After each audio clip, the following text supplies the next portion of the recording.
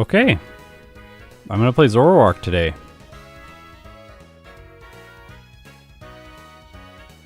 I love Pokemon Black. Might be my favorite game to solo run in the entire series. I genuinely cannot get enough of these games. I just want to play them non-stop. It is hard for me to focus on my other projects right now because Pokemon Black is so much fun. My patience was tested because I recently played Yamask and Cofagrigus. That video is going to come out in October. I'm quite far ahead right now. Anyway, Pokemon Black is really fun. So I'm going to be doing some re-rankings here. The reason I'm doing these re-rankings is I upgraded my emulator after filming the first 7 videos in this series. And the new emulator runs like 20-25% faster. So let's just say before, or it's actually faster than that. It's like 150 frames is like what I would expect. Maybe 150 to 180 frames. So on the lower end, that's like 62.5% the speed of the current emulator. So I'm missing out on a massive amount of speed. And like that means that adds up to like, that's like 20 seconds every minute. And if you put 20 seconds every minute for like 80 minutes, that's a lot of seconds. Ends up being like 26 minutes of time in the playthrough. It can end up being a lot. I have found that in these runs, it's like somewhere around like 10 minutes of time difference because of emulator. So I guess my other one was running faster most of the time. It wasn't running at 150 frames per second. Are we ever going to get an actual Klinklang run? This is the actual Klinklang-line. What are you talking about? Anyways, I figured I needed to re-rank them just because we're so early into the series. Because of that, I'm not going to be doing this playthrough. I'm not doing this playthrough as an optimized playthrough where I figure stuff out. I'm literally just going in and replaying the run that I did before, trying to not fix a bunch of stuff that I know are mistakes. There are a few things that I am going to change that I've allowed myself in the previous re-rankings in Black that I've done to change a few things. This is like using Scald with Emboar against Clay. Like, obviously I should have done that the first time around, so I'll just do that the second time around. And I think the major change that I'm going to make to the end of this run is last time I ran Nasty Plot, which is not very good on Zoroark. It is a special attacker, but it gets Hone Claws, and Hone Claws is pretty good. So plus we get a ton of attack EVs. And in my first run, I really did find that I should just probably run Hone Claws in the late game and not run Nasty Plot. Maybe I'm wrong, though.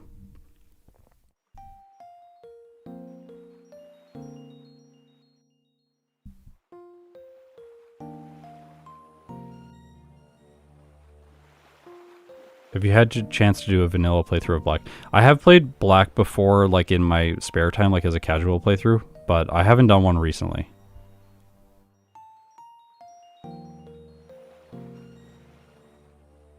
I had early on my channel, I really struggled with this idea of being consistent. Should I strive for all of my runs to be as consistent as possible, or should I upgrade things and learn as I go? Because I could continue, like I could just say, all right, I don't know how to use rare candies at the beginning of the runs, so I'm just never going to use rare candies in my playthroughs because I don't know how to use them. Or I'm bad at using the bike, so I'll never use the bike. And I can make rulings like that, and I have done both of those rulings in the past. Those are actual examples of me just being like, I'm stubborn, I don't really want to learn this thing, I'm just going to make a ruling about it so that I don't have to worry about it. Early on into the channel, I made the decision that that's not what I'm going to do. I have been inconsistent in my approach to that, because sometimes I'm just like, I don't want to learn the Gen 2 bike, I'm just never going to use it. But in other cases, like with rare candies, it's like, okay, I'm actually going to learn how to use rare candies in these playthroughs, and I'm going to think about this actively instead of just doing the same thing in every playthrough. Like, I'm pretty sure there are other people who do solo challenges that'll like always use their rare candies in front of a certain trainer. And that's fine. If other people want to play that way, I really support people playing these games in the way that's most fun to them. And I never want to come across as if I'm criticizing the way that someone else plays the game. And I would hope that other people in the community would extend that to other people as well. Just if you see someone else playing the game, it's fine if you like my rules more than theirs, or you like their rules more than mine, but we're all playing the game in the way that we enjoy the most. So I think that is, I think that's really important. All of this, oh my gosh, I'm losing my train of thought. I've been really sick and I'm still on the mend, and I didn't sleep well last night, so I'm going to be a bit slow today. Anyways, yeah, upgrading things. I just decided at some point, like, I am going to try and make these runs better all the time. My goal is for the next run to be better than the last run. And so sometimes that involves changing the rules. Sometimes that involves changing the software that I use. And I'm not going to hold myself back from doing that just to get more accurate results in the short term. Having a faster emulator also makes me want to play this game more, whereas the slower emulator does not make me want to play the game more. It's like, in Platinum, it is like walking through molasses if you have a slow emulator. I cannot imagine playing those games on 1x speed. Okay, let's talk about these Pokemon. Zorua. Base stats, 40 HP, 40 defense, 40 special defense, 65 speed and attack, and 80 special attack. But this all goes downhill really quickly because you realize the 80 special attack is just going to be useless. Scratch, Leer, Pursuit to start, Fake Tears at 9, which is useless. Fury Swipes at 13, Feint Attack at 17, Scary Face at 21, Taunt at 25, Foul Play at 29, Torment at 33, Agility at 37, Embargo at 41, Punishment at 45, Nasty Plot at 49, Imprison at 53, and Night Daze, the first special move, its signature move at level 57. Game Freak, what is this set? TMs and HMs, we only get 2 special moves, Shadow Ball and Grass Knot. This does change when we evolve into Zoroark. We get more special moves, but a bunch of them are post-game. Round, Incinerate, Flamethrower, Hidden Power. Well, Hidden Power is banned for these runs. Snarl, not even available in black and white. It was supposed to be an event TM, and they never distributed it. Like the item that you need to get the event anyways. A bunch of physical moves. Kinda disappointing. The one big difference between these two Pokemon is if we start fully evolved, we get Hone Claws with Zoroark, but we do not get Hone Claws with Zorua.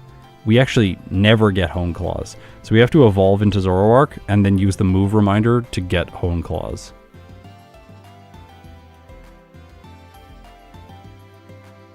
We have a lot of good physical moves though. I evolved incorrectly last time in the playthrough too. I think I forgot to evolve. What level does it evolve? It's like 30. I'm looking it up because I'm not making this mistake again.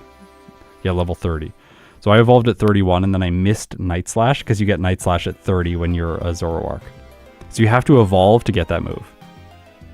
So yeah, we're going to fix that mistake. It's not a huge deal though because Night Slash is only moderately better than Feint Attack and you're not going to use it a lot.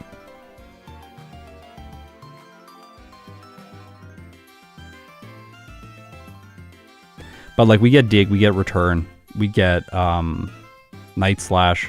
That's a really good set already with Hone Claws. Shadow Claw is also available. I don't think Shadow Claw is really that good because Dark moves are kind of doing all the coverage that Shadow Claw would do anyways. And we get the same type of attack bonus with them. We also get Aerial Ace. I'll probably pick up Aerial Ace because Martial. That said, I don't think we're really going to need it. Martial is usually difficult because of Sturdy, not so much because of not so much because we're not doing enough damage.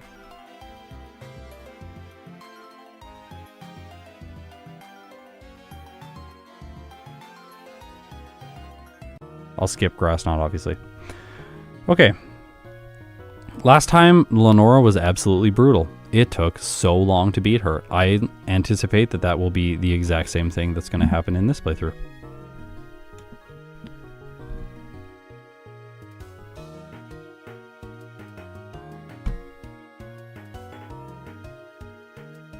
I don't know if the Game Freak, like the design choice here for Zoroark, is the design choice we're going to make this Pokemon bad until it's fully evolved and fully leveled, and then you can switch it into a special attacker and use it in competitive. But it's going to be a physical attacker and worse before that? Like, I'm not sure. That doesn't seem like good design.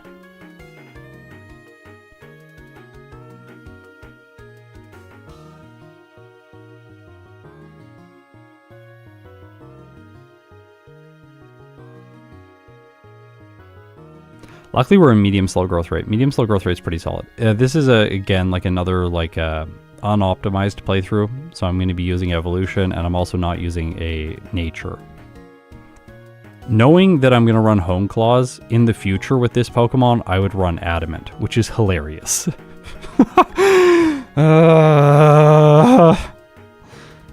So silly. Oh, my ruling on Illusion is just like, it's just going to be whatever happens to be in my party. I'm not going to deposit my HM users before every single battle to get rid of the illusion.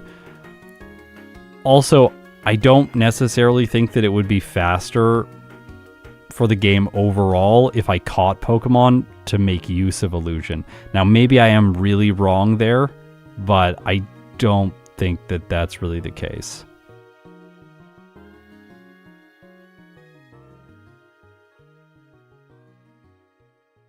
I also don't really feel like that's... There are some dark type mechanics like that, like beat up in Gen 2, where you can do more damage if you have Pokemon on your party.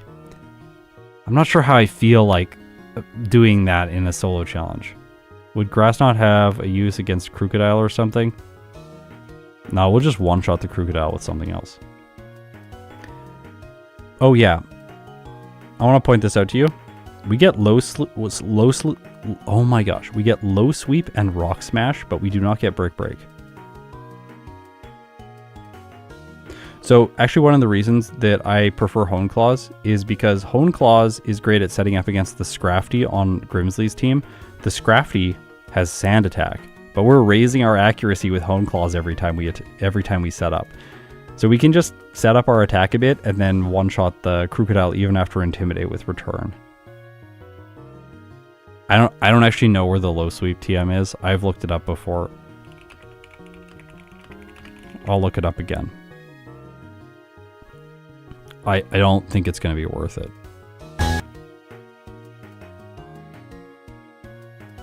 Oh, it's over by Focus Blast.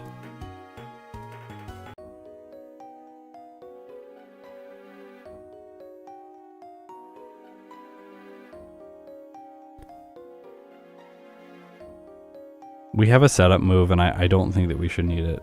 So I will be skipping Low Sweep.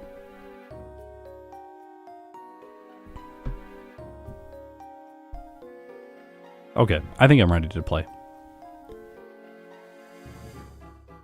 Are you ready for this?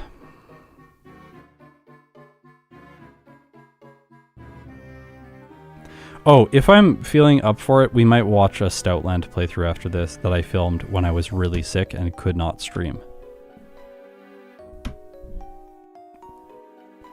Oh, and we're hoping that we can get Zoroark out of the Skyla tier. We definitely will. This tier list right now has the re-rankings for Emboar, Superior, and Samurott in it, but it does not have the re-ranking for Stoutland in it.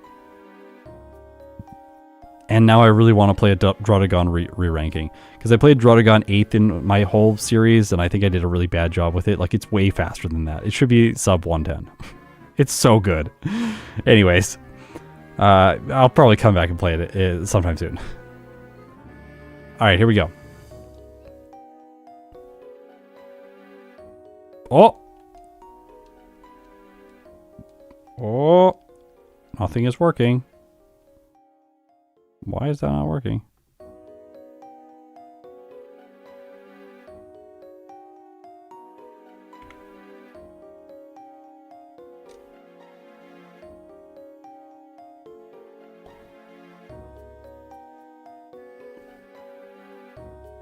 I gotta remember to clear this timer on the overlay. Alright. Okay, false start, here we go.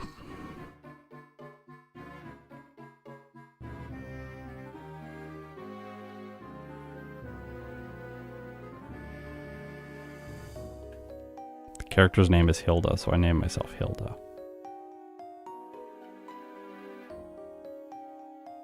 The timer is in disguise, yeah. Play during winter. You can get more items and rare candies in winter. We want Charon to pick Tapig. Oh, sorry, Tapig. So we'll pick Snivy.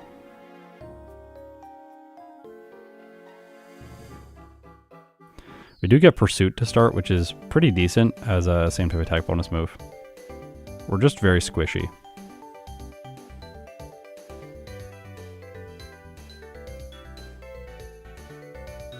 I'm going to re-rank the Behem last. I will do it. Don't worry. But you have to remember that Miracle Eye is banned, so it's going to still be brutal. Oh no.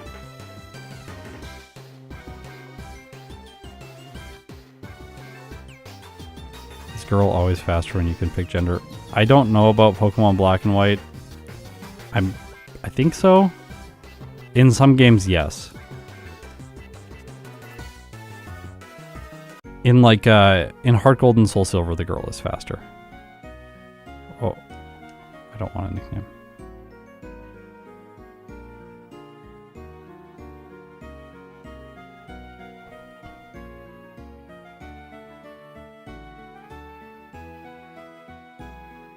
Crystal, Emerald, Heart Gold, and Soul Silver, yeah.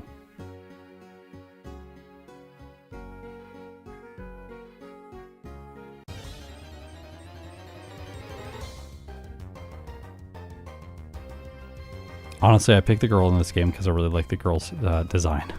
I think it's really great trainer design. It's my favorite one in the series. Okay, we're going to knock this out because Lenora is going to be brutal and we just want to get as much experience as possible. Plus these Pokemon give attack EVs and attack is going to synergize towards our final goal at the end of the game.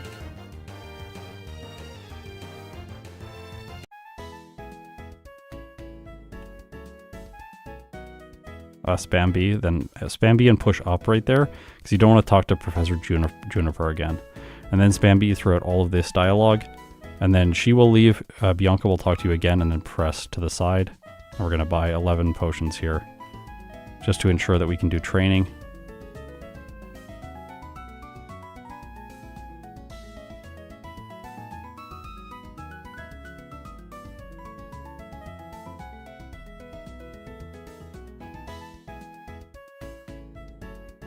Okay, N is usually not that difficult. It's annoying if the Purrline goes for Growl, which it did.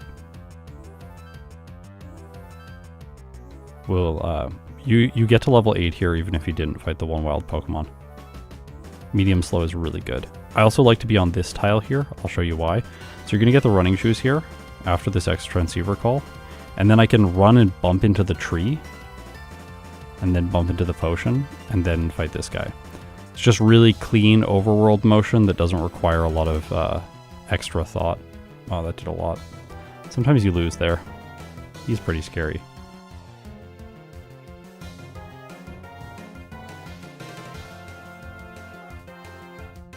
I know, we need level 28 for Lenora. This time we're going to do a ton of Audino training right away. So, I've been playing these runs side by side with Austin. Behind the scenes, where like we'll both play the same Pokemon, same evolutionary line at the same time. It's really interesting doing things that way because I am learning the game so much faster than I would learn the game on my own, because sometimes I'll luck through a fight and then he'll like black out to Clay like 25 times and it's like, well, I got really lucky and you didn't. So now I see like this fight did require luck and I in fact got lucky. But I'll also discover other things where like maybe I'll be the one that'll have the bad scenario, or sometimes we'll both expect a fight to be absolutely brutal and then we'll go to it and we'll both beat the trainer first attempt. We're like, okay, like maybe this person was not actually as difficult as we were expecting them to be. I'm finding it a really engaging and fun way to learn these games, so I'm going to try and replicate it in the future and play new games alongside other people.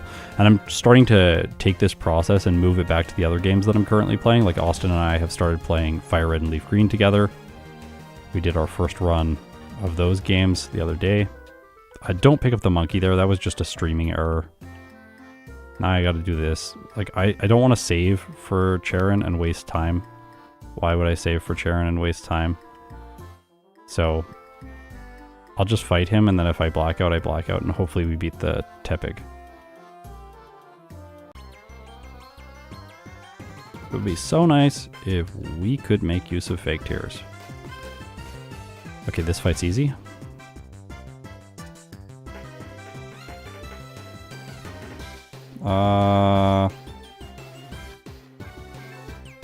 Bye-bye fake tears. Fury Swipes is pretty bad, but in a pinch, sometimes you can get miracles with it.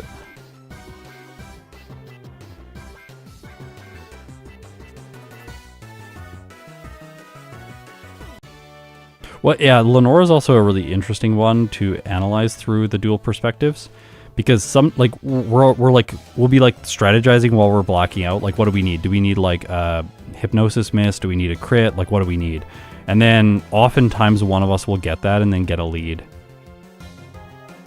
But other times, like, you'd think like, okay, so like if it requires luck to get through like that, like a critical hit or something, it's probably good. There's going to be a decent amount of variation between the two playthroughs. But I have found that a lot of the time against Lenora, the level that we beat her at kind of converges. Like, I forget which run we did, but we fought her and then we both beat her at level 24 after a bunch of blackouts. It's like, oh, that's interesting that after time, the luck kind of converged and gave us both a very similar result. Alright, first gym leader's easy. 6 minute and 52 second split. I'm of course going to be slightly slow in this playthrough compared to what I would play offline, because I'm trying to talk intelligently while I'm playing.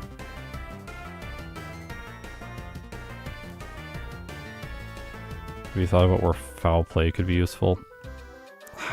Like, I always think about these moves, like, when I'm first looking at the Pokemon. I go like, could I make use of that somewhere? And the answer just always seems to be kind of no. Like, they're cool moves, but they're so niche. There is a move though called Psyshock that is useful. Actually very useful.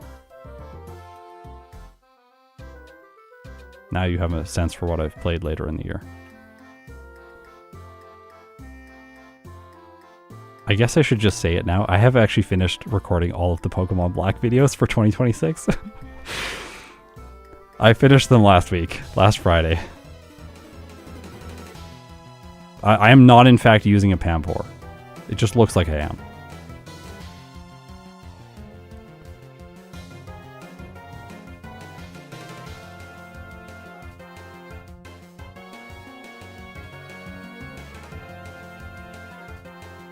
I think one of the biggest problems with a move like Foul Play is that it takes up a move slot.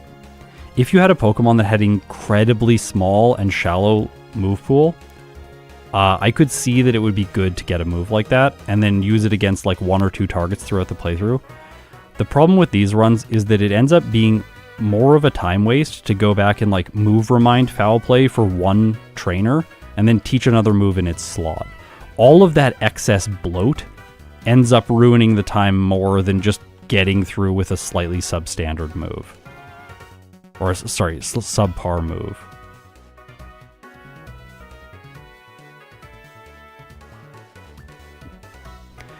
Lately I am skipping these, but since this is kind of a replay of the first runs, I'm just going to grab the Great Balls and the Dusk Ball. But I've started skipping those. Austin was skipping them all the time, and then Austin was doing better than me, and I was like, oh, well, that's one reason. So I should just stop getting those. I've also changed up how I am catching my HM users in this next section of the run.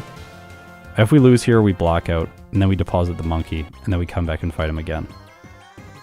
This is my standard play now instead of doing the save. This might be a blackout. No, it's not. Okay, he's bad. Cool. All of this is so beautiful after playing Yamask. Or Yamask, sorry. I always put an N in it. I'm going to make that mistake so many times in the video. Okay, I used to catch Roggenrola in here. I do not catch Roggenrola in here anymore. Having Sturdy is so frustrating to block out with, so I want to avoid Pokemon that have Sturdy as a part of my party. Oh, Momo, do not go back there. Momo, that's the banned area. You are not allowed.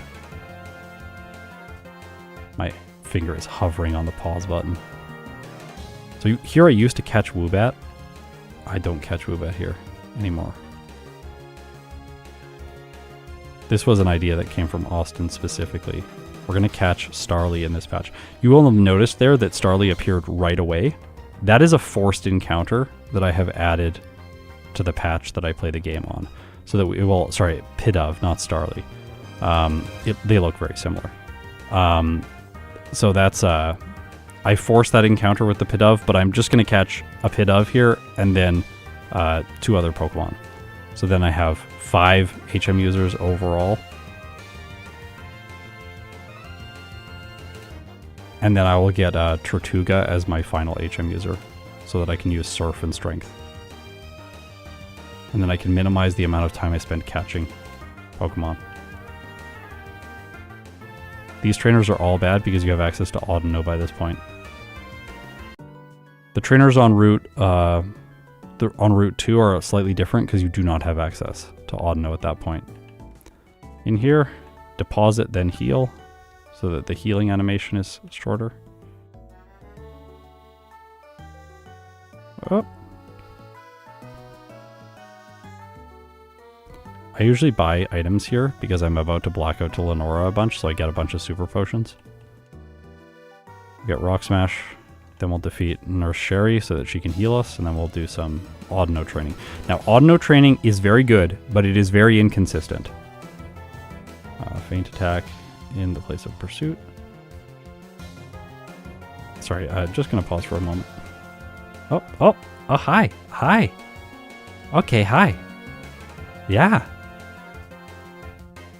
All the people who don't like cats are gonna be frustrated. Yeah, what's up? What are we doing there? We gonna hang out? Yeah. I'm Momo. Oh.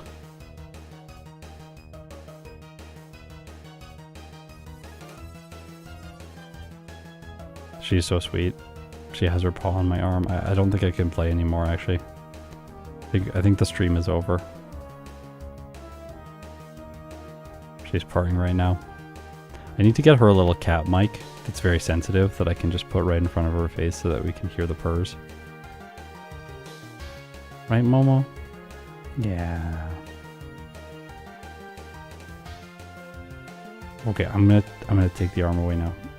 I'm sorry. I'm so sorry. I'm so sorry. Yeah, I'm so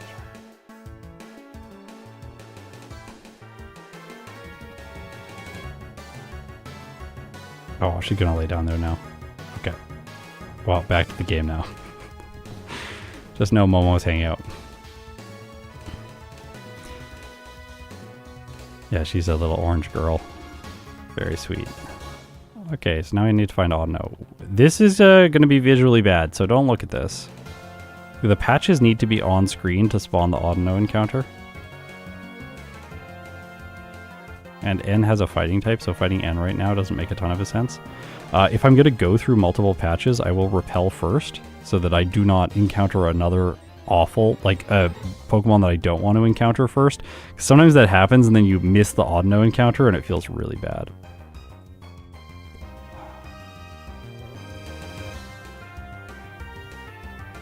This can happen.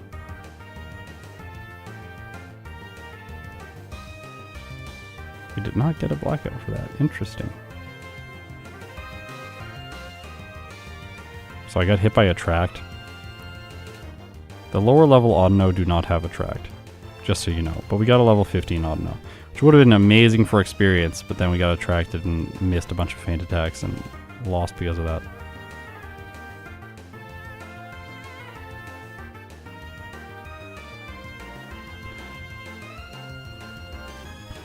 It doesn't make sense to save to reset. It just makes sense to block out in cases like this. We just deposited our HM users. Also, you can see right now that this is why people often will want to avoid Audino training.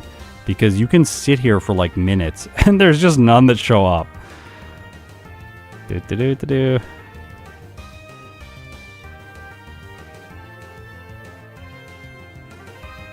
I don't know if it does anything, but it makes me feel good. I go over there and then just like maybe it resets the RNG. I don't think it does.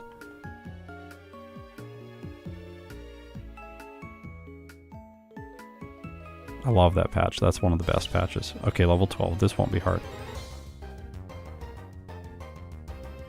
Too many growls. Wish I had haze. But when you do beat them, they give a ton of experience. And sometimes they appear quite quickly.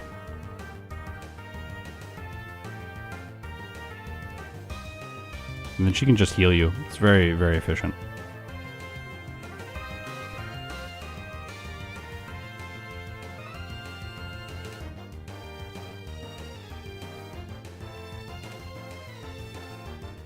This patch definitely needs a repel.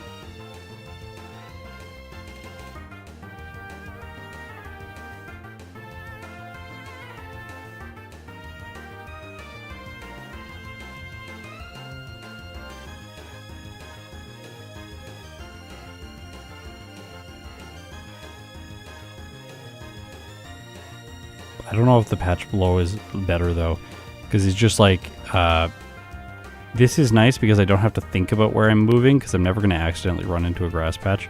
And the healing person is right next to me, and the patches that spawn the Audino are very close to the edge. I can explore the patch below though later and see if it is better. I'm not going to do that now though. This is not for HP EVs, this is for levels. We need level 28 to beat Lenora. So we're going to do this for quite a while.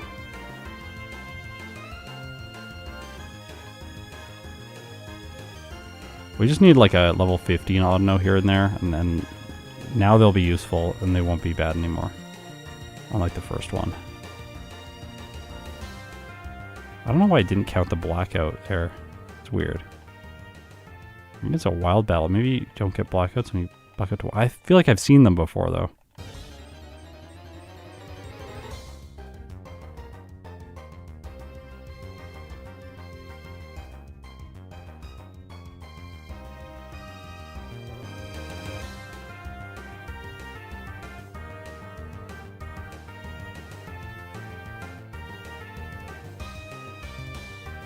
We want the outspeed.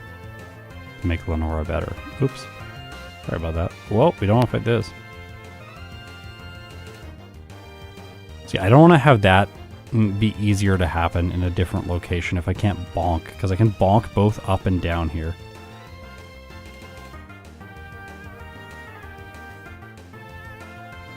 Okay, this is pretty bad.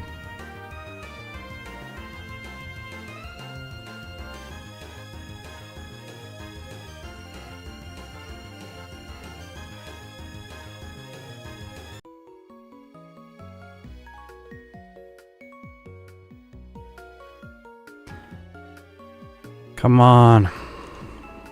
Bad patch. Oh, level 12. Not great. 20.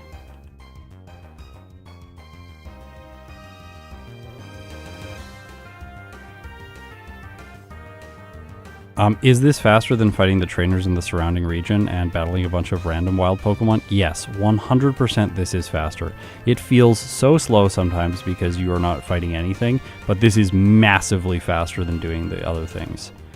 The regular trainers give such little experience, and then the wild Pokemon are even worse, especially as you start getting to higher levels. Yeah, we don't want that.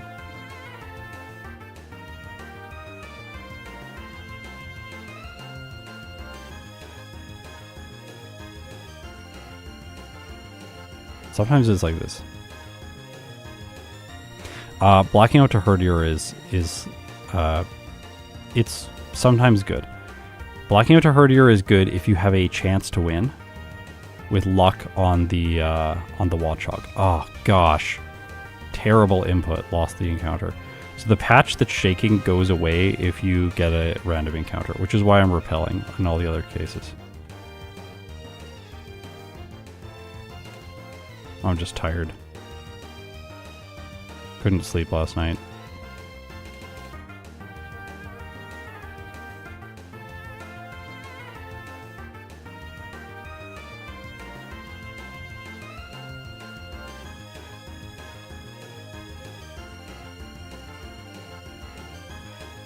Oh no.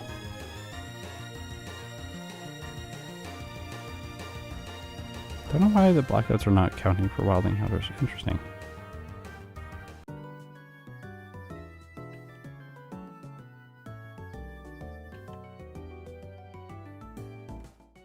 I forget what my Lenora split was last time, but I think it was something like 45 minutes or 35 minutes. It was quite bad.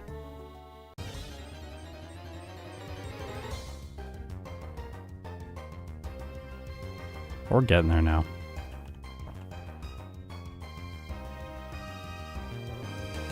Probably gonna go back and fight N now. Because there's a bunch of experience inside of the gym.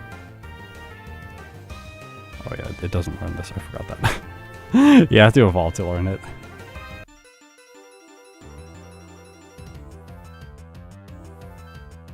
Did you see how little experience this gives me?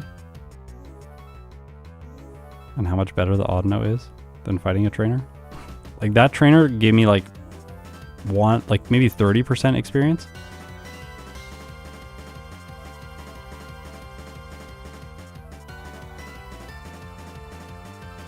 And then there's all this time to progress the game state to the next trainer. I gotta heal and stuff because I'm a really squishy Pokemon.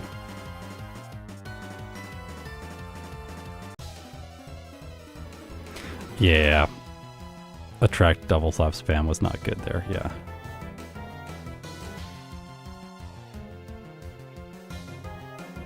This Herdier does not have Intimidate.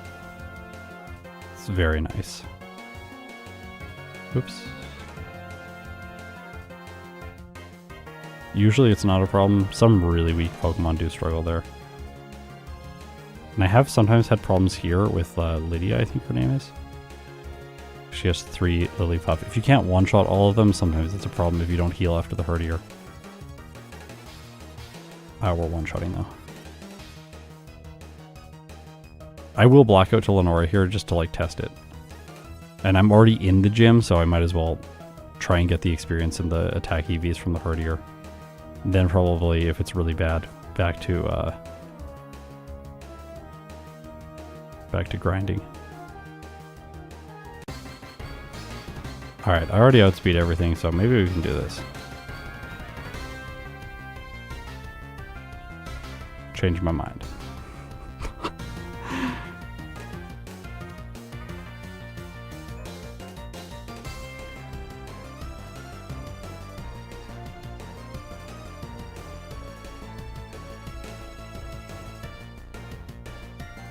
Not defeating the herd. So, like, the question before, is blacking out to the Herdier faster?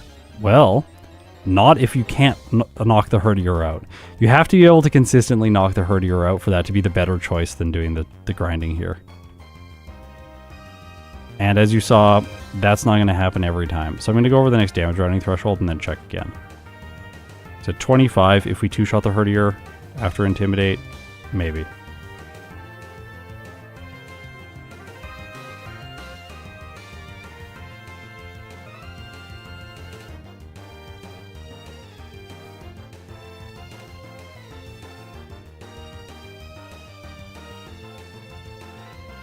Stop getting level 12.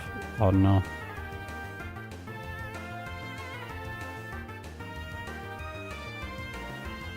It's been a lot of level 12. Oh no. Maybe I should count my blessings though, because the other ones were getting me. The higher level ones with attract. 15. Oh my gosh, level 12. The experience from the level 12 ones is not very good now.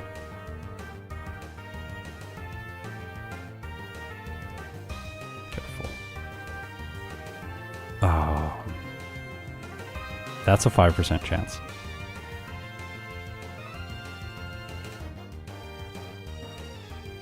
They do not give good experience. And it's a fighting type. We don't want to fight a fighting type. Okay.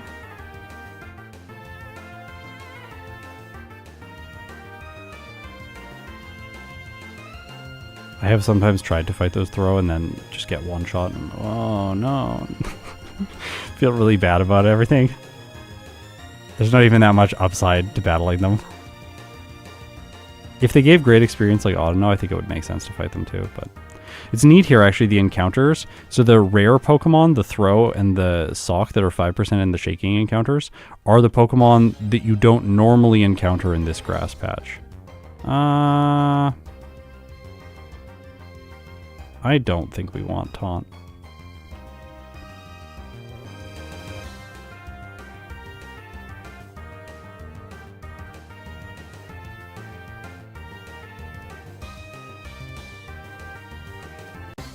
But it's pretty clear the developers wanted you to catch Sock and Throw and then use them against Lenora because they made her really good.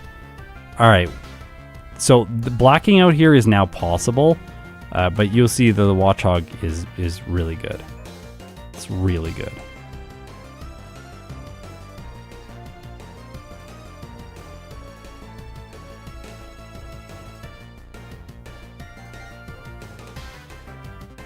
My preference is Sock. But alright, I still don't think this is the right choice. So like there, the amount of time that it took me to fight her once is basically the time it took me to fight her twice because I lost once without experience. So still the efficacy of that training is not great. Whereas like I found an Audino here faster. It could take longer, of course. I'm also running low on repels, which is never good.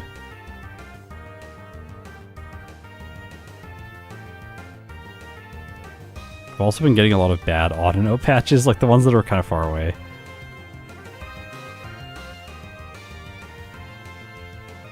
And a lot of level 12s.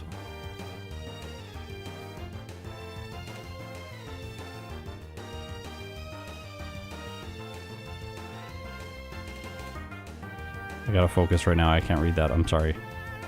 I will in a second. Come on. You have to be moving for the patches to spawn, so I can't just stand here either. If you could just stand here, it would be so much nicer. I have thought about making a script that after a predictable number of steps will spawn the Audino. I was thinking after like the average number of steps, and then every Pokemon just gets the exact same Audino luck all the time, so there's never any variance in ranking. I may do that at some point in the future. Probably not, like, obviously not this year because I filmed everything for this year. But in the future, maybe once I start doing, like, I finish the initial series and start doing fully evolved Pokemon.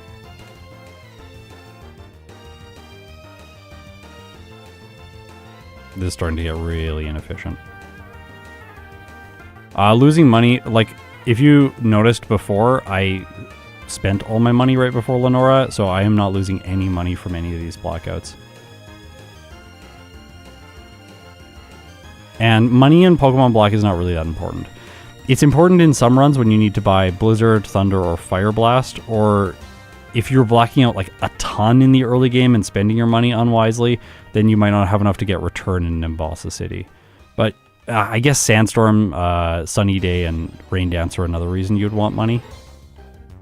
Basically, the TMs that you can buy in the shops, if you need those TMs, then blacking out can become risky, but typically blacking out is not really a problem in these games. It also doesn't deduct money in the same way it does in Gen 1. I'm pretty sure in Gen 1 it takes away half of the money that the player has, but in these games it only reduces the money by, I think, like the amount that the prize was from the trainer that you lose to. So you don't actually lose as much money in these games. Come on.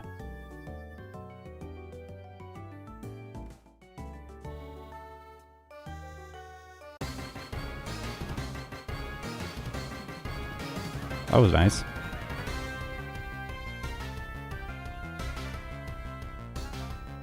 Hey, we just did it. It's like random, but we did it.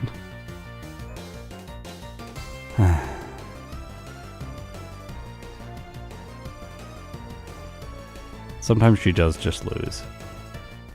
Which is, if you can beat the Herdier, you want to block out against her instead of doing odd no training or doing anything else, just because she can just throw like that. And if she does, great. Take the earlier win.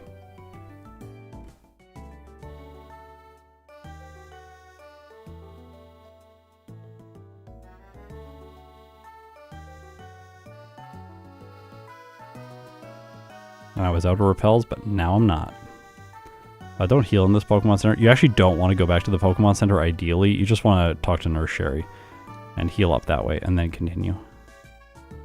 Okay, a tile thing here. I'm probably not going to get it right. You want to talk to him on this tile so you can squeeze by on the left. Normally, I fight him on the left. He walks over and then I have to like walk around him, which is slow and annoying. But now I can just do that.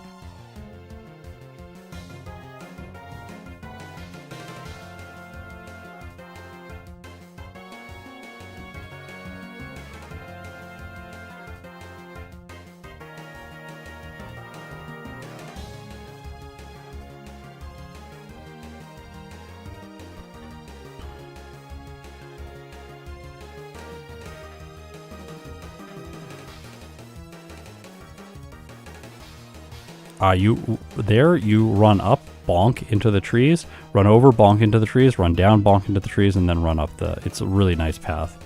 This one you have to be more precise about. Now, if you use your repel after walking forward in the area that I did not walk forward in, you can actually just squeeze by, and that guy is not mandatory.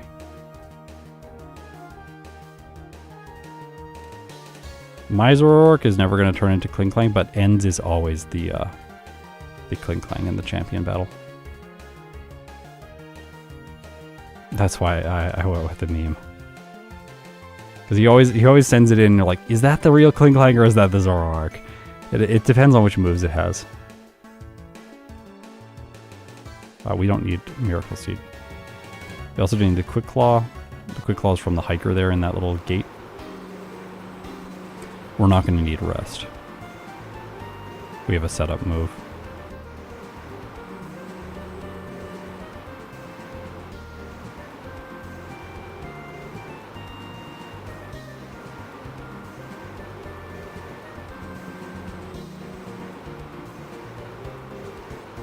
You can also buy super potions there if you haven't bought them up until this point.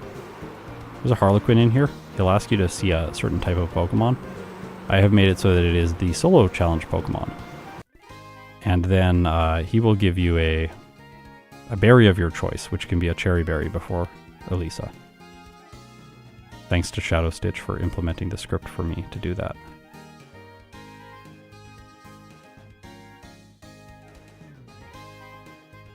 No, that's not the ugly bridge. That bridge is fine. The, like, what's it called? Tube line bridge is the ugly bridge.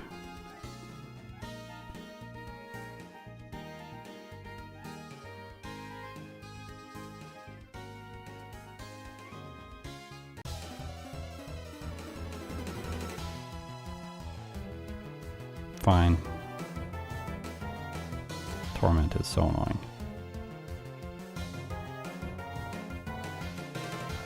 I might want to candy once here to evolve once I hit 29 instead of doing a bunch of optional training. Like, going to the battle company doesn't make a ton of sense.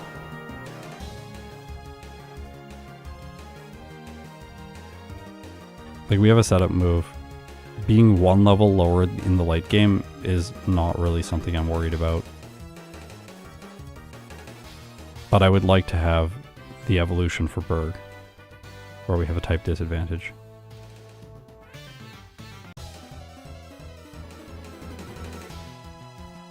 Ooh, did more than I was expecting. That's why you buy antidotes earlier. You can skip them, but then you pay the price here. You have to leave the gym and it takes forever. I'm gonna fight this guy. Normally you don't want to fight him. Oh! That did so much. Is that a crit? The game goes so fast, it's hard to see them if I'm not really dialed in.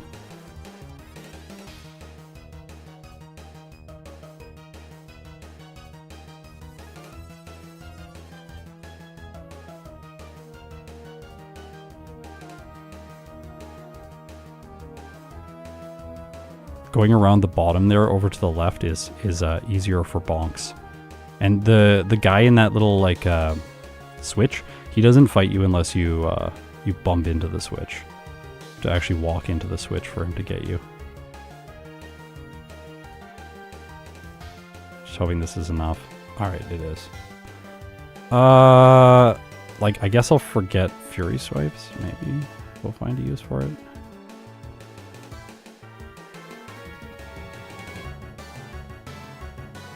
Don't cancel the evolution. Great success. Night Slash. I think in the place of Foul Play. Sorry, Foul Play lovers. We're not using it. Let's just... I didn't get to that one message. I'm sorry. Like that, yeah.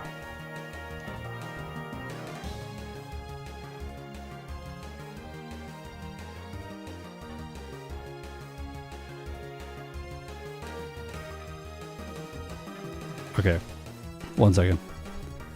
Bonk counter. Oh, yeah. That'll be harder to implement in this game. Idea for a backport land in the future, Gardevoir and Crystal. Move backported is Moonblast. Ooh, yeah, that'd be a fun idea.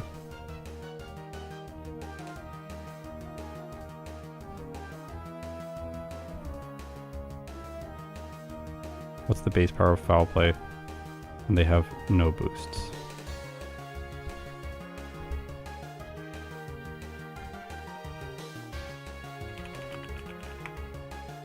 Night Slash is really good though.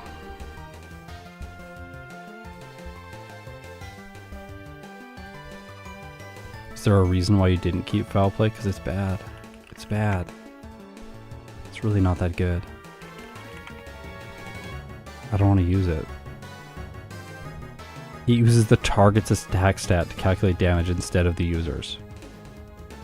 So like, it looks really good on the overlay because the effective power is very high, but like we're calculating damage based on the opponent's attack stat. And the opponent is not over leveled like we are. And the opponent does not have attack EVs like we have. And we have a lot of them. We have 34 attack EVs right now. 6 defense, 2 special attack, 0 special defense, and 14 speed. We have 40 HP because we fought a bunch of odd and out.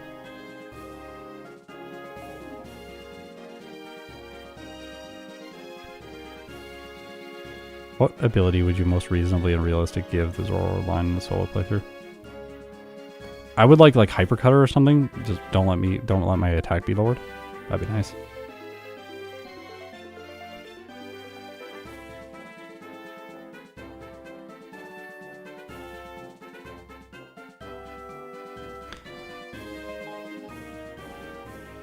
I'm a bit worried about this, honestly. I'm a bit worried about this.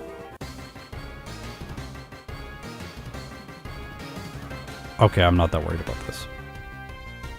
I can burn all his potions right there. That would be nice if that was a one-hit, but this is not our problem. Well, it's about as bad as we could do.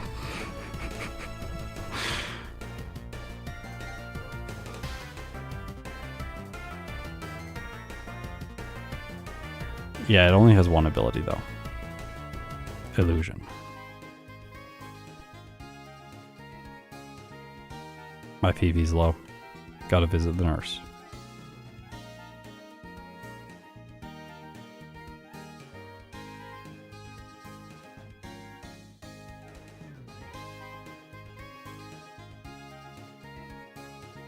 I wouldn't disguise it though in this section of the run anyways because I want my HM users to be deposited until I get to Mistralton City. So even if I was allowing that, I don't think I'd be using it in this section of the run. Like, it's a monster from here with Night Slash. Look at this!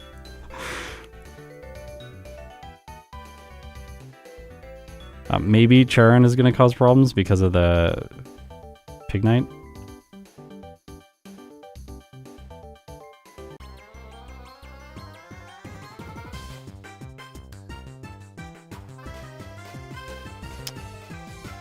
Not perfect, but not bad.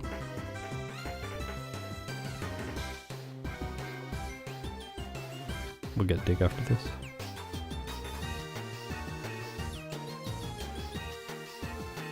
Dig and return now.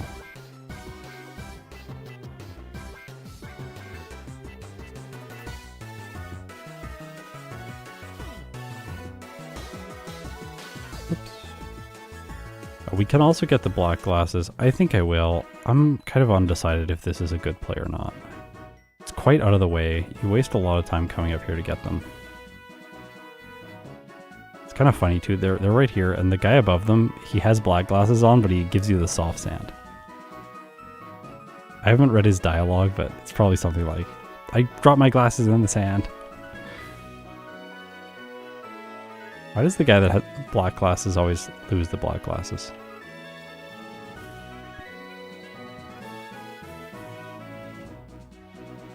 Yeah, I start Gen 5. Gen 5 is so fun. So fun. It's so much fun. Yeah. Heart Gold and Soul Silver are too long.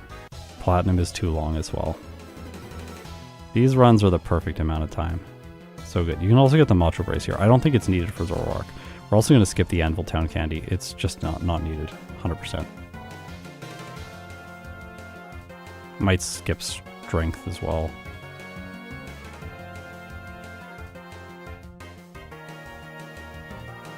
It's not really necessary. Okay, here we're going to register the bicycle. Then we're going to teach items. Turn. Place of scratch. Dig in the place of leer. We fight N. We block out to N if we lose. We don't want to save for this fight. Either way, you have to watch the cinematic again. You might as well just take the experience. This is why we don't want HM users in our party at this point.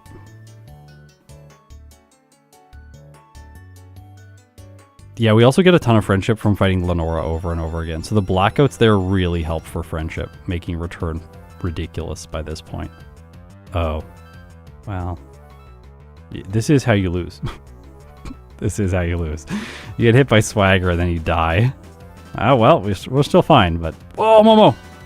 Careful. Careful of that paw. Careful of that paw. Careful. Careful. That's really close to the... That's really close to the save state buttons. That's really close. Momo. I know. You're so upset with me that I took the keyboard away. I'm sorry. It was going to be a really good bed, wasn't it? Cat-induced errors. These happen all the time for me now. Never use a healing item as soon as you get into the gym. Always use it right here. Because if you use it as soon as you get into the gym, the little cart will drive away from you and then you have to wait till it comes back. It's very annoying. Alright. This trainer is very scary. You can lose here because you get paralyzed and then she just destroys you with her Emolga. Missed it. That was bad pathing. You should be able to get that cart. And then the next two trainers are not a problem because they have Blitzel, so you do not need to heal to full. But the last trainer is best to heal to full because she has one Emolga.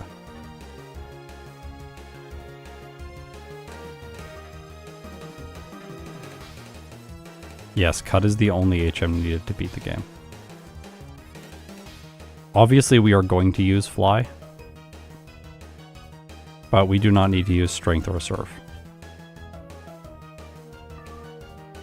There is Waterfall as well to get an extra candy, but that's really the only use for it. I didn't need to heal here because I knew that I was probably going to one-shot or two-hit, and I didn't think that paralysis was going to cause enough problems to warrant the extra heal. Alright, this one I think is a better gym to save for rather than blackout training, unless you're running Macho Brace and training for EVs, in which case then it is probably better to blackout train here. But obviously with, in this case, obviously much better to just sweep her. I don't think I actually needed a save there. Didn't realize that Night Slash was going to one-shot both Emolga. I guess we should probably save because of static, just to be really safe. You can lose because of static, and then walking through the whole gym it just takes a really long time. That's why I don't like blackout training there. whenever the gym is long to navigate, like Berg's gym or Elisa's gym, it's not as good. Whereas Lenora's is very fast. Okay.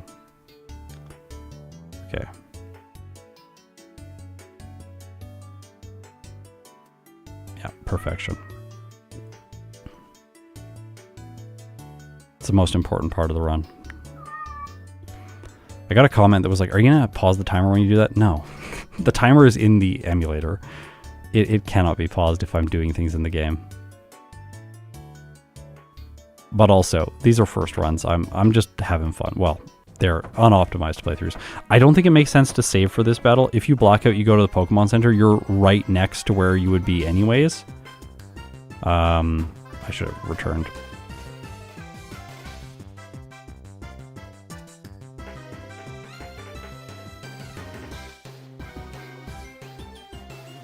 We have dig now though, so this should be fine.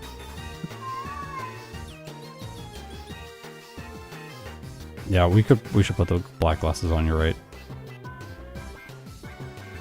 Although, maybe. Like, we're probably gonna run expert belt for clay. In Gen 5, steel type still resists the dark type and the ghost type.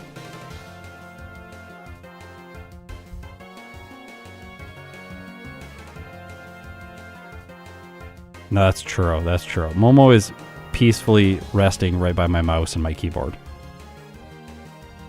She got her little eyes closed. Her face is in the sun. She's having blissful cat nap time.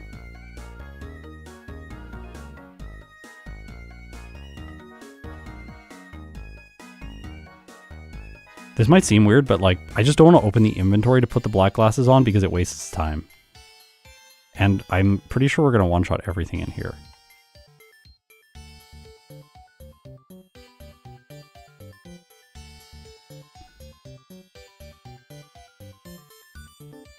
I'll do it just because, so like here, it's going to take like what, 5 seconds to do this? Yeah, like 6 seconds to do that. So you got to know that it's really going to pay off. Otherwise you just spend 6 seconds equipping an item that does nothing. And you don't want to like switch the item all the time. You don't want to be like item off, item on, item off, item on. You just want to put an item and then forget it for a long time to save as much time as possible in the playthrough. Like, even if against a random trainer you have a 2-shot, you still didn't lose 6 seconds. So I have to gain back 6 seconds by equipping the black glasses to make it worth the investment. I think this is one of the areas where people watching my videos don't get a sense for what is the best play. Because I think in my videos, since we slow the footage down and we talk through all the fights at much slower pace, going through turn by turn, that kind of thing, it's really easy to be just like, oh, well, like, there's a heart scale right there in front of her, and then there's a expert belt right here. And there's Shell Bell in the house just over there, but you usually cannot get it by this point in the playthrough because you haven't registered enough Pokemon in your Pokedex. Unless you're a really bad Pokemon and you had to do like all of the training earlier on.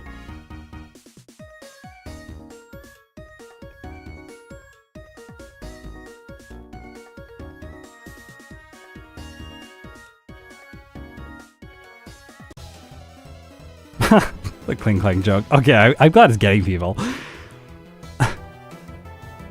I also knew it wasn't going to perform as well on YouTube if I put the Klinklang in the thumbnail, but I got my artist to specifically draw a Klinklang just for this video when we released the original. I paid twice as much money because he drew both Zoroark and Klinklang.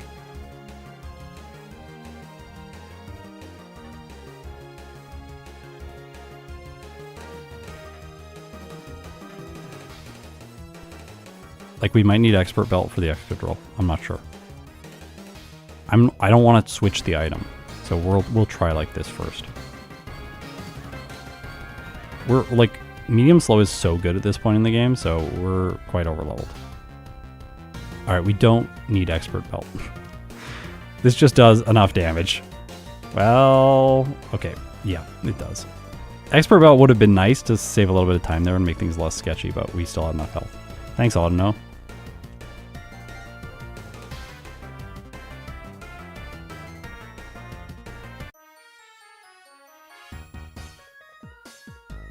You can withdraw HM users here. I do it on a case-by-case basis. If you think you're going to lose to Bianca, I don't think it's good to withdraw them, but if you think you're going to win to Bianca, I think it is the correct way to withdraw them here. You're going to lose to oh sorry, you need repels at this point. This is the first point you can get max repels, so I buy them here. And then also hyper potions are good here to make sure that you don't ever have to backtrack out of the Dragon Gym. I don't want to save for Bianca ever because the Pokemon Center is so close.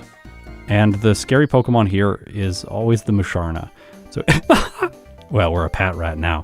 But the scary Pokemon here is always the Musharna. If you're going to be fine against the Musharna, then you don't need to worry so much about this fight. Well, maybe I did need to worry about this fight. I don't know. I'm kind of sketched now. That's like, did a lot. Like the Intimidate from the Herdier was very annoying, but we're still fine. So I made the right choice.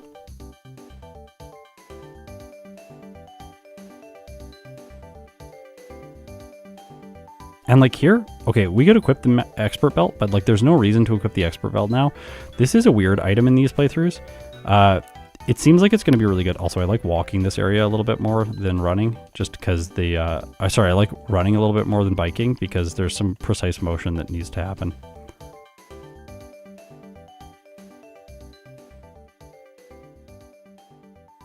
What was I saying? Oh yeah, expert belt. You get the expert belt before clay, so if it's useful for clay, it's pretty good. If it's useful in the late game and you know it's going to be useful in the late game, then you should pick it up. It makes moves that are already super effective do 20% more damage. So it's not moves that have the same type of attack bonus. It's moves that are super effective. So like in that case, it would have given me boosted damage on Dig against the Excadrill because Dig is super effective. Also, this is where you use you wait until the Ether or the Repel runs out, and then you give the Lucky Egg, and then you set and forget the Lucky Egg for this section of the run. Now you try and time this so that he's out of the way. You hit this one, then you hit this one by the time he goes by you again, because he cannot catch you when the boulder is moving or the crystal is moving. And then you go top tile here to get around her. And if you need money, these guys give you nuggets, but I don't need money. Save here if you're scared of Watchog, or if you're going to two-shot Watchog, because two-shotting Watchog is scary because then they Super Fang you, Confuse Ray, and then Hypnosis, and you're like, well, that didn't go well. And the blackout here is very painful, because you go all the way back to Mr. Alton City, and then you have to go through the cave and push all the boulders again. You chance the Archeops guy again. It just like, everything kind of falls apart.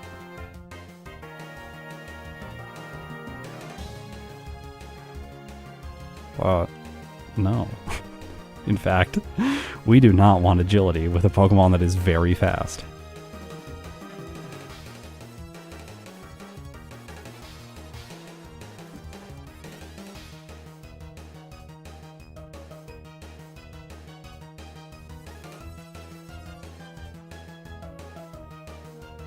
Yeah, the dialogue in this game is so much faster compared to Gen 4.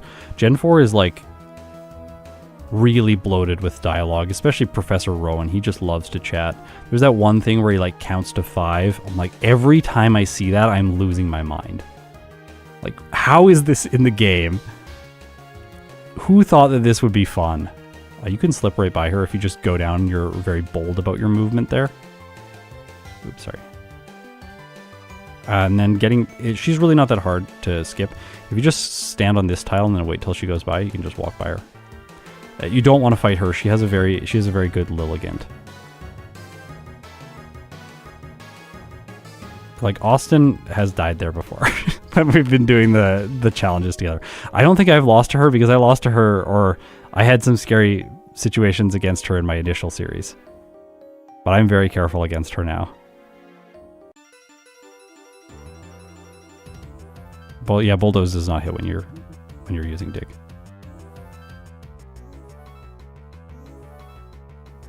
This fight's kind of sketchy sometimes. The Pharaoh Seed is the problem. Just getting hit over and over by Iron Barbs is what makes it sketchy, which is why I save. Okay, so we get to Mr. Alton now.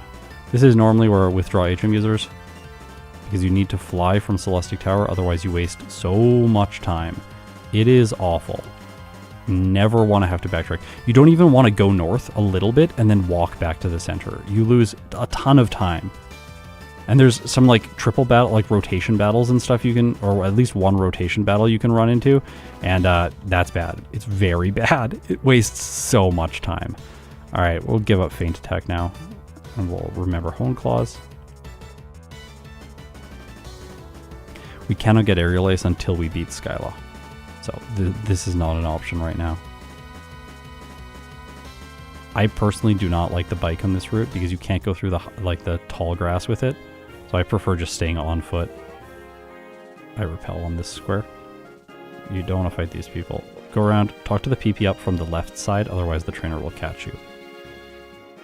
Okay, there's some precise motion in here that I will talk about. You can get through with very minimal inputs on this floor. It's really funny that I send out a Pat Rat at the beginning of every battle. This is the only mandatory trainer in this place. So we could get Shadow Claw here, but I'm not going to.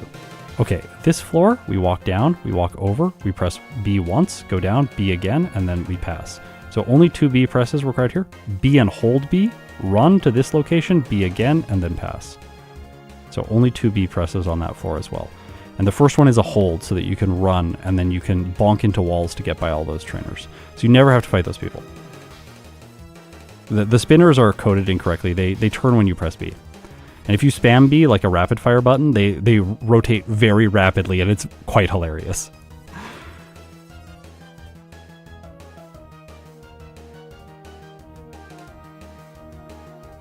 Alright, time for the bad gym leaders.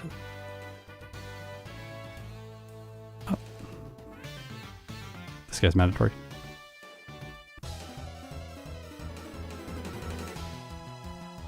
These have detect. They're annoying, but not good. Careful. You don't want to run, so you really don't want to go into this accidentally from the left-hand side, because it will force you to fight another optional trainer, and then you have to do a small backtrack. So you want to be careful with the movement here to go to the bottom and go in this way, so that you don't fight the extra trainer. Vanillite's going to be awful. I don't know if you know anything about that line, but it has a slow growth rate. That has to be one of the most baffling decisions in all of Pokemon. And it evolves into its final form at like level 40 or something. It's so bad. And it hits the second evolution at like 35 or 37. Why did they do this to this thing?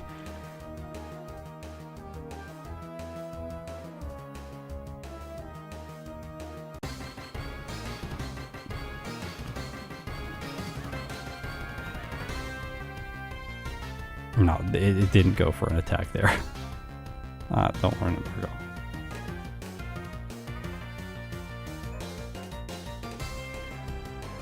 Oh wow! Look at the Swanna attacking. It didn't go for Aqua Ring, which it normally does. That was actually a very close Skyla.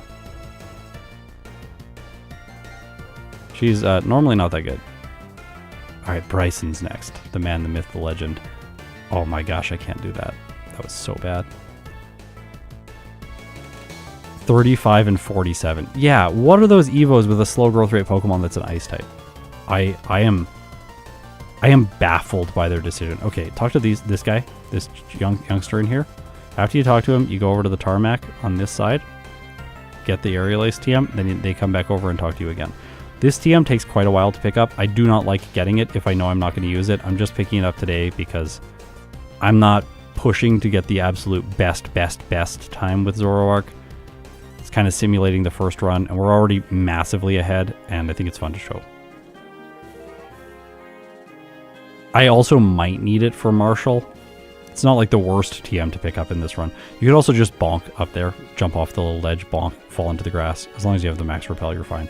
And then bonk here and save. This Charon fight is very difficult. I think backtracking to it doesn't make sense. It's quite a walk. Also, you have your HM users at this point, so blocking out here is quite painful. Maybe they do always attack. This one didn't detect. Often that one will detect. Okay. I gotta tell you about Pokemon that are 4 times weak to rock moves. Okay? Pokemon that are 4 times weak to rock moves are terrified of that hiker up on the ledge. He is the scariest trainer ever. He has Rock Slide on his sturdy Boldore.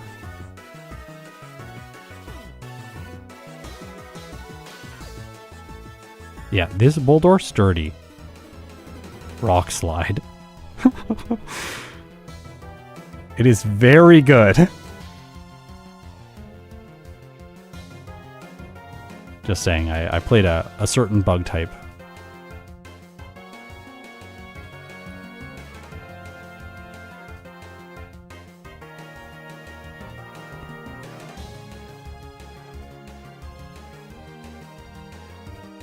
Rare candy. Repel again once you get into this cave. Hey, Dragon Gem, cool. Substitute TM over here. Try and get this on the top tile. I got the middle tile. Bottom tile is worst.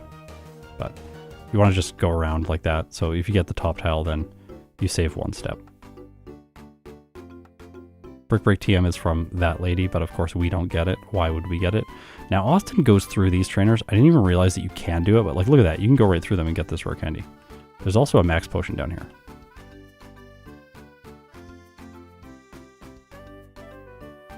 How's Klinklang doing? It's actually doing pretty well. I think it's doing pretty well. These are all annoying because of Endure. Even if you're a fully special attacking Pokemon, I think it does make sense to often teach a physical move just for this gym because the Cryogonal can be really good. Especially Miriam's, this one. Has 95 speed, so slow Pokemon will move second tier, and it has Ice Beam. So you can get frozen. This is also a gym where, like, Bryson is bad, and it often doesn't make sense to save for him because you know you're just going to completely crush his team. I think that's probably the case in this playthrough. But for some Pokemon, if you do think you could lose because of Swag Bear, the bear tick that has swagger, if you could lose because of that, you really should save in front of him. This puzzle takes quite a while to figure out, and the save for safety is just, I think, better than blacking out and then coming back through this whole location.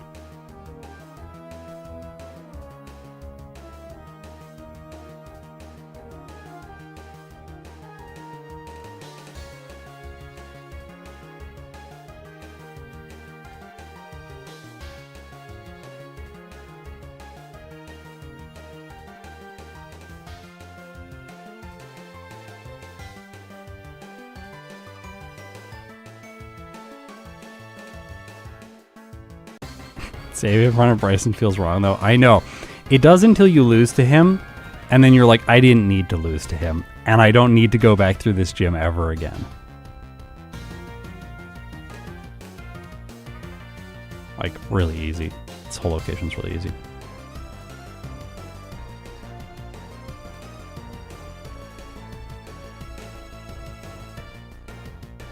I swear, if you're going to two-shot the bear tick, you should save in front of him.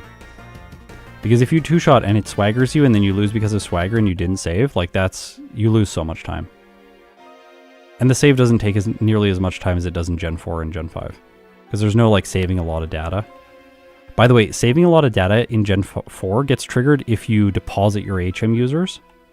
So if you keep depositing and withdrawing HM users to facilitate blackouts, it keeps printing the saving a lot of data and you lose even more time. This was not good pathing. Once you get to this floor, there are no more wild encounters, so you don't need to reestablish the repel.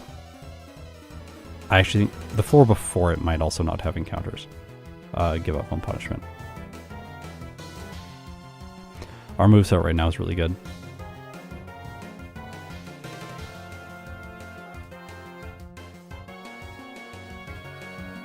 It also does saving a lot of data in Heart Gold.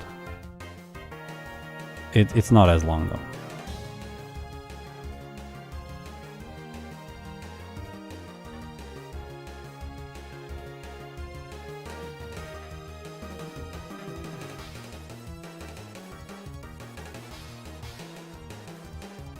It's nice to one-shot this Scraggy. If you're not sure you're going to one-shot the Scraggy, sometimes you should set up. But in this case, I'm pretty sure I'm going to one-shot.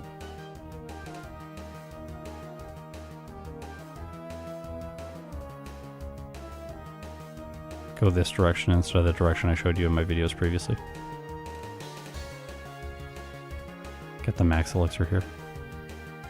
This is almost the only elixir. You can get through the entire Elite Four with just that elixir.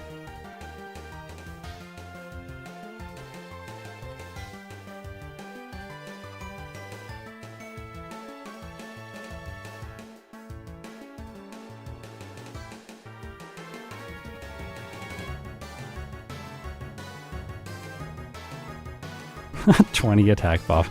Yeah, Beartic is not very good. It's very true.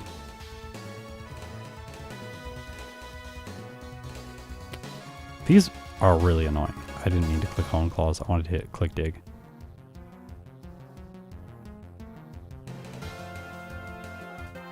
Alright, it's fine. Usually this location with Pokemon that have bad PP reserves will test them. So picking up an Ether or an Elixir earlier into the playthrough can make it a little bit easier to get through that location.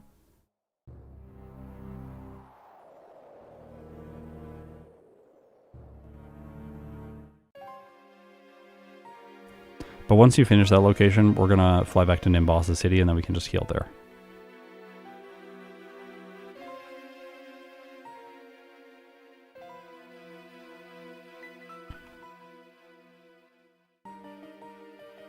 This is where we choose if we want the rare candy on Route 16. Because this is similar to my first playthrough, I will get the rare candy on Route 16.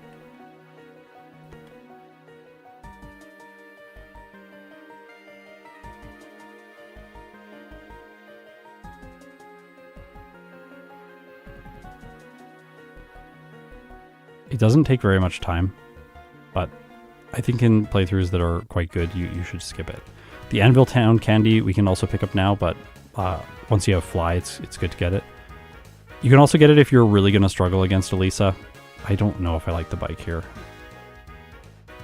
because it goes really slow when it goes into like the dirt. So I think it makes sense to get off like there. Oh, this is a change that I've made to my routing, is that instead of going to get that candy now, I'm going to go in here first. Then I only have to bypass the guy who's running really quickly by the candy once, because I just go by him. Oh, you also don't have to pick up the cover fossil there. You can go below her and pick it up. If you go beside her and pick it up, if you spam B and then you move without releasing B, the like sinkhole will catch you, which can waste a decent amount of time. I think as long as your inputs are precise, you don't have to worry about that though. Alright, we could get Shadow Ball. I'm going to skip it. I'm not planning to play this special set in the late game. Oh, don't push B.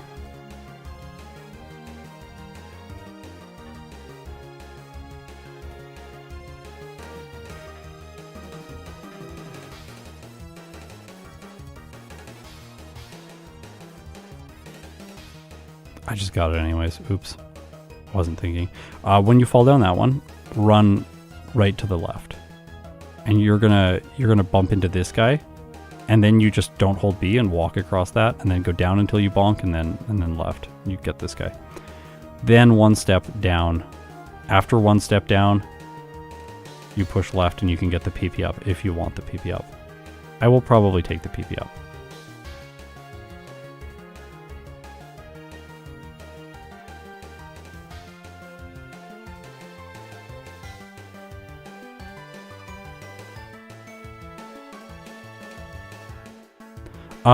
In the reruns, yes, hidden power is locked by you have to register a bunch of Pokemon in your Pokedex.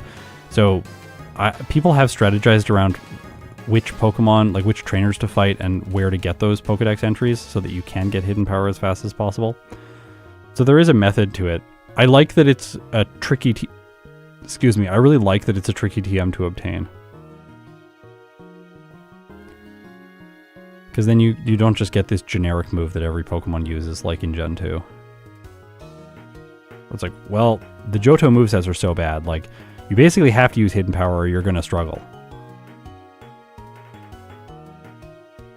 Unless you're a Water type, and then you just get all the coverage that you would need anyways. See? Now I only need to go by him once. Now I just fly away from this location.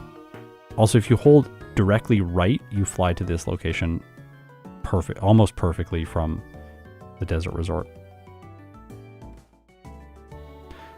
Yeah, Calm Mind being post-game is not great, but I kind of like it that there aren't a lot of TMs for setup moves in this game.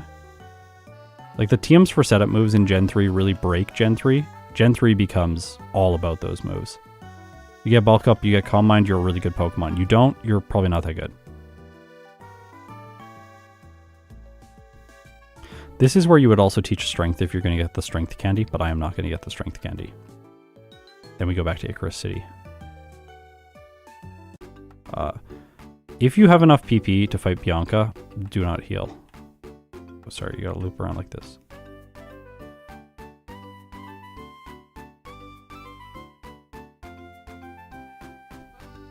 That person above the sign gives you like the damper rock and the heat rock and those things if you want to use weather moves.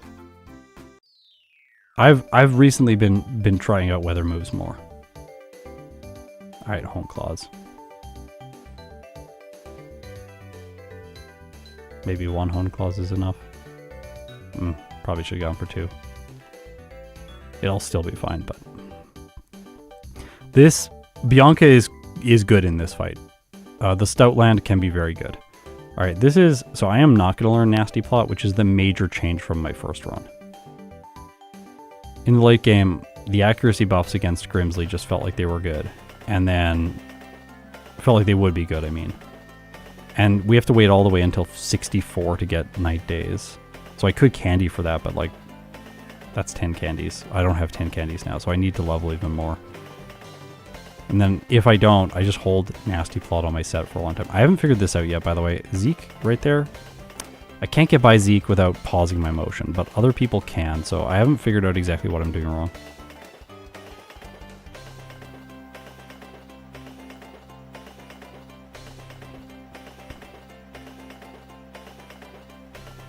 I do notice that when I'm streaming, it is very hard for me to interact with chat in Pokemon in Gen 5. Gen 5 plays faster than Gen 1, just so all of you know. It is the fastest game that I play on the channel. You have to be so dialed in.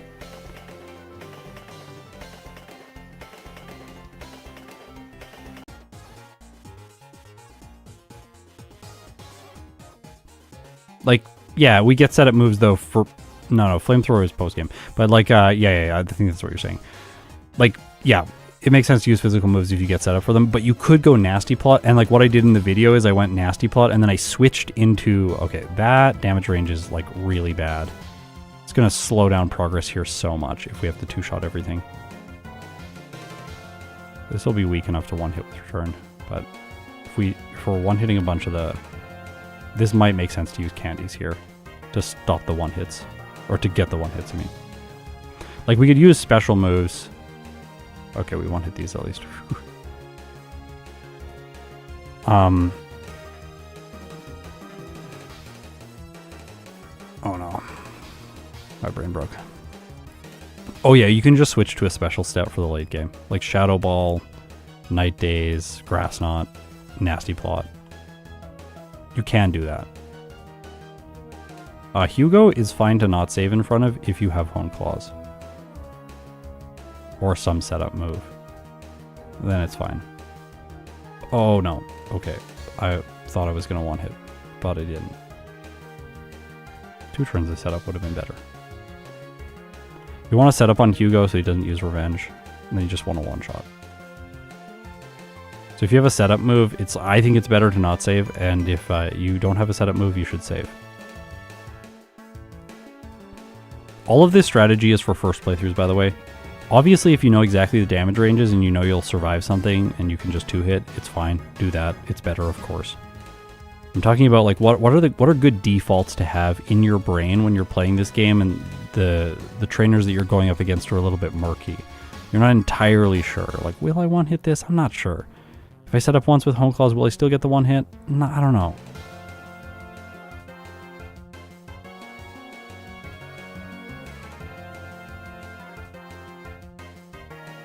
Yeah, Gen 5 playthroughs take longer, but they are faster. So like the moment-to-moment requirement for my brain is faster in Gen 5. Like I need to be more alert during the Gen 5 run than I do in the Gen 1 run. And like I need to be much more alert in Gen 1 than I do in Gen 2.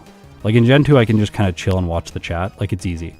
There's long stretches of the game where like nothing happens and I just press B and A. But like, if I glance at the chat for a second in this game, a Pat Rat will go for Bide and I'll instantly lose. That doesn't happen in any other game that I play on the channel. It's like what's the perceptual speed of the game? It's fastest in Gen 5. I think the second fastest is probably Emerald. Maybe Gen 1. They're pretty close. Fire Red is slower than Emerald. And then Heart Gold and Platinum is definitely the slowest. Maybe with Crystal just above it. Crystal requires fast perception in the menus. The overworld is also faster than Gen 1 in Crystal. But like Emerald overworld is way faster. It's about the speed of this overworld. And I think the Emerald and the Gen 5 overworlds are probably the most difficult. Platinum is much slower. It's easy to navigate the overworld in Platinum. That heal was just bad. You get healed after you beat Charon here. So you don't want to heal if you can prevent it. Just like Hyper Potion once, hug the bottom, then hug the top. Then save. Before the last two little like bridge patches. Technically before the last one. Yeah, Momo. Okay, usually they give you one turn here before they taunt. And then you just attack and win. It's a good thing this Emboar doesn't have Earthquake.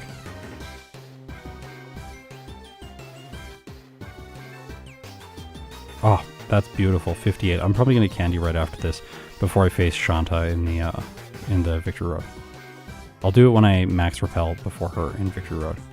So your max repel is going to wear out because you use the one there and then you have this huge gate sequence which burns a bunch of steps.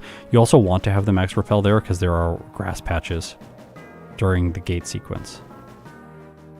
So we want that, and then the max repel is still going to be applied by the time we get to Victory Road, but it will wear off before we face Shanta, the only mandatory trainer in Victory Road.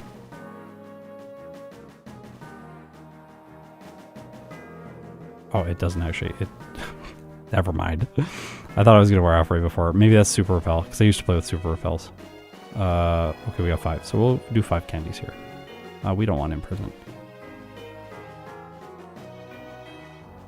63.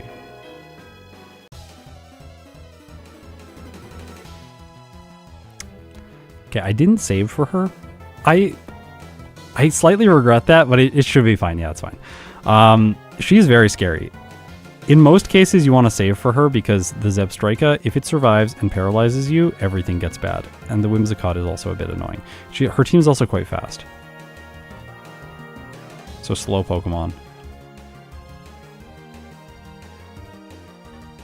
Candy. There are 2 more that I'll get, so I'll have a total of 8 in this playthrough. 1 that I used early on, and then 7 that I'll use in the late game. I've used 5. You don't want to fight this guy. This guy's very good. That's a doctor. You can fight him if you want to heal. And you want experience. I don't do it, though. Also, if you go straight south, right when you come out of that ladder or stairs, you'll skip that guy.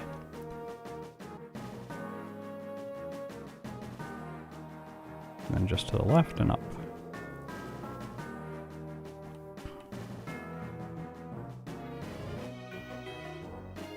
You can skip this location and this heal.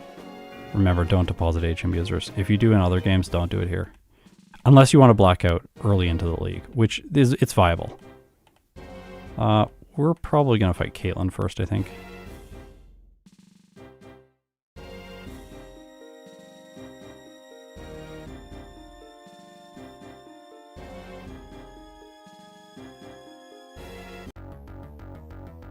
I think we just one-hit everything if we attack, so don't set up. Sometimes with setup Pokemon, I have known, I think it's a bias of mine. I'm like, oh, I gotta use the setup move, it's so good. We don't want Night Days. With the setup move, there's a bias that it's so good, so then I end up using the setup move when I really shouldn't be using the setup move, and I waste a bunch of time as a result.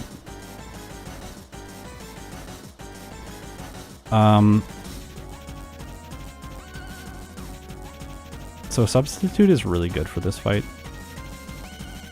And Return is really not good. Which usually gives every Pokemon a way to get by Chantal. You just set up with Substitute, then you grab yourself a couple Home Claws, and then you win. It's very funny when Mummy takes away Illusion. It's also nice that she sends in Jellicent last, so even if it cursed bodies us, we don't care. It doesn't. Oops, sorry. Now I gotta take on Grimsley. A +1 is probably enough. I don't know. I just get some. I don't want to miss the damage range on something and then be really upset. I don't know how defensive her Pokemon are, though. Substitute can be good here, but I think Return is better in this case. Maybe we could teach Aerial Ace here, too. Like, I will be better at knowing what I should do here if I do another row. Because I'll study it. In this case, Sand Attack, see? Horn Claws just counters out the Sand Attack. It's perfect. Dig for the Bisharp. And for the Zekrom. Turn for Crocodile. I got +1, so it's enough. Ah, beautiful level up there, so we can use the Candy before Marshall to be 67.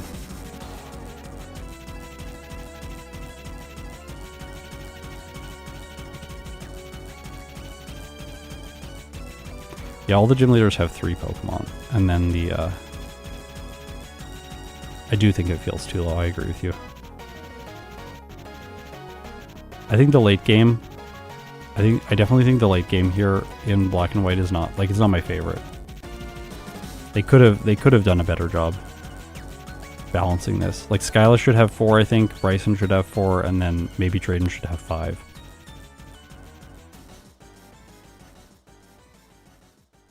Oh. I think we're dead now.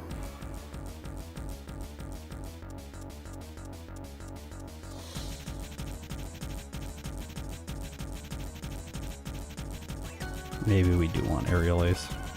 Glad I picked it up. Could have got the Sharp Beak too.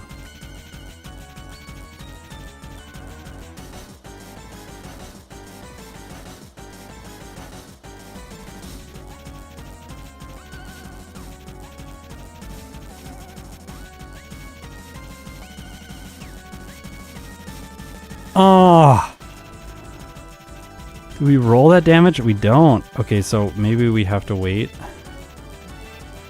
Do we roll this damage?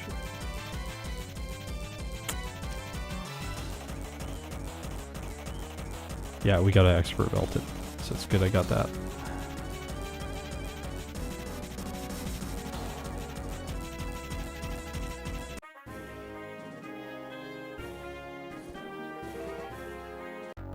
Marshall's pretty good. Can let him lower our speed once with Bulldoze, but not twice. Luckily, the Sock, which has Sturdy, does not have Bulldoze. It doesn't matter. We just keep attacking here. He's going to heal. We could set up more times, but it doesn't do anything because he has Sturdy. Actually, if we set up, then he'll attack again, which we don't want. So we just want to keep attacking.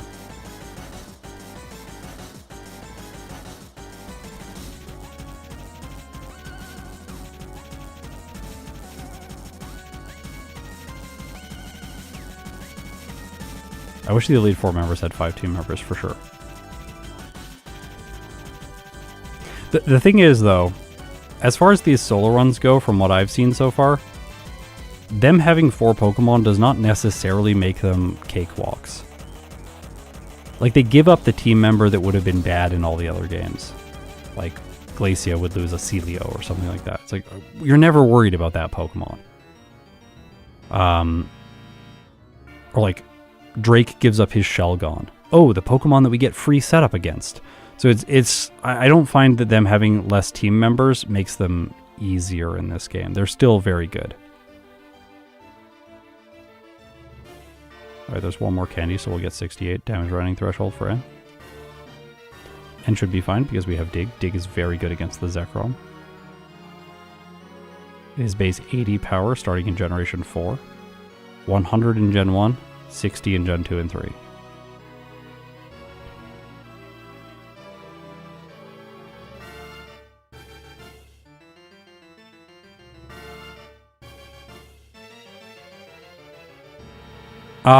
Lucky Egg is... I don't think Lucky Egg is really the reason that the late game becomes easy, because the Skyla Bryson Drayden part of the game would be easy without the Lucky Egg. So it's really just giving you like 3 to 5 more levels by the end of the game. And I don't find the end of Black and White to be easy. I do think that the end of this game is quite difficult. A lot of the Pokemon I've played on my channel, though, don't struggle in the late game. So we just haven't seen the difficult... Like, I've done a lot of runs behind the scenes, so... There are moments where we are going to struggle. Oh, N heals me. I don't know why I'm doing that. Also, this is something else I'm doing. I'm not saving here. I do think that this is the best play. I don't save, and then I just black out to N, and then deposit all my HM users if I lose the first time.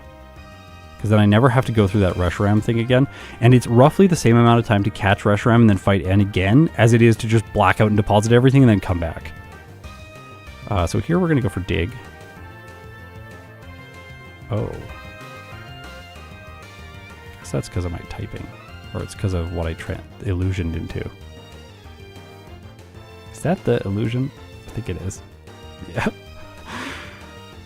Either way, Dig's fine.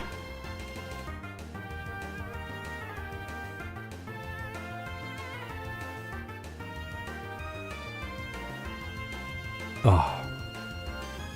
He got me, the combo.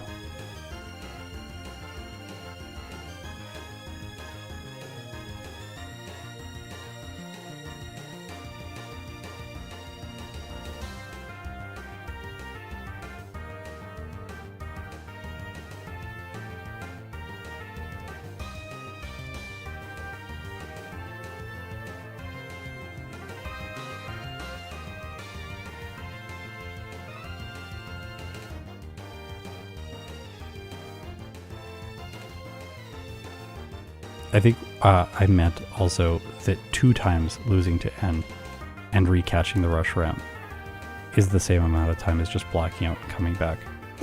So if you do beat him right away, then it's fine to do that, but...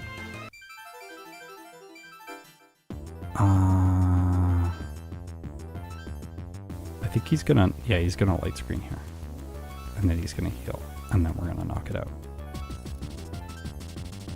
So Illusion was actually a disadvantage during that fight. Oops, should have digged. Dug? Should have dug.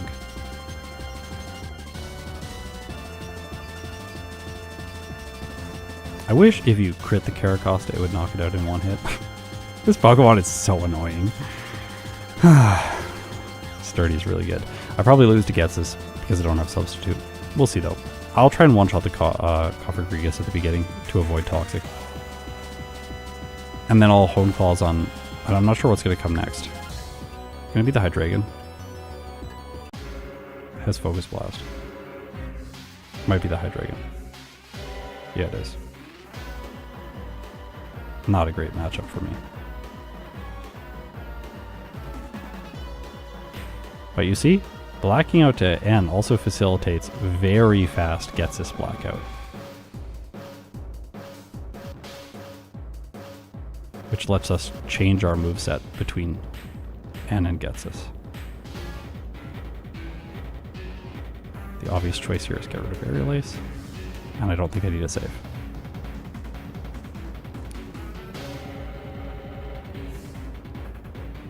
Because now we just substitute here, and then Hone Claws.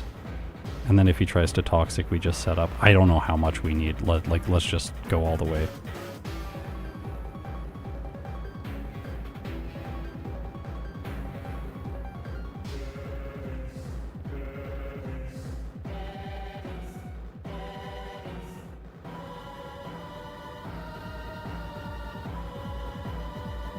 Yeah, we could run Black Glasses for this for sure, but I like the time to change them I don't think is worth it because you just did go like one more setup with Hone Claws.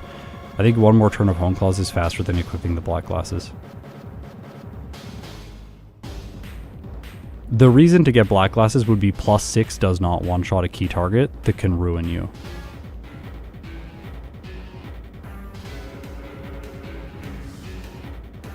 Okay. Zoroark. Playthrough 2. To re-rank it. 1 hour, 25 minutes, and 36 seconds. 2 resets, 7 blackouts. Level 70. Game time, 5 hours, 38 minutes. Much better than the first run. Still, held back by the fact that it starts as Zorua. Zorua is not good. As you saw for Lenora, we had our Lenora split, is 28 minutes. So I think you can probably estimate just how much better this would be if we started fully evolved with Hone Claws.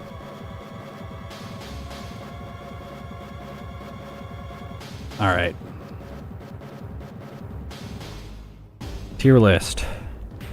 Zoroark, before 156.58. This is a big improvement. Like, more than 30 minutes. Half-hour improvement over the first run time. And the current time with Zoroark is faster... Wait, what was the seconds? What were the seconds? 36. Okay, so it's 7 seconds slower than my superior time, and it's a little bit and it's quite a bit faster than Samurott. So C tier right now. That's a big improvement. Hey Scott, have you considered ending Black and White against Cynthia and Undella Town? No. I considered ending against Alder, but I will do those battles later.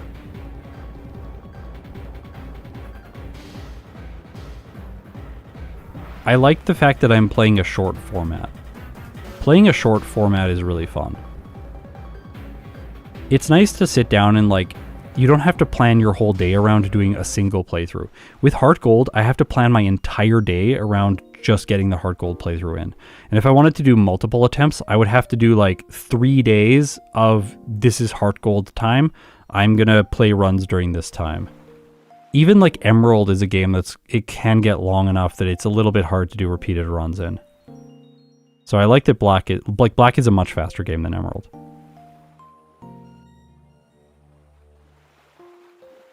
Because bad Pokemon in Black are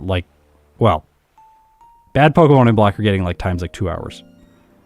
Whereas Emerald, you play Gulpin or something, and it's just okay, now you got a 3-hour playthrough. Behem, after I re-rank it,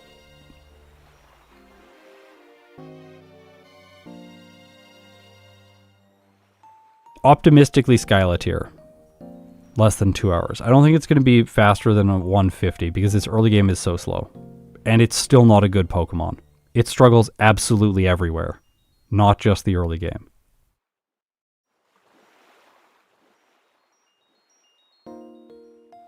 I feel the series where the challenge is more in the beginning, Platinum Black, are going to be hard to have major time changes in Optimized Run. Maybe. Yeah, but the difference will be that when I'm doing the repeated playthroughs, I'll be fully evolved at the start. So it will that will trim off some of the difficulty of the early game. The early game will be less difficult, less extreme. Whereas when I'm doing evolutions, it really does emphasize the fact that the early game is difficult.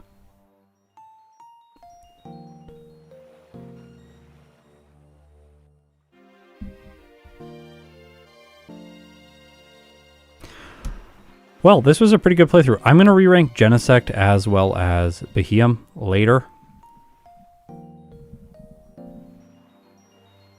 Yeah, let's actually, that is one comparison that I want to do, just quickly. What was my previous Zoroark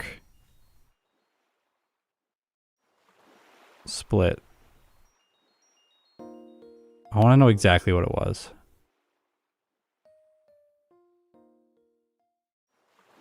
Oh, I don't have it here.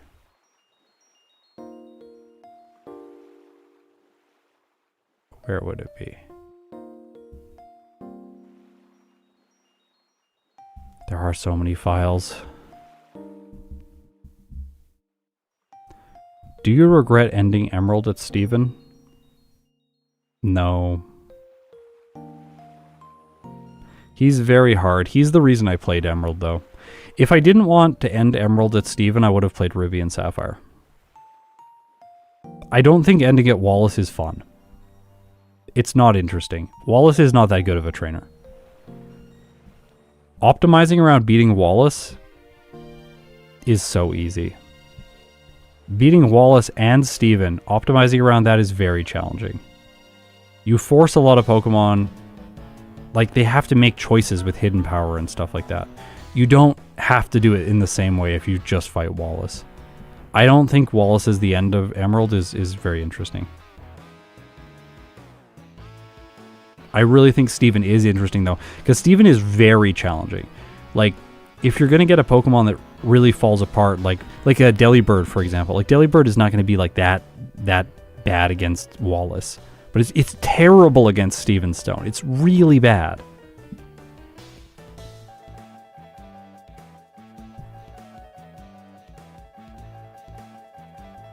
What was the Zoroark Lenora split from the previous video?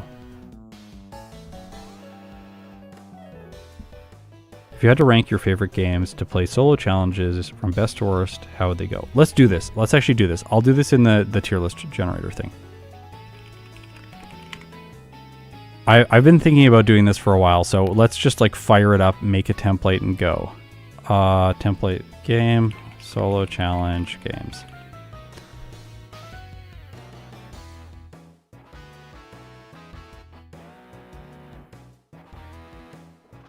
Oh, I gotta make a single-use template. I can't do it for a public one if I don't have an account. I don't have an account. I just gotta get stuff set up. I will rank all the games.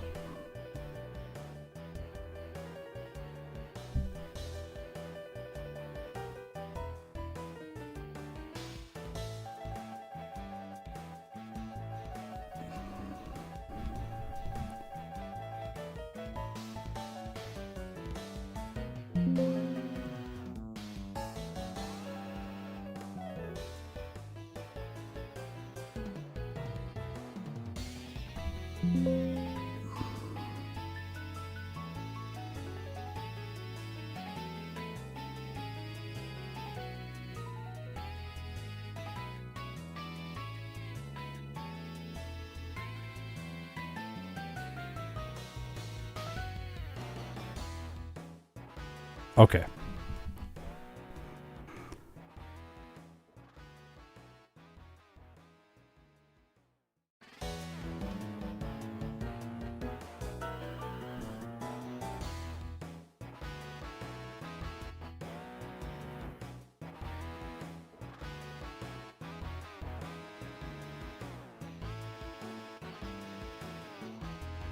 Let's rank the games. I might need a Bruno tier here. Can we make a Bruno tier?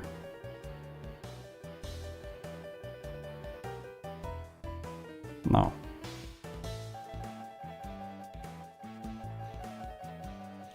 This is why I made a tier list software. Bruno.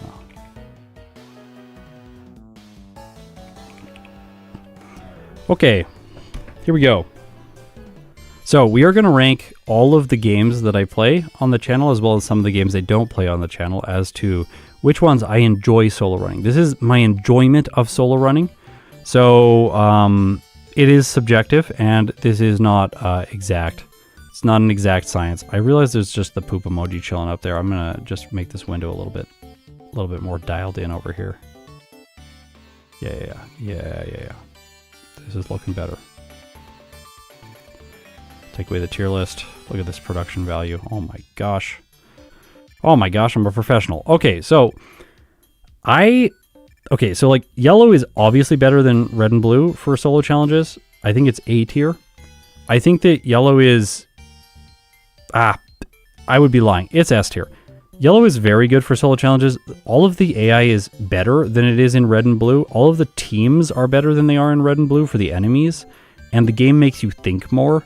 Red and blue is quite easy. There are a lot of trainers that you can just kind of like get through without really any difficulty. I think red is like C tier and blue is maybe like just above it. The HM users are a little bit easier to get in blue, so I think it's actually the superior game to solo run when compared with red. But yellow for strategically is far more interesting. Red and blue, less interesting strategically, but there are a lot of neat mechanics that can be fun to engage with, especially in the video format. So I think from like a person watching, the perspective watching, red and blue are probably pretty enjoyable. Maybe for watchers, they're like A tier. just under yellow, but for my enjoyment of playing, I think that red and blue are not as enjoyable as yellow because they're not like difficult for the player to engage with. All right, Crystal.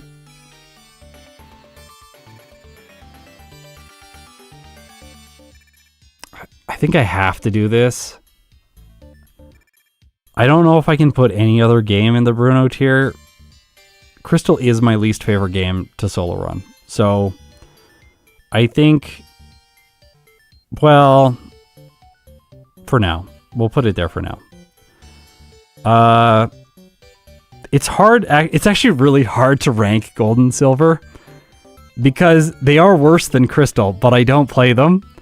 They're worse than Crystal because in Crystal, the rival and burned tower is mandatory, but he is not mandatory in gold and silver. In Crystal, you get move tutors, but you don't get them in gold and silver. In Crystal, you get one less rare candy, and you get one more in gold and silver. So, like, gold and silver are the easier games, which I think is less interesting to watch. But I could see if you enjoy an easier experience, I could see you ranking gold and silver ahead of Crystal. I just don't think the problem with Gen 2 is that the game isn't easy enough. The problem with Gen 2 is the game is too easy. It needs to be more difficult. So like red and blue for me in enjoyability get ranked down because they are not difficult enough.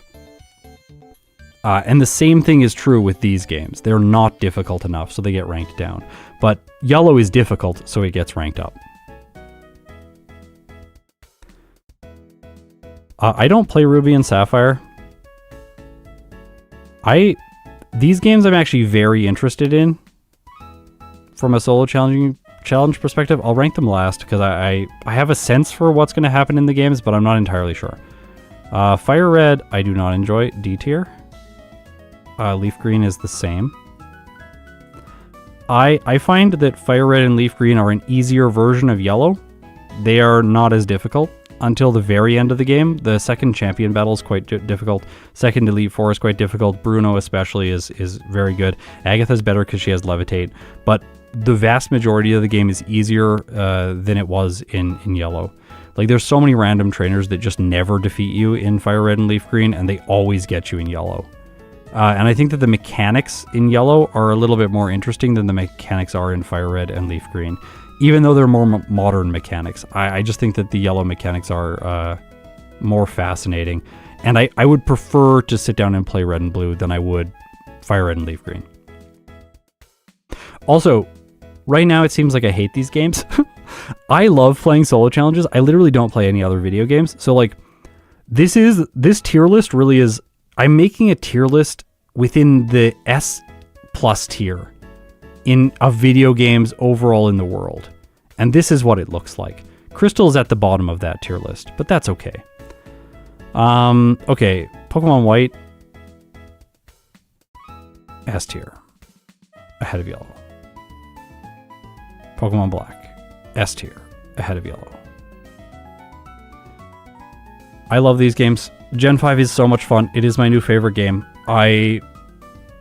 Since starting playing it and finishing playing Yellow, I have never once thought to myself, oh, I just feel like I want to play Yellow right now. That has never once crossed my mind since I finished the Mewtwo video. I am very happy to just not be playing Yellow right now. And I am so thrilled to be playing Gen 5. Anytime I can make an excuse to play these games, I am playing them. I just love these games so much. I think they're so interesting. I think they're so fun. They're so fast. There's cool strategy. Pokemon that struggle, but they don't struggle so much that the runs become unbearable, like they do in some other games. And in the original Pokedex that's available in these games, you get exclusively new Pokemon, which I find incredibly refreshing. Okay, Pearl. I'm going to put Diamond and Pearl behind Fire Red and Leaf Green. Diamond and Pearl are incredibly slow games, and the AI is incredibly bad. Speedrunner has described this as every trainer gets Bruno AI in Diamond and Pearl. Why? So like, I don't know. I think they're easy, but there are differences. Like you get hidden power early on in the place of return. You get return early on in Platinum, whereas you get hidden power in Diamond and Pearl. I think that that's an interesting mechanic. These are games I'm actually interested in playing. Like Gold and Silver, I don't think I'll ever play in the solo challenge format on the channel, just because they're so similar to Crystal. But Diamond and Pearl are different enough from Platinum that I think that they are worth playing on the channel. So these ones I'm actually interested in playing, much like Ruby and Sapphire. That's it. I'm going to put Ruby and Sapphire in the B tier now that I'm seeing how this comes together. I think as games they'll be more interesting than Red and Blue. And the fact that Steven Stone is the champion makes these quite interesting, like, but shorter, probably, a much shorter format. There's also less forced double battles that you have to avoid, which is going to be refreshing because there's so many double battles in Emerald. Heart Gold.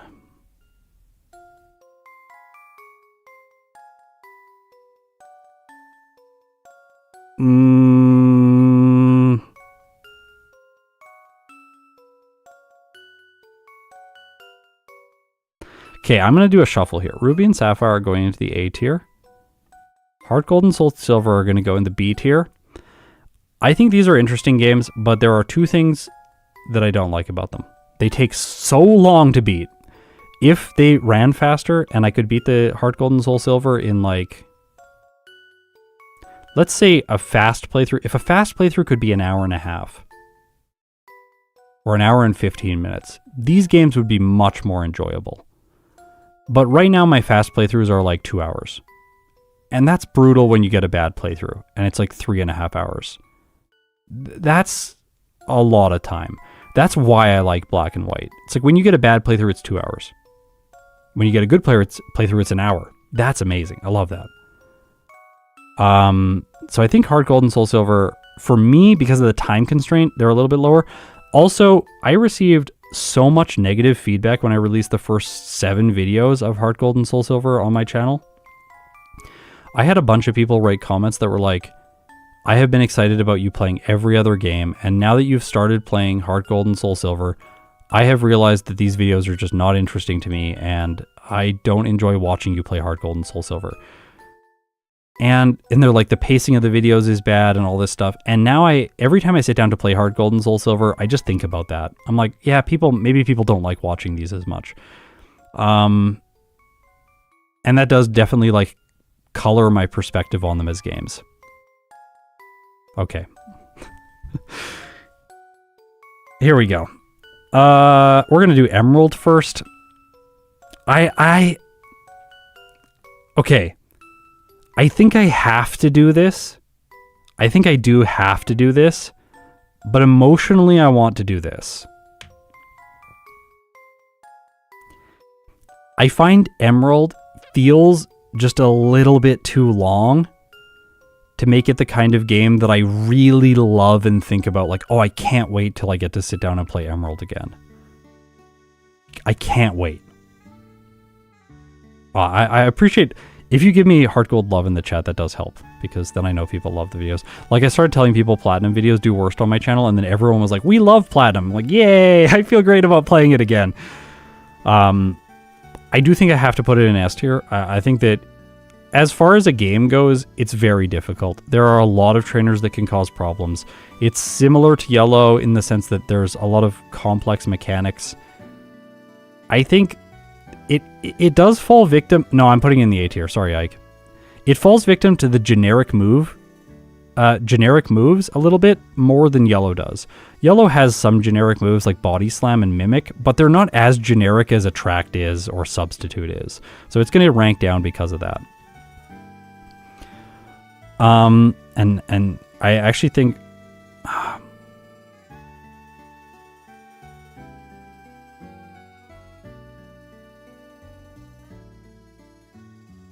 I'm going to rank Heart Gold and Soul Silver down and put Red and Blue up, because the Red and Blue mechanics are very, very interesting. And Heart Gold and Soul Silver, you get easy TMs like Swords Dance early on into them.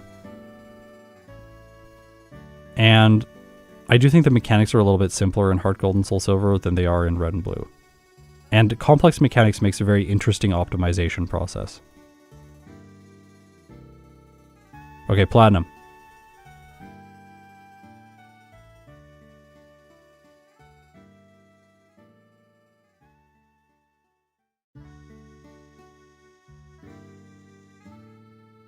Okay, Platinum is hard. This one's really hard.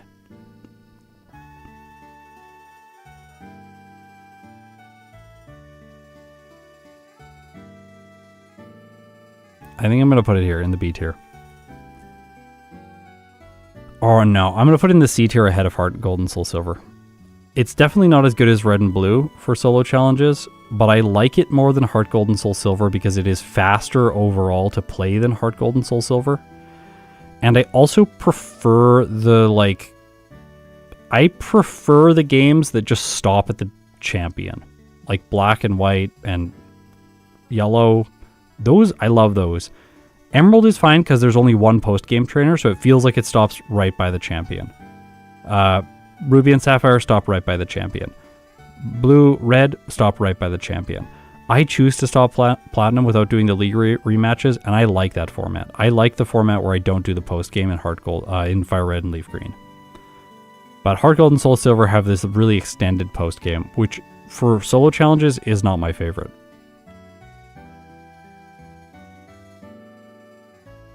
I know people don't like watching Platinum, but I like playing Platinum. So, like, everyone likes watching Leaf Green and like Fire Red and Leaf Green. These videos always do very well on my channel, but I don't enjoy playing the runs. Like, I don't enjoy playing the runs. I do enjoy playing the runs. I enjoy playing the runs less.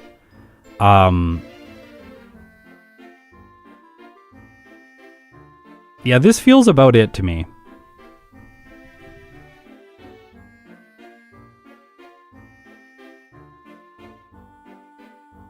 I think this is it. Now, I have no idea where Black and White 2 are going to go, but I suspect with how much I'm liking Black and White 1, I think they're probably going to be A tier. I don't like the fact that Black and White 2 have Pokemon from previous games in them, though. And aesthetically, I think that might bring them down slightly into the A tier. I'm not sure, though. Maybe I will like them as much or more than Black and White, the originals. I think this feels accurate for how I feel about all the games right now. Crystal is when I sit down to play solo challenges, if I can choose between any game, I'm going to pick Black before any other game. If I am going to procrastinate on a video more than anything else, it is going to be Crystal. If there is a choice between Crystal or Fire Red, I'm going to play Fire Red. If there is a choice between Crystal, Fire Red, or Platinum, I'm going to play Platinum. If there is a choice between Platinum and Heart Gold, I'm going to play Platinum. If there's a choice between Heart Gold and Fire Red, I'm going to play Heart Gold.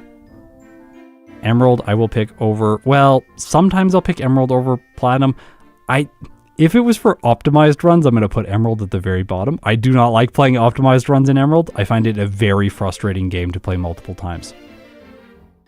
But, The reason is just like there's a lot of annoying points where you can lose and have to start again. And when you start again, you lose like 30 minutes. Whereas when you start again in Yellow, you're losing like 10 minutes to Brock or 5 minutes to Brock. And that doesn't feel as painful.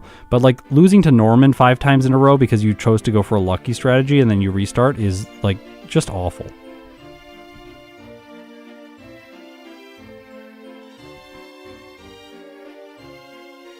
Do the rankings. Change. If you have to play Seal, if we have to play Seal with each game, we'll just do that.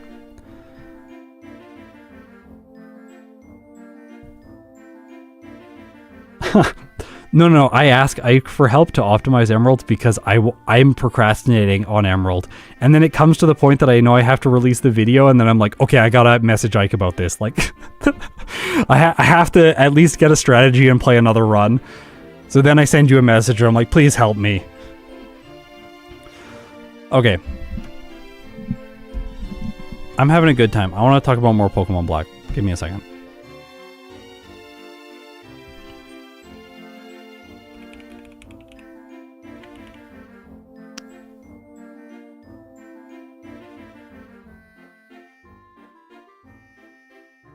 Now, I will have to check here if it was played on this patch or the previous patch. Because I think this one was played on the previous patch. Yes, it was. So we will have to revert. Okay, we're gonna do a Lillipup run now. But I'm not going to play it. We're just going to show it. I've played it previously. I gotta find where it is, though. Yep, this one. Got it.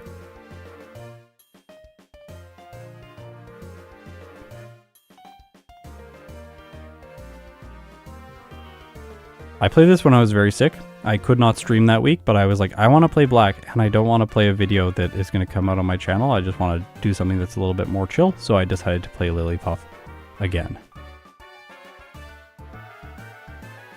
I guess I should, like, download my tier list.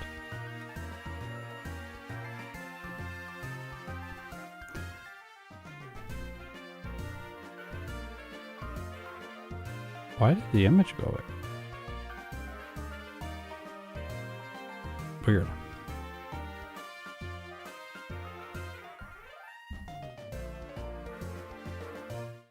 Okay, Lillipuff, Pokemon Black, Lillipuff line, Stoutland line. Let me show you. I'm going to be able to watch chat like a hawk during this, so if you have questions or you want to chat about stuff, now is the time. I just came here, but with Gen 2, is it just the horrible leveling curve? No, it's like the strategy against red collapses. Like, you know when people talk about, like, in science, where it's like, I don't know, like the waveform collapses or whatever. I feel like that is applicable to red in Gen 2. It's like you have to basically go curse return rest with so many Pokemon. I want to say I love your videos. My recap last year said I watched 1,600 videos from you the past year, which was almost all rewatches of your videos. Wow, well, thank you so much.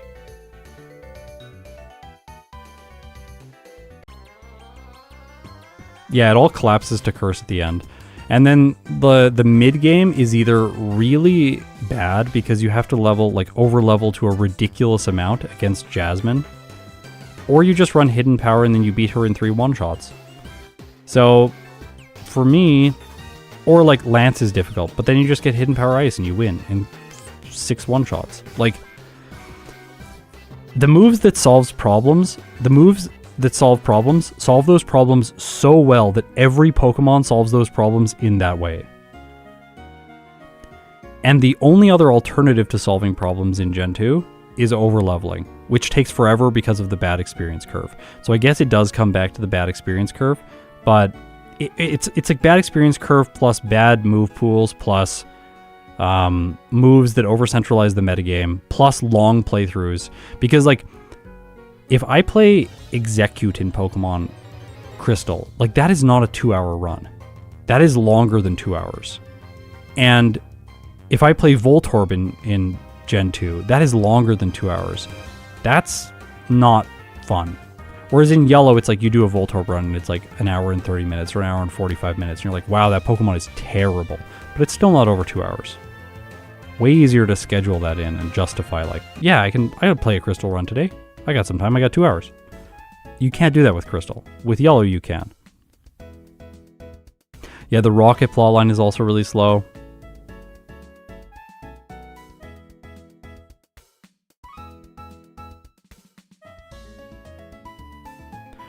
Okay, so let's talk a little bit about the Stoutland line. Medium slow growth rate, normal type. They get Workup after they defeat Lenora. After they defeat the first gym leaders. It is on Lillipuff set, so we can teach it before evolving, which is really good. Workup increases attack and special attack by 1 stage. We do get some special moves, Thunderbolt and Shadow Ball, but I don't think I'm going to run either of them during this playthrough because it's just unnecessary to use special moves on a Pokemon that's a physical attacker. We don't need the coverage badly.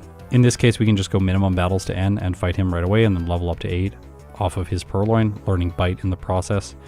Bite is not better than the same type attack bonus Tackle. Tackle in Generation 5 got a major upgrade from 35 base power to 50 base power. It also has 100% accuracy now. So it's no longer like a bad option in the early game like it previously was.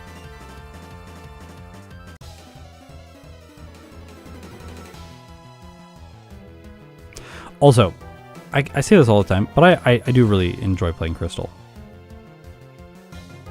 So the most difficult part of this run is the early game, because we're a Lillipuff. and then once we stop being a lily pup, things get easier and easier and easier. Stoutland will be very, very good starting fully evolved. So this playthrough, the time that I'm going to get, is largely influenced by the fact that we have to evolve throughout the early stages of this run.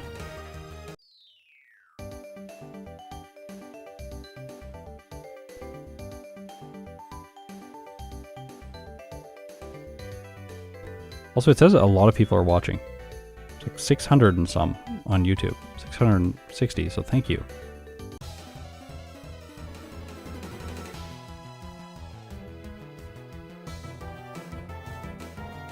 Hope you're enjoying.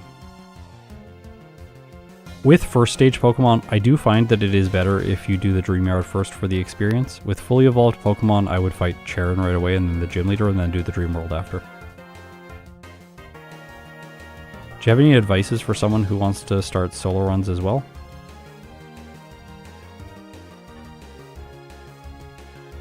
Yeah, I have a bunch of advice. I talked about this on my previous stream, and I don't think I was clear enough in articulating it, because I said, like, you have to learn in the correct way. And then a lot of people were like, well, like, what is the correct way to learn? Like, you didn't really tell me what a good way to learn was. And I realized that this is not common knowledge. I went to music school, and a huge part about being a musician, at least at a high level, is you have to start figuring out the reasons why your skill is not improving anymore. In any pursuit, you will come to a moment where you can no longer improve just by doing the activity. When you're new at something, you have very little experience, you're very bad, you don't know anything. If you just do the activity, you will get better at it. And then at some point, you will stop getting better by just doing the activity. You will just continue to be as good as you currently are. It's like, think about your skill as a driver. You are not getting better every time you drive your car. You're just staying at the same level of driving that you currently are at, or you're getting mad and then devolving into a base human, and you lose all of your skills to do absolutely anything except for scream and smash your steering wheel. Sometimes driving can be very frustrating. But like, you're not getting better actively by just doing the skill more. You'll only get better if you actively put time into trying to improve at driving. So like, if you watch any people who like do race car driving or NASCAR or whatever, like, that's a really, really intense skill. They need to be very good at the activity to do that. And they can't just drive on the road casually and get better to the point that you could do NASCAR. Like, I don't know, if you do road trips every weekend, you're not eventually going to be a NASCAR driver because you put in enough hours. So at some point, time stops creating improvement. But early on, time creates improvement no matter what. Like, you just do the activity, you get better. So if you are struggling with the idea of like, how do I start solo running? I don't know where to start. I'm nervous about it. Just start. That is the way to get started. Don't worry about being good at it. Just be bad at it and just do it. If you just do it, it is better than not doing it, and you will get better. That's how to start.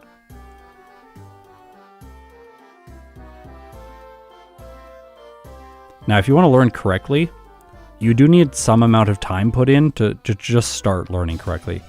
Like, at first, you have to figure out like how your fingers push buttons to play the game and how to like move around on 4 times speed without bumping into walls all the time. Those are skills that you will need to develop just by putting time in, and you can't really like strategize a way to make that process speed up. You can do some amount of deliberate practice around like overworld motion and stuff like that, but I would argue that that deliberate practice is better spent like actively going into a map and then running through it in the exact path that you are always going to take, so that you know exactly how you're going to bonk and like where you're going to slow down, where you're going to speed up, all of those things. Learning that, you can do that with deliberate practice, practicing that section over and over again, but I don't really think that it's the best approach at the beginning. You need some base level of skill for that to be very effective. This reminds me of, in music, visualization is incredibly helpful with music and music performance. And music as a discipline has kind of lagged behind sports performance. Sports performance, like, they have athletes doing these things and they're testing them and recording empirical data on this stuff far before music ever starts utilizing these skills. So like, I think the study was done on basketball players, where they had basketball players like not play basketball, but just think about practicing certain types of shots in their mind. So they were like on a plane traveling to their next match. Just sit there and think about practicing the shot, throwing the perfect shot. What does it feel like? What does it look like? What does the room smell like? What do the shoes feel like on the tennis court? Visualize that in as intense detail as you can. Turns out that this actually improves performance. By the way, Lillipuff's going to evolve here, level 16. Or level 17? I think the overlay reverts the level there. It's probably 17. Anyways, we got an early evolution into Herdier. Base stats, 65 HP, 60 speed, 80 attack, 35 special attack. Yay, no points wasted. 65 defense and special defense. So, we'll find out here if it's 17. Oh, it's 16. Okay. So that visualization yields better performance. But it doesn't yield better performance if the person doing the visualization does not have the skills. So like, you actually have to be playing at a decent level before you can do the visualization work, which would make it effective. By the way, I played this run a while ago, so I'm catching the bad HM users, as you're about to see. I'm looking for Woobat, trying not to catch Roggenrola. So that's, so visualization is helpful once you get to a certain level, but I don't think it's helpful on at the beginning. Empirically, it is not helpful at the beginning. The deliberate practice is very helpful, but once you get to a certain level, I think when I said last time, like, you need to practice in the right way, the practice that I was referring to is no mistake practice, which is very important for musical mastery. You'd never want to learn a piece and accidentally learn a wrong note. You never want to play a wrong note, ever. You want to play every note correct with every rhythm, with every dynamic, with every expression, right from the start. And if you can't do it, you aren't skilled enough to play all of those things as a combined skill together on the first attempt, then you need to break the skills apart and do them all perfectly before you combine them. So can you clap the rhythm perfectly at tempo before playing it with the notes? If you can't actually play the passage. You have to slow it down and clap segments of it. Maybe clap the first bar, clap the second bar. If you can't do that, then you have to do rhythmic cells. Okay, you have to do the first beat, the second beat, put the first and the second beat together. You have to break it apart, then slowly assemble it. Once your skill gets good enough, you can usually just sight read these things and not make mistakes. But there's also a skill in looking at the material and going, that material is difficult. I need to slow this down and clap the rhythm first so that I don't make a mistake. That's a skill. Identifying when you're going to make mistakes and stopping before making them. This also reminds me of another study that was done on musicians. They had a bunch of pianists in university who were skilled players. Like, these are not just amateurs. They're skilled players. They're going to university. They're studying piano. And they did a study. They were thinking that practice time correlates with performance. So the amount of hours you put into practicing the piano is going to correlate to the amount of skill that you have at the end and the level that you perform at. So they gave all of the piano players the same piece. It was a piece that none of them had played before. And then they said, you have to practice in this room for, I think it was like 15 minutes on this piece, and then you'll come back tomorrow and we will see what your performance is like of that section of the piece. But if you do want to practice longer than 15 minutes, it's totally fine. You can stay in the room and practice as long as you want. Just let us know when you're done, and then we'll bring you back tomorrow and you'll give us a performance of the piece. It was like, and what they thought they were going to find is all the people that would stay in the room and had better work ethic, like all of those people that put in more hours would perform better the next day when they came back. And this was not the case. There was no correlation between time spent practicing and accuracy of execution on the next day. There was a correlation between number of mistakes made during the practice session and accuracy the next day. The people that stayed in the room for like an hour because they were making a bunch of mistakes and they needed to practice for longer to fix all the mistakes, those people performed worse the next day than the people that just did it the correct way the first time. And what they observed in the people that did it the correct way the first time is that when they were sight reading or when they were performing, they would stop before they would make a mistake. They would be looking ahead and anticipating what was coming, and then they would say, I'm about to make a mistake. I'm going to stop playing right now. They would take a step back, they would slow down, and then they would practice the spot that was difficult very slowly and very perfectly, and then slowly speed it up. And then they would go back to the beginning and play it and try to integrate it into the flow of the music without making a mistake. So I think that this type of practice is eventually going to be the most effective practice for doing solo runs. You don't want to make mistakes. So how do you prevent making mistakes? Well, you need to know the game really well. So I think that the conceptualization of solo runs, I have been approaching wrong. I approach it from a species basis, like this Pokemon gets these moves, how do I solve problems? But what I really need to do is approach it from a trainer team perspective. This trainer has these Pokemon. What are moves that solve those Pokemon? And in what ways are those Pokemon solved? So I would build this mental model first before starting my solo challenges if I wanted to avoid mistakes entirely. Which is kind of what I did in Pokemon Black. I've done it more effectively in this game than I have in any previous game. So it's like, for Lenora, what are your tools against Lenora? You have Rock Smash, you have Audino grinding, you have Blackout training to the Herdier if you can beat it, you have Chesto Berries to avoid Hypnosis on the Watchog, and then you have whatever early game moves your Pokemon has available to it. Flinches, critical hits. Those are luck-based strategies, so they pair well with Blackouts. So if we have one of those luck-based strategies, like Flinch on Bite, maybe we should utilize that and try and go for luck-based strategies. Maybe we have Workup, as I do here, which we can potentially set up with and then sweep.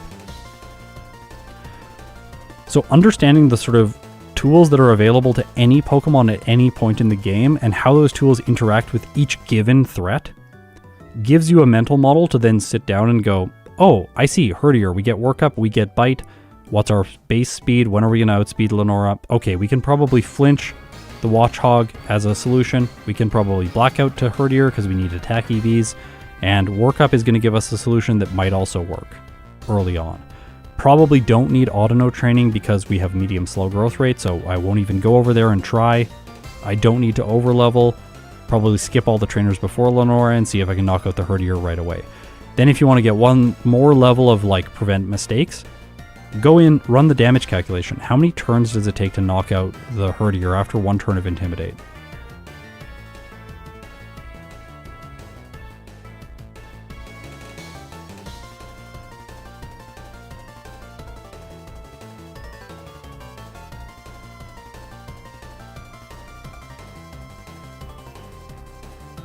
Yeah, I just did a bunch of Audino training with the Zoroark playthrough that we just did before this.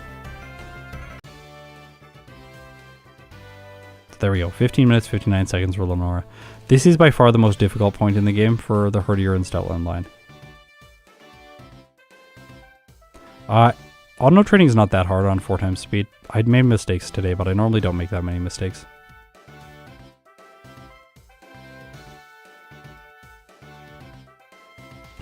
Title says Klinklang.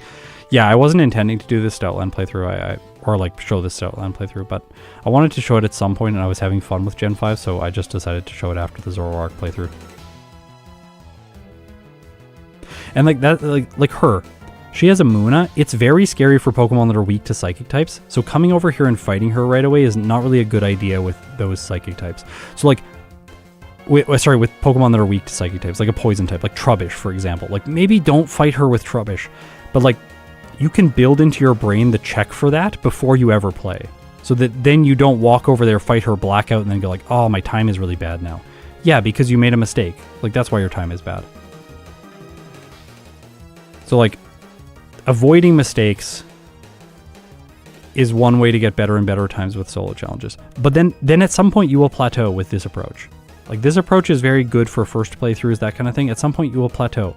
At some point you need to go like, all right, if I want to gain more time in these runs, I need to calculate every damage range. I need to know which move to use against every Pokemon at every moment in the entire playthrough. Like, which minimizes the number of turns in, which move minimizes the number of turns in every single battle. Like, I should be going for Bite in this battle to flinch, to prevent them from attacking and potentially confusing, which will prevent me from hitting myself once and wasting time. I need to go for this move here because it has a slightly higher chance to KO if I get a critical hit. You need to know all those damage ranges, which is why I build these tools behind the scenes to try and get myself to that specific level where I know what I need to do at every moment, so that I can put out decent playthroughs and at least advise you on what good strategies are for each Pokemon. At some point, if you want to improve your skill, you have to leave behind the, oh, I just intuit my way through the playthrough and I just have deep game knowledge and it's good enough. Scott, how much do you like the black and white soundtrack? A lot. I really like the soundtrack.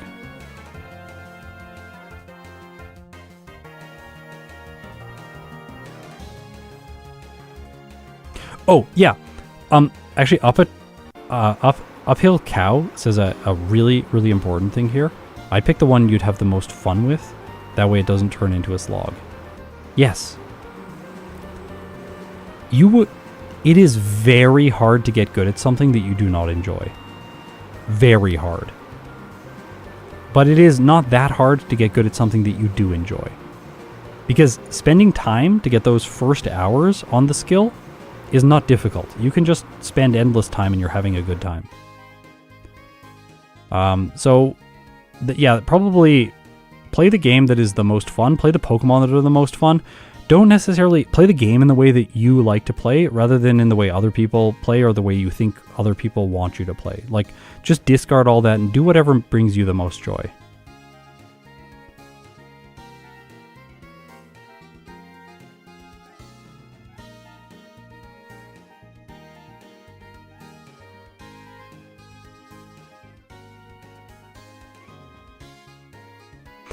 That's one thing I think about a lot, actually, in relation to this channel.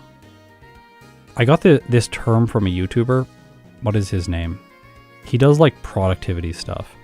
I watched a couple of his videos, and one of the things he talked about was, like, in business, optimizing for enjoyment. I was like, that feels really smart. Because for me, it's like, if I want to keep doing these solo runs and keep my channel alive and this business alive, I have to enjoy what I'm doing. If I don't enjoy what I'm doing, I'm going to stop eventually.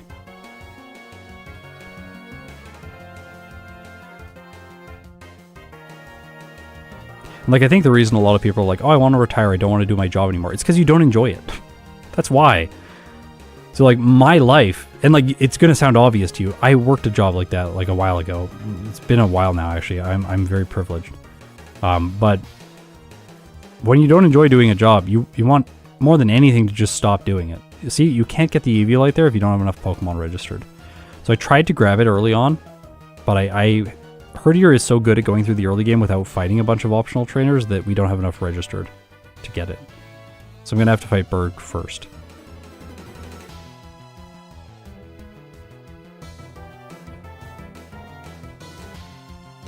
How do you deal with the aspects that you don't enjoy but are parts of the things you enjoy? I'm a vocalist and songwriter, and I like recording myself. However, mixing and mastering is something I hate. Okay, to solve this problem, you need to get your art to a level that it can make money as fast as possible.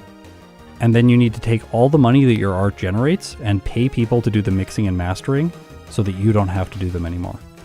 Then you can take all your time and do the stuff that you enjoy, which hopefully will be a positive feedback cycle that will get you out of ever doing the tasks you don't enjoy, and it will get you doing exclusively the tasks you do enjoy. Now, that's theoretically what you need to do, but I'm not going to be some online YouTube guru that's going to tell you, like, yeah, anyone can do this. Just buy my course. It's $3,000, and after you fly out and take my $10,000 course and then my $1 million course, I will give you the secret knowledge that makes this an easy process for you so that you'll make money with your music. It's very hard to make money with art. It's very hard to make money on YouTube. These things are inherently, and they will become more difficult to monetize with AI. So I'm not going to lie and say, like, oh, it's easy. It's not easy. It's very difficult, but that's the feedback cycle I would like. That's the feedback cycle I have worked my whole life to get myself into. And as someone who has succeeded in doing it, it is worth it if it pays off. but it doesn't always pay off. By the way, if you fight the trainers in Berg's gym and then you go north, you will be able to get the Eviolite. So if that's one way that you can optimize here, or not optimize, it's like sub-optimize for a first playthrough, suboptimal first playthrough, optimized first playthrough, suboptimal for second playthrough, optimized for first playthrough. That's what I'm trying to say. Fight Berg, don't save to him, just black out. If you black out, then go get the Eviolite. So you chance the win without the Eviolite, which would be a great time. Then you just get the Eviolite when you go north. But if you lose, then you black out and you're closer to the Eviolite and you just run up and grab it. You have to go through the gym again anyways. You get a little bit more experience.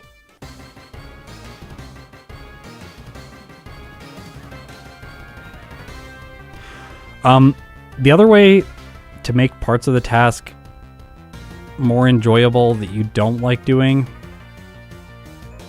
I'm trying to think of like stuff that I would do to solve that problem. If you can automate stuff, automate stuff. Like, I'm lucky that I work on a computer and a lot of the systems that I use are very much data-based. So the level of automation that we are able to employ on this channel is outrageous. For example, when I finish a playthrough, we go through on the Premiere Pro timeline and we chop up all of the battles. So like we go like, okay, let's find every time that I fight Lenora, and we're going to make a cut at the beginning of the battle and at the end of the battle. And then we're going to color that footage so that I can see that that's a Lenora battle. This helps me when I can scan through the project timeline to see where all the battles are. Like, where's this Bianca battle? I can just look at the timeline and see, oh, it's right there. And then I can jump to there and see what I would need to do for narration, watch the battle again, get a sense for how it works. That process for an unskilled person would probably take an hour and a half, maybe an hour for a single playthrough. So if it's a versus video, we have to do it 6 times. There's 6 hours of work. That is almost a full day employing someone. If that's minimum wage where I live, that's like, what, $90 Canadian to get those basic cuts done for one video. So the solution here is we just write a program that automatically cuts all the footage, and then we spend 2 minutes per playthrough making all those cuts. Software goes through, it just does all the cuts itself. Then we just go through and we color all the footage manually, because unfortunately we can't automate that, thanks Adobe. And then we're done, and then ready to go. And so I wrote that tool. Has started being employed for the videos this year. We did not have it last year, so we did them all manually last year. But now it's automated. I don't like that task. I don't think anyone likes that task, so let's just automate it and get rid of it.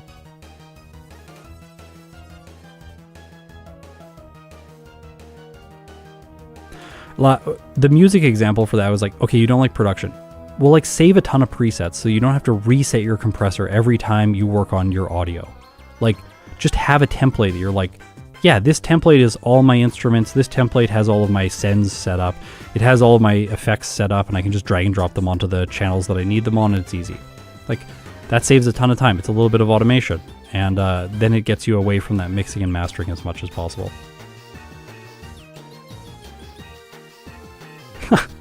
Solutions stop working and steal nuggets off rich people. I did want to say something about investing, though, in stuff like mastering and things like that. I strongly discourage people from investing in your art until your art is making money.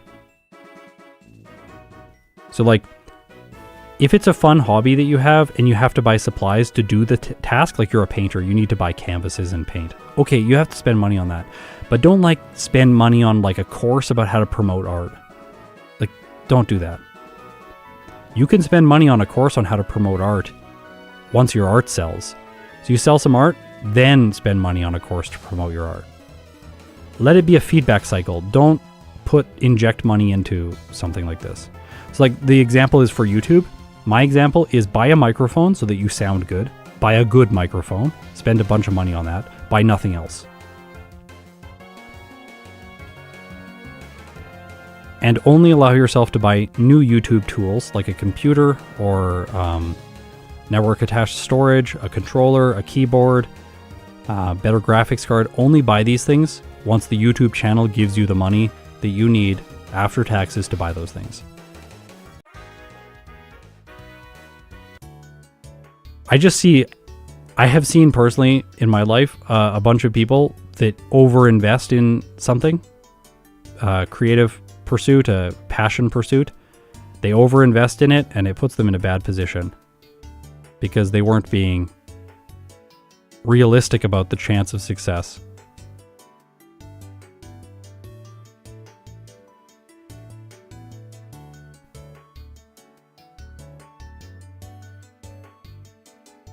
Oh.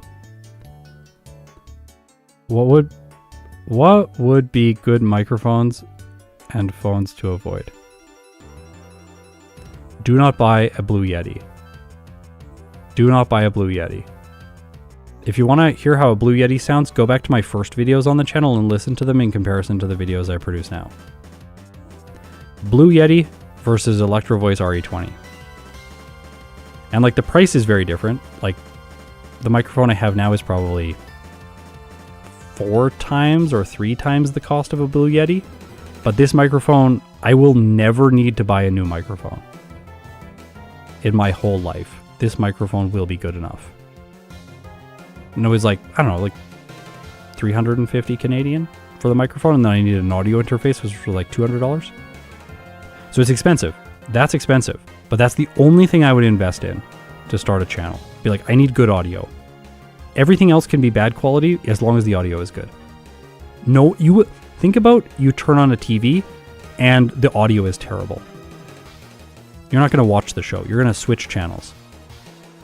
You turn on the TV, the video is a little blurry and low quality, but the audio is great. You're like, okay, fine. It's annoying that I have to watch this in low res, but I'll watch it.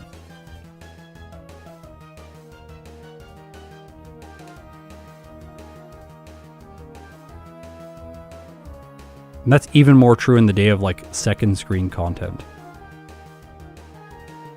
Like, if you're not even watching the content all the time, then it doesn't really matter what the quality is, except the audio.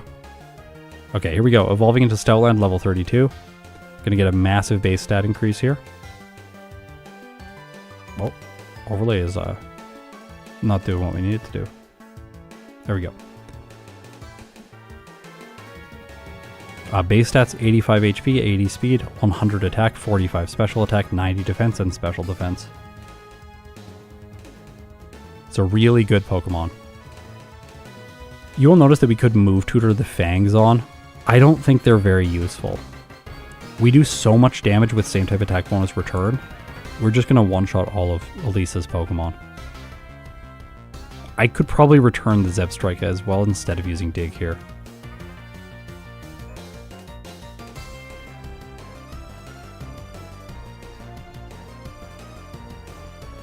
We did finish Klinklang, yes.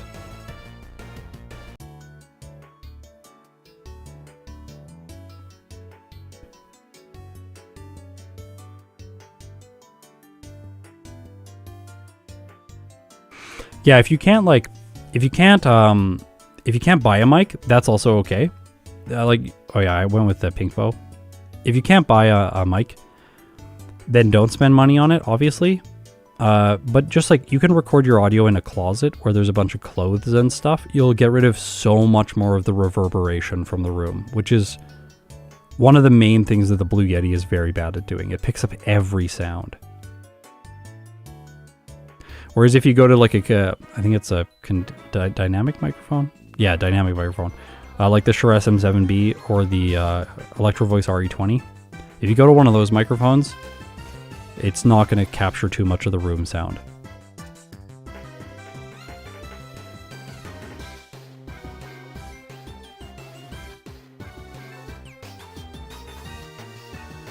Yeah, that's the other thing that I was going to say about these creative tasks is if you have, like, I find a lot of people, when I was teaching music actively, I found there was a lot of young musicians, like people who are like before they're 18, like children. When children are approaching music, it's like, oh, I want to do this thing. But there's 2 reasons that a child wants to play music. One is because they saw a musician and they want to be cool like that musician. And the other is they're actually interested in music. They love the sound. They are interested emotionally in what can be expressed with music. They find it really physically satisfying to play the instrument. There's like a tactile, textural like reason that it's fun to engage with. The first category, if you like, oh, I want to be cool like that musician, you will not be successful. And the second category, you will be successful. Because developing these skills is time consuming and really hard. And the same is true for like doing a creative pursuit, like being a painter or being a YouTuber, that kind of thing. Like you have to just make stuff and release it and have no one watch it for a very long time. Sometimes infinite time. I tried doing different YouTube channels before this one. They were all not successful. They got like no views. That's fine.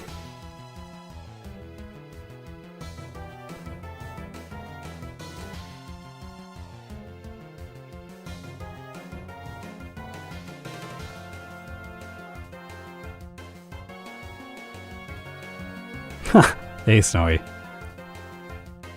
Yeah, the Blue Yeti was mentioned. I said don't get the Blue Yeti.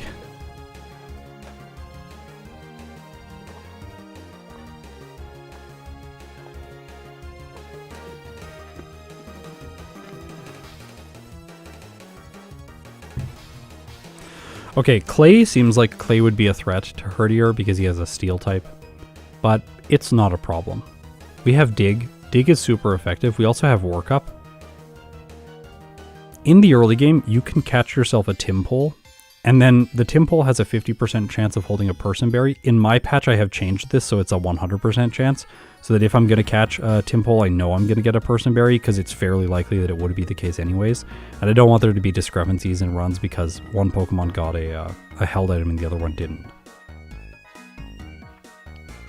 So you can catch the Timpole, use the Personberry, and then let the Krokorok at the beginning of this fight Swagger boost you. You could just spam Workup until it Swagger boosts you and then sweep his team. So Clay is not a problem with Herdier. You can also just set up Workup, not really care about the Personberry strategy, and then sweep his team anyways.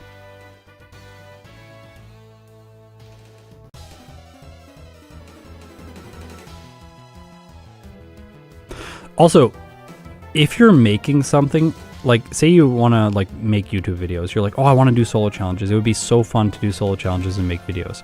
Yeah, if you enjoy the process of doing solo challenges and making videos, if your channel never gets monetized and it's not successful, that's fine. You're still doing something you enjoy, which is great.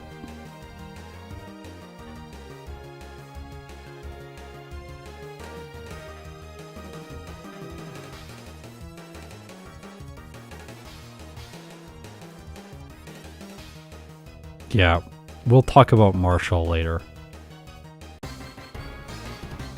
Okay, here we go, Clay. Return one-shots. Palpitoad.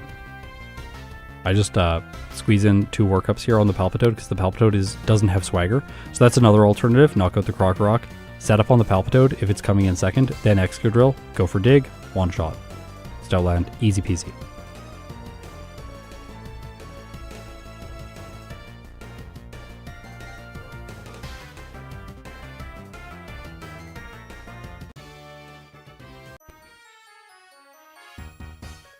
Like Bobo Smith, like if you don't like grinding, like hack in rare candies, and then when you run into a trainer that's too difficult, just use make a rule for yourself, like, okay, if I lose to a trainer, I can use 3 rare candies, or if I lose to a trainer, I'm allowed to use 5 rare candies. And it just takes the grind out of it. Like, you don't need to prove anything to anyone. I'm not trying to prove things to people other than this is my format. This is how I enjoy playing the games, and within those contexts, these Pokemon are better, these ones are worse. I'm trying to demonstrate that to people. So, I'm also trying to, this is a mistake. I should not have run into this person. Just make the format, set up the format in a way that makes it enjoyable for you. We're playing Pokemon games from the early, well, I was going to say the 1990s, but now we're in the 2010s with Pokemon Black. But we're playing old Pokemon games. And in my mind, it's just play it how it makes it fun for you. I don't think you should play by my rules. I don't think my rules, I have chosen my rules for specific reasons, but those reasons are reasons that I have. Those might not be your reasons. Like, I know, like, Snowy plays with double team. I don't play with double team. That's fine. We play with different rules. It's okay. Snowy plays with the bike. I'm learning the bike. Stay tuned for the Gen 2 videos where I can't get through doors.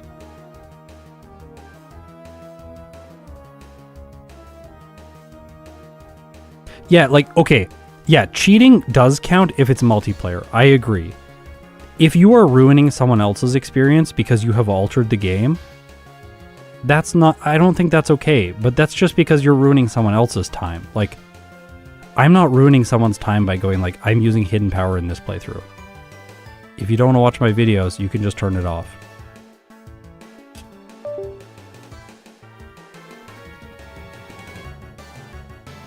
Hey Scott, how would you recommend finding an editor?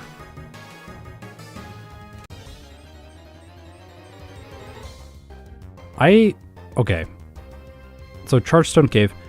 The only choice in Chargestone Cave really for most Pokemon is do you pick up the rare candy on the basement floor. So now I'll talk about finding an editor. If you're doing public, something that's public, like YouTube, the editor will find you. So when you get to that place and your channel is starting to generate revenue and you have ongoing revenue that you can, like disposable income that you can put towards video editing, at that point, you will be able to just put a message on your channel and go like, hey, I'm looking for a video editor. Anyone interested? And then people will send you interest.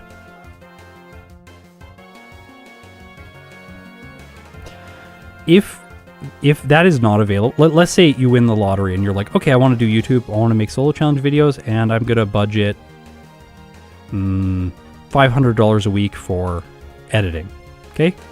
Let's say that's what you do, or $1,000 a week for editing, right? If that's what you're going to do, okay, great. How do you find someone? Well, I think the best way to find someone is do, like, test projects with them. So you say, here are the, like, you have to do some of this work yourself. You have to know how to edit the videos yourself, or get someone that knows how to do this format to edit them for you. So, like, if you need example videos, like, I don't know, like, you hiring an editor, give them all my videos and go like, I want them edited like that. Like that guy. Or, these are the videos on my channel currently, and this is how I like to edit them. Edit them like this. Give that person a project, see what they do with it. And only like sign a contract to pay them for one project. Do pay them for the project. I don't believe in people working for free. So like, I don't believe like, oh, do a trial, like get them to send you some work for free and then see if you like it. No, pay them. But this is why you only pay them after you get revenue from your channel. You don't lose anything because your channel made the money, then your channel gets to spend money testing a person. And if the work is bad, don't take them on. And if the work is good, take them on. If the work is exceptional, give them more money and never let them leave. That's a joke, by the way. But actually just try and yeah.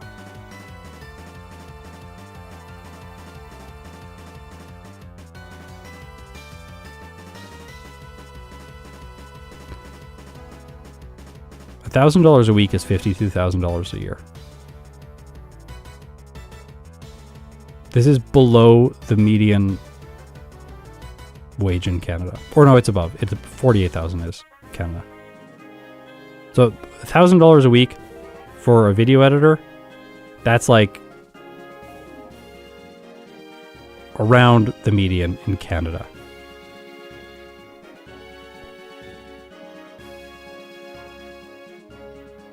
But it's also like, what can you afford, right? Like, you might not be able to afford that. That's fine. Just tell people what you can afford. Like, I can't afford this. Could you do it for this amount of money? If they say no, it's not a good fit. That's fine. Sometimes people will say like, oh, my salary is $3,000 a week. And then you're like, I don't have that much money. Can I pay you $500 a week? And they're like, yeah, I just really want to work on this project. I didn't know how to do this puzzle back then. You can see I'm slow there.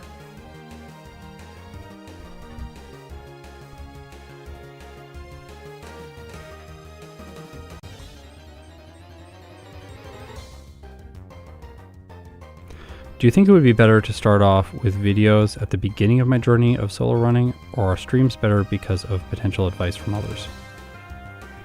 What do you want to optimize for? Are you optimizing for improving your skill and having fun with the game, or are you optimizing for like long-term channel success? If you want long-term channel success, I think you should only make videos and you should never stream. Because if you're not established as like a personality that people enjoy watching, new people don't really want to watch your stream. You need to get a sizable, like right now, okay, normally I have like 300 viewers, but it says I have 910 right now, which is, okay, cool, thank you for watching. Normally I have a lot less viewers than this, and but even then, it's like my channel has what? It's like 78,000 subscribers or something like that, and I get 900 viewers. That's actually real. I would say that's a really good ratio. That's like 1.15%. 1.15%. Okay? Conversion of subscribers into viewers of the live stream. So if your channel has 1,000 viewers, you're maybe going to get 15 viewers on your stream. Maybe. The thing is, if you do a stream, I don't think any people that watch your stream are going to subscribe to your channel. But if you make a really good video that someone enjoys watching, they're going to subscribe because they want to watch another video like that. And then if they watch a lot of videos like that, they're like, oh, I'd want to watch this person's stream because I like this person. It's like, I think the process for success in a niche like this is quality first, and then you go on tour. As a musician, you record an amazing album, and you put a bunch of money and time into making that album amazing. You release the album becomes successful, then you go on tour. You don't go on tour and then become wildly successful. If you do go on tour first, you become successful because you got an album deal, and then the album that you made after being spotted on tour became successful.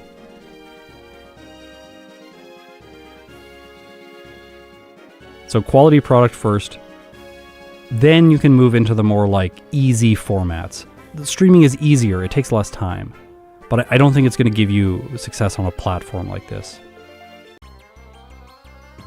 And I think very, very rare cases will get successful doing this. And that's a personality thing. Some people are better at streaming than they are better at making videos. Like if you're just hilarious and ridiculous all the time, you're probably made to be a streamer. Don't ever try to make a produced video.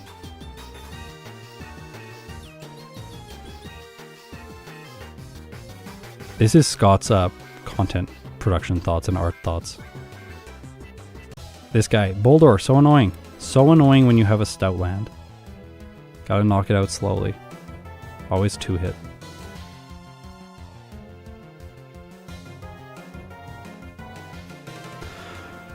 They're like,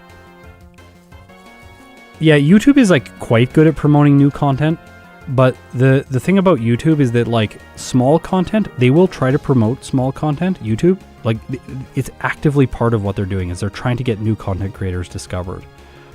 The problem is, if you make a video and someone clicks on it and then they immediately click off, you're never going to get promoted ever again. Because YouTube basically goes like, okay, we showed that video to 1,000 people and none of them watched it. So why would we ever show that video to anyone ever again? It's obviously just not good quality. So if that one video on your channel is you streaming for 6 hours, fumbling through a game that you're just trying to learn, like that might be fun to just like have some fun and hang out with some people, like 5 or 10 people, play a game, but that's not necessarily going to be promoting success on your channel. So I think if you want to have fun, stream. It'll be great. If you want to build something successful, I would promote content and build something that's very high quality.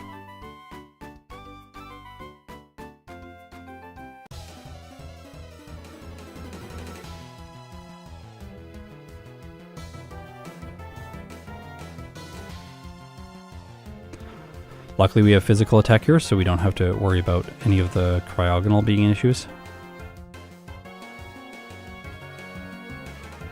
How long do we have to wait for Klinklang? Okay, I built a piece of software behind the scenes that allows me to schedule all the production for these videos. So I have a calendar, and it lets me organize things into seasons, and I have scheduled runs until 2029. So I can actually tell you when we're going to see Klinklang.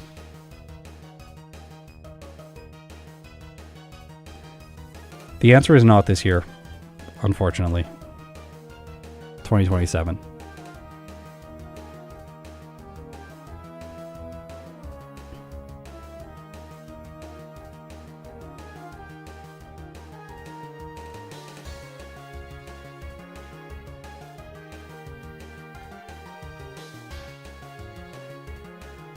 Well, Schizo Kitten says streaming would force the person to dedicate their time to entertainment of others, which is not so much about learning.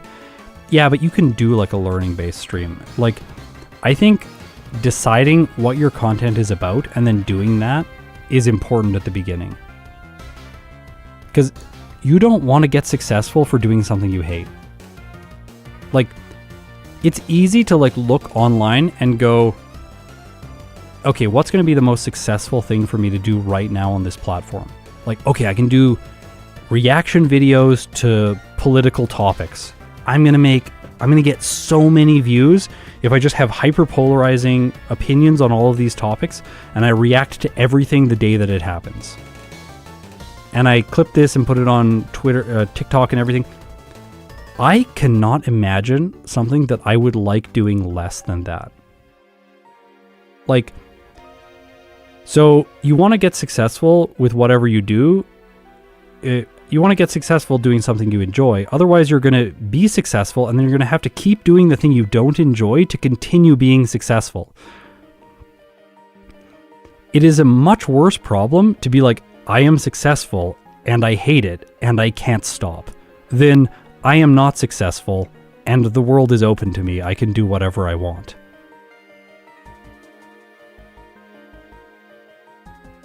Also, this is probably the only time that I have messed this puzzle up this badly. I can't believe how bad it went there. I just failed twice.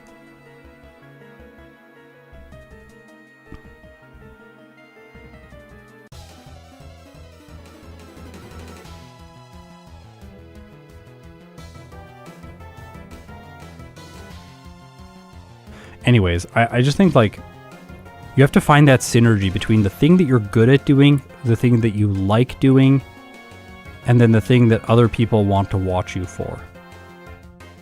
There's not going to be perfect synergy there, but you're going to try and find as much synergy and overlap as possible. So if you do like learning, maybe then don't try and be the entertaining streamer. Just try and be the learning streamer. Like, when I log on, I'm trying to learn, and like I'm trying to teach you about learning, and like maybe you can incorporate good learning habits into your stream.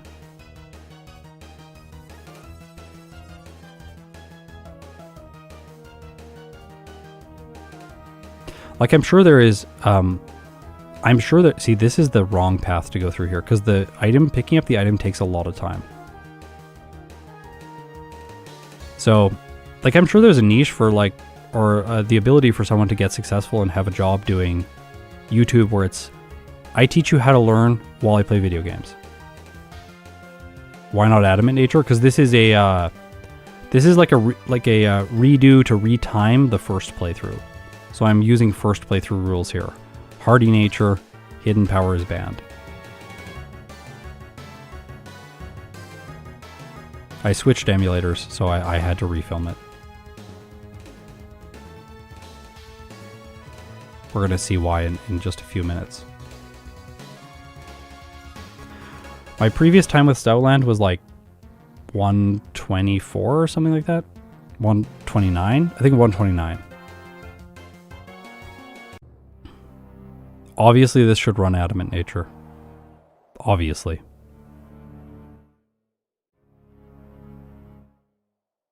Here's the thing though, I don't even know how much Adamant Nature would really help this Pokemon, especially if it starts fully evolved. Because it does so much damage with Return that it's one-shotting pretty much everything. And then if you're not going to one-shot, you're just going to use Workup anyway. So really the Adamant Nature only helps in those edge cases where like 0 turns of setup is not good enough, so you have to do 1. Or 1 turn of setup is not good enough, so you have to do 2. For every increasing step of setup, if the Adamant Nature gives you the one-shot instead of the turn of setup, then you are gaining time. But the nature itself is not really going to help Stoutland. Like, that's not going to be incredibly material to the time of this run. Whereas, like, you don't have enough speed because you didn't run a Jolly Nature, and then you get destroyed over and over again by Agatha and Fire Red. And you're like, well, like, I needed the Jolly Nature to make this okay.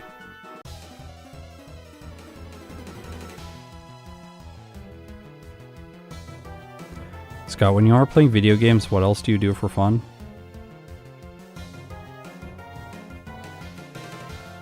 I started a new business with my wife. I do programming to make the solo runs easier and faster to both do as a player, but also to produce. Oh, I like to go to movies with my wife. We try and see every new release horror movie in theaters. It's a little bit ridiculous. And then we started the business last year in November, and during daily December, we couldn't go to movies anymore. That was kind of sad. I guess that's my hobby, is going to movies with my wife. It comes back to everything that I have not seen Iron Lung yet. No, we do want to go.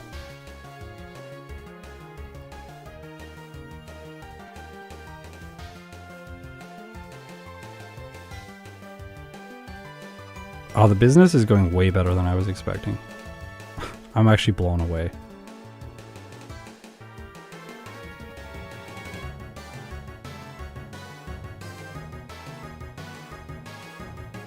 Luckily, it's up and running now, and we got some really good employees, and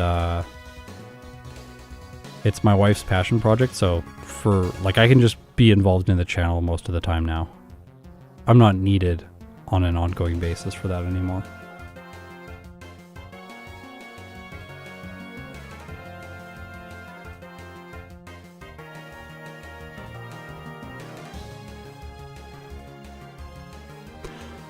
I'm not going to talk about what the business is or what it's called because I value my privacy online and I don't particularly want people showing up because they watched a video of mine. Being like, hey, I'm here to meet this guy. It's also just not my privacy either. It's like if I talk about these things online, I have to, okay, if you're going to be a content creator, you need to think about this and what your policy is going to be for this. Like, are you going to do a face reveal? Are you going to put your real name on the internet? Are you going to talk about things in your real life that would allow people to find you in real life? The reason I say that is because once you do it, you can't take it back. It's a one-way door. And then the second thing is that you have to also consider future implications of these decisions. So, like, imagine I tell you about the business and all this stuff, and then you can find where I live, you can find all of this stuff because you know this information about me. Okay, sure, what if I don't care? I might not care. I don't really care that much. But now my wife's privacy is also impacted. Now my parents' privacy to some extent is also impacted. Now, if I have children, my children's privacy is also impacted by me making this choice. So if I have a kid and I want the kid to be safe, do I now have to move and shut my business down?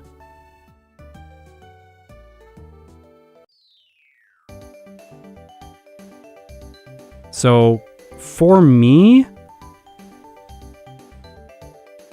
I think keeping my child safe online is more important. And I don't have a kid yet. But I could see that being a problem in the future.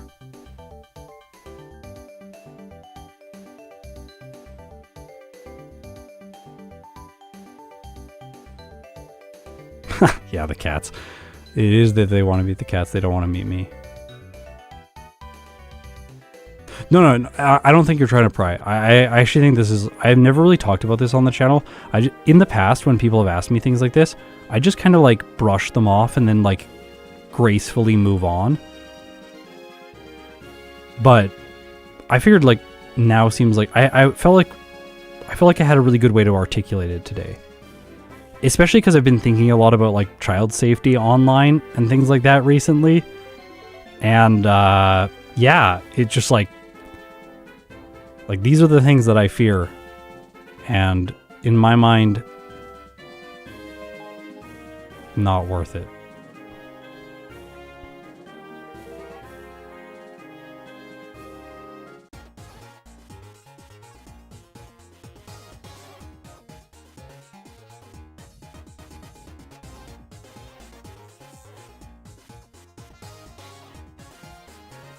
And other people might be totally comfortable doing different things, and that's okay. It's also okay if you're just like, I just want to be an open book, I'll just put it all out there and it'll be okay. I think that that's largely the case. For most people. But, yeah.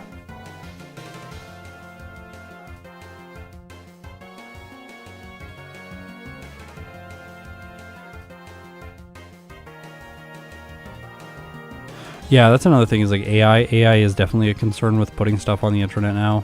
Like you can get cloned and then be able to make videos of you. This gym is so long, you never want to black out in here. Ever. You also don't want to save in here because it already takes forever, and if you save in front of every trainer, you're just going to waste so much time.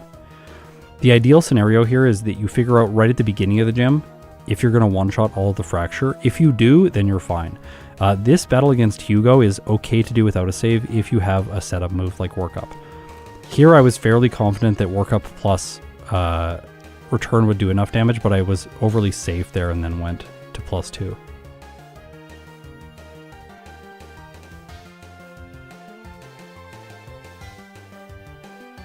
I saw a hilarious TikTok the other day where someone was like, it was like boomers in the 1990s and 2000s, like, don't put anything online, kids, you gotta be like really careful. And then like boomers now are like, hey, look at this like AI cat beam that I found on this really sketchy site. Do you think it's real? It's like, it's been an interesting pivot.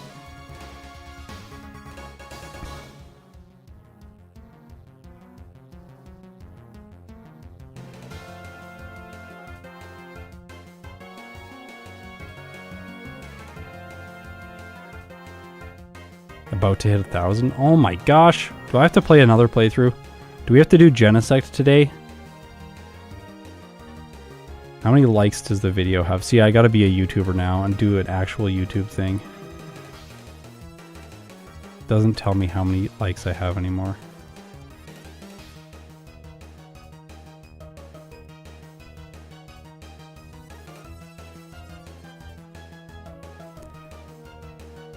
Do you have any plans of playing past the DS era? I feel like the Gen 7 games are going to be impossible to solo run.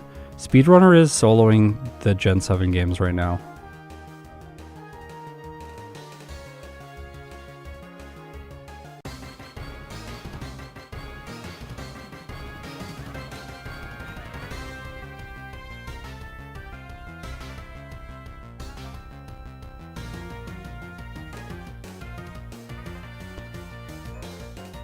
Oh, 58 likes. Okay.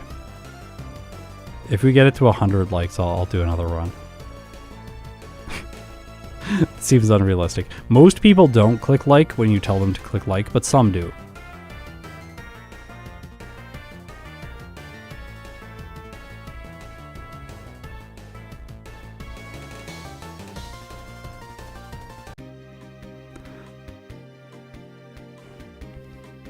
I guess I should drink water. Yeah, I don't have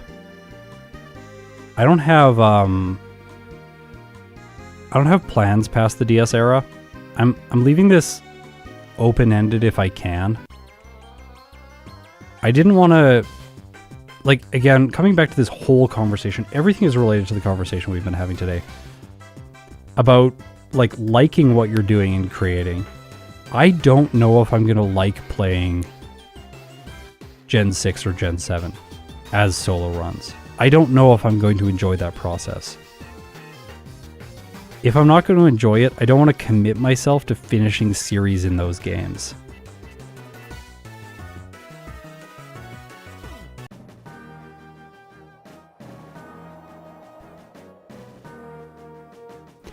So right now I'm not sure. I'll probably play like 1 or 2 of them on the channel to see if I do enjoy them, and then I'll make up my mind.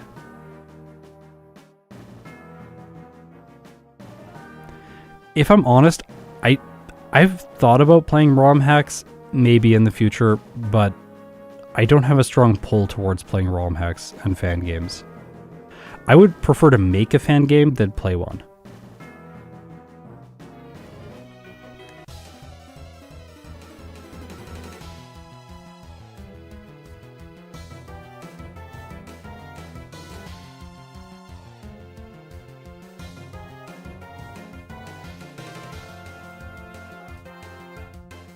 Yeah, if I could get a mod to remove the cutscenes in Gen 7, that would be amazing.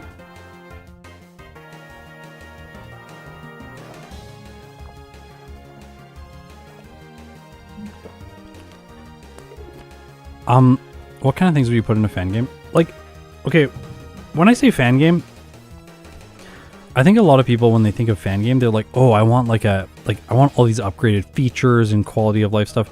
I'm not like really interested in that. Like, I want to make a Pokemon experience of a fan game, but like, I think if I made a fan game right now, I would make it with the Gen 2 engine because I love the aesthetics of the Gen 2 engine, and I would remove the entire Pokedex and create a completely new Pokedex.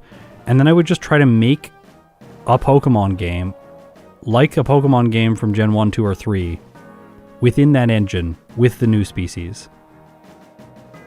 Basically, like, I'm not really interested in like adding new mechanics and stuff like that, but like designing maps and designing species and designing gym leader teams, and I think that would all be very fun. Okay, so rare candies now. It's time for the Elite Four. I'll talk about the run here and get focused. But I don't know about Gen 6 and beyond. I don't know. But I will be playing the sequels to Black and White. Okay. So, 1 turn of workup, and then just destroy everything.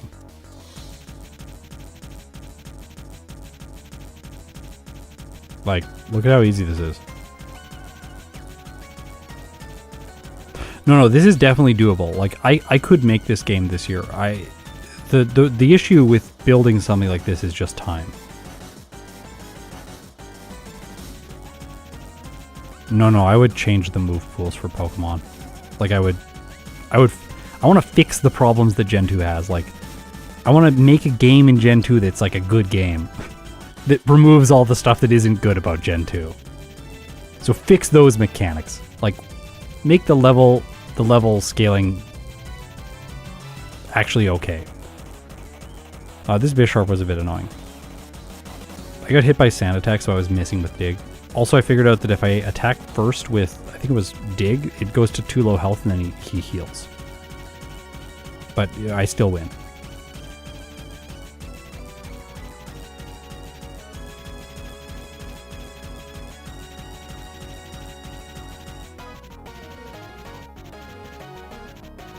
Oh my gosh, yeah. 86 likes.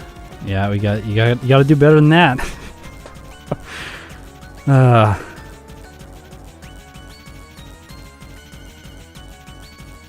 I should have said 1,000 likes. Every time I ask for likes, I get like 4 more, and then I'm like, okay, I thought that was what was going to happen, but we've got more than I was anticipating. Also, look at how close this is. He still gets me. So, yep. too bad. I don't know why it doesn't... Does it show me it somewhere? Like stream health, something, stream settings? Oh yeah, it does show me the likes here. Now I can see them. So you can't trick me. 87 likes. So I did start having problems here against Marshall. This is, like, there's not a lot that Stoutland can do to fix this problem. We don't want to over-level for this at all, and we need enough setup to one-shot all of his Pokemon. Like, we could run a Citrus Berry to heal health during... Like, I don't have a good health item right now because I didn't want to pick up extra items to waste time during this run. I was trying to save as much time as possible. The issue here is speed. If we set up with Workup, then we lose the speed, and the Mienshao and the Sock move first. I believe that's why I win, though. The Mienshao goes for U-turn instead of Jump Kick, which was, like, free. Thank you. Oh, no, it still gets me. Never mind.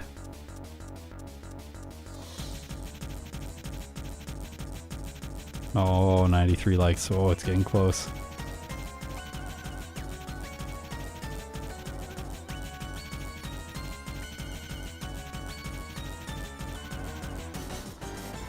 How do I get him? I forget how I get him.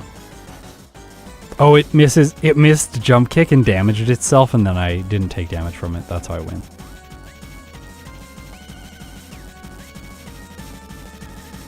Like, not a good plan. Again, this is supposed to be a first playthrough, so it's not optimized.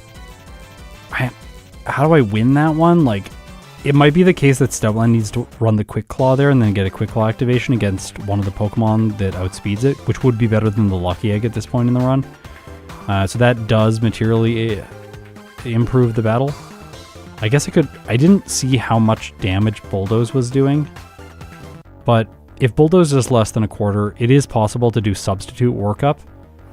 Then Substitute gets broken, but you don't lose the speed, and then you outspeed everything and you just win.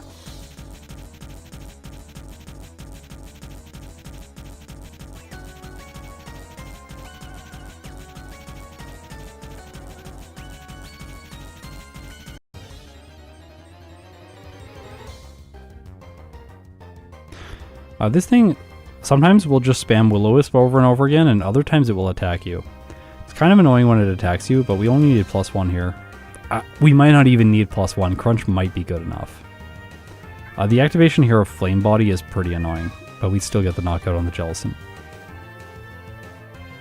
Yeah, Sturdy on the Sock is very scary.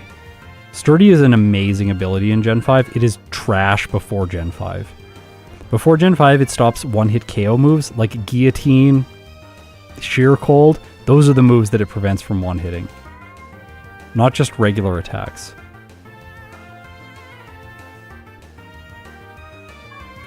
Yeah, Churro's here. Oh, we hit 100 likes. That's what Churro's celebrating. Yeah, buddy. Oh. Yeah, I'm going to play Genesect now.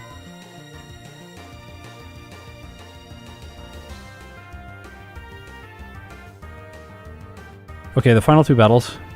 Dig Substitute Workup Crunch is very good for the last two fights. We can teach Return in the place of Crunch. We need just something to hit the Cofagrigus, but it doesn't have Levitate, so Dig is fine for it. And then Dig is very good for the Zekrom. The Zekrom on turn 1, unless your typing shows that it's going to give like a one-shot with Fusion Bolt, it's going to go for Fusion Bolt on turn 1, followed by Light Screen on turn 2. So if you dodge its Fusion Bolt with Dig on turn 1, then it Light Screens on turn 2, which is just beautiful. And since Dig is super effective, you usually two-shot.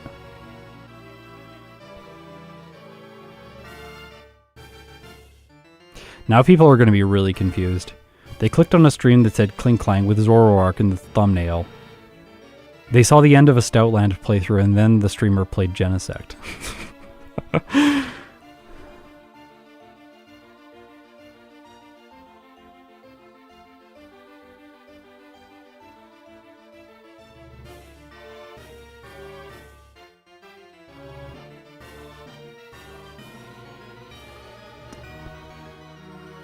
I think that growth rates are quite consequential in this generation, but I think that the way that they are consequential is not in the way that we see it manifest in other generations.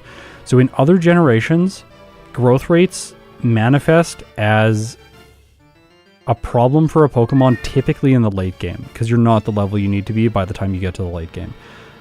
I think in this case, though, the most Pokemon arrive at the end of the game around the same level. The issue is that because of the experience scaling, the issue is that having a bad growth rate in the early game really does impact runs, especially when it's a run like this, where,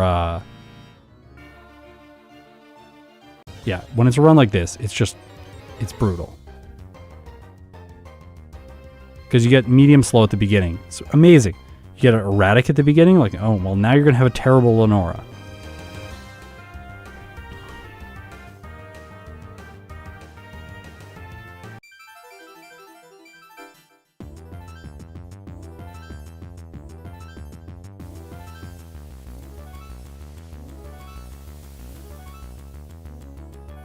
Oh, I started watching Scott when he still had the older layout for Gen 1 games.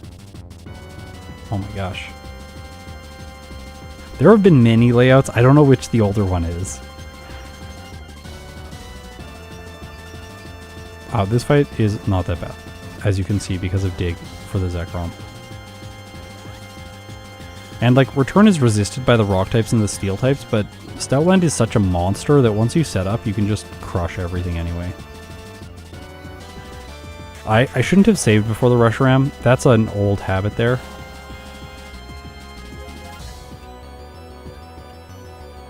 Okay, gets us. So we have Dig for the cover Grigus and Substitute, so it's going to spam Toxic over and over again. And we are going to be able to max our attack with Workout. I don't need +6 here. I need to like be better at the mental math and knowing exactly how many turns of setup I need to one-shot everything. Like, I'm not really sure what it is for this fight. Like, I don't know if +2 would be enough to one-shot the Hydreigon. But probably. Okay, so my next Stoutland playthrough, I got 110.51. 4 resets, 6 blackouts, level 69, nice. Game time of 4 hours and 34 minutes.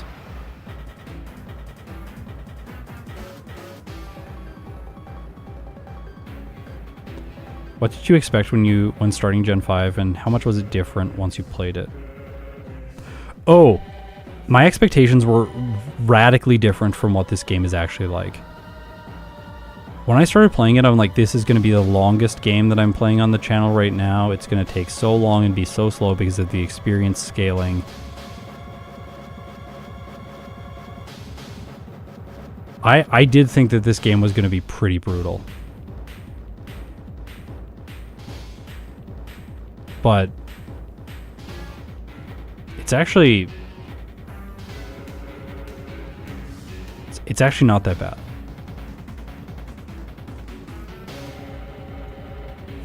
And that's it. Stoutland. I'm going to do unknown. I'm going to do it. Don't worry. Alright. Genesect is a very sad Pokemon in this game. It is truly horrendous. What was my expectation for Genesect? Not this. My expectation for Genesect was it was going to be a good Pokemon, because it's a mythical, and I was like, mythicals are good, I need to play a legendary.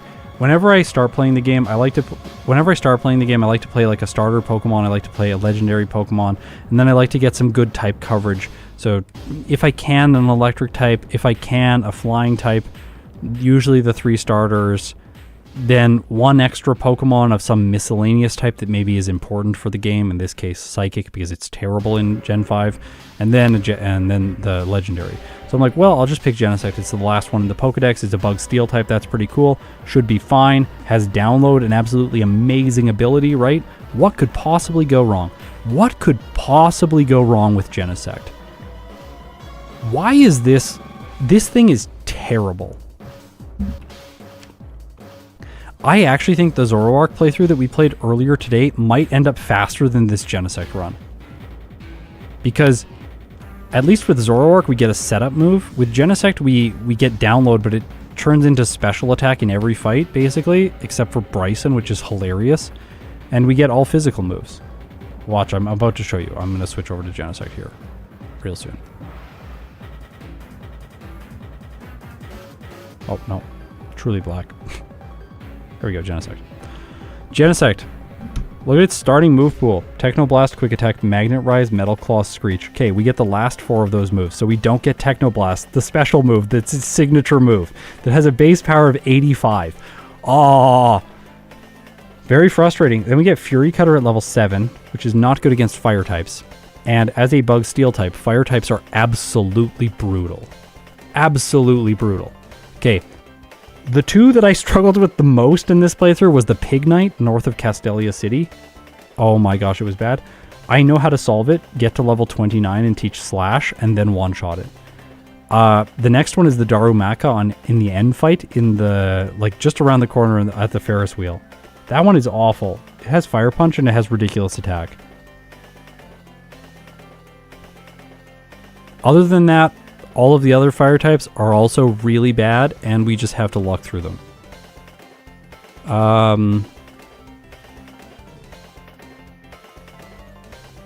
Outside of that, I don't really remember much about this playthrough. Other than Genesect started being really good once it got to use special moves. And I converted to a set that was like Charge Beam,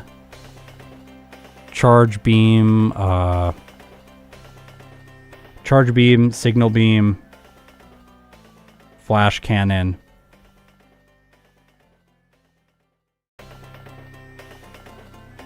I'm probably Technoblast. I think I deleted it pretty soon though.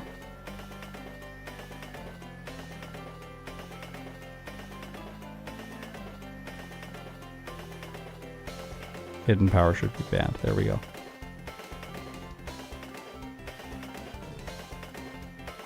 Anyways, I think that's the strategy for this run. Are the drives available for Genesect? Yeah, 2 of them are available. I think the better ones, the like electric and ice drives, are available in black version, but you have to go very far out of your way to get them. They're not worth it for a playthrough like this.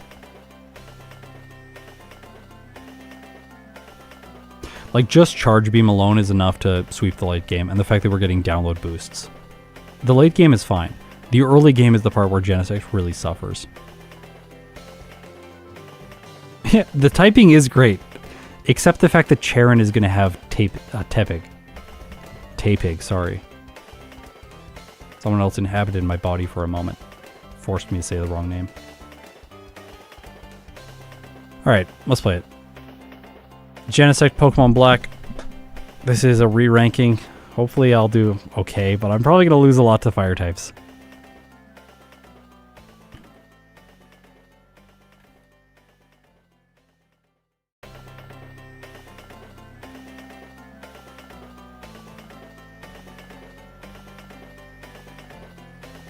Chill and Douse in white. Okay.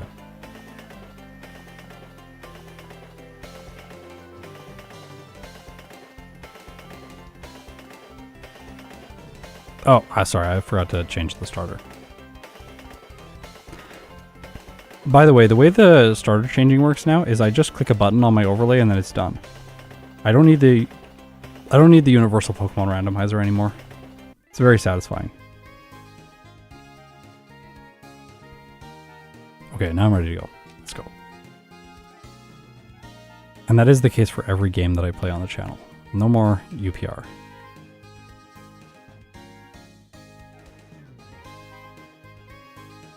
And thanks everyone for stopping by and hanging out. This is really fun.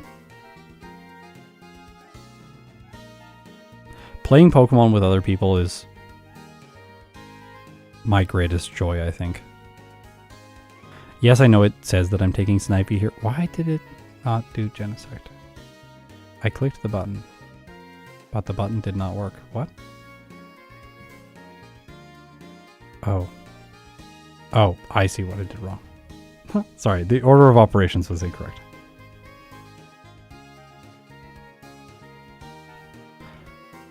Okay, third time's the charm.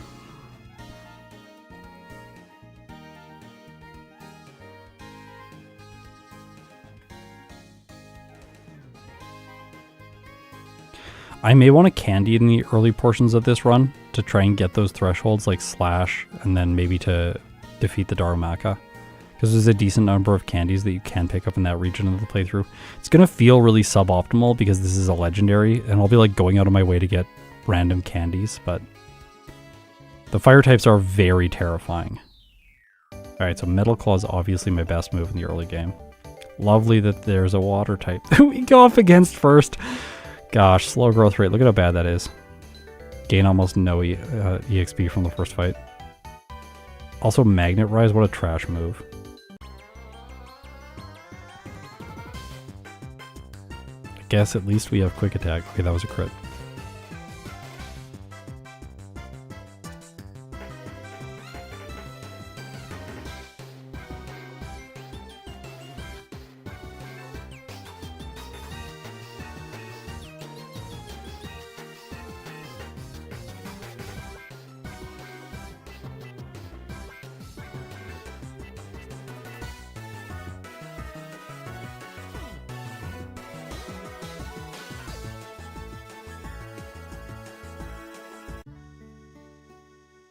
I haven't considered filming one where I get Technoblast from the start. That would actually be fun, though.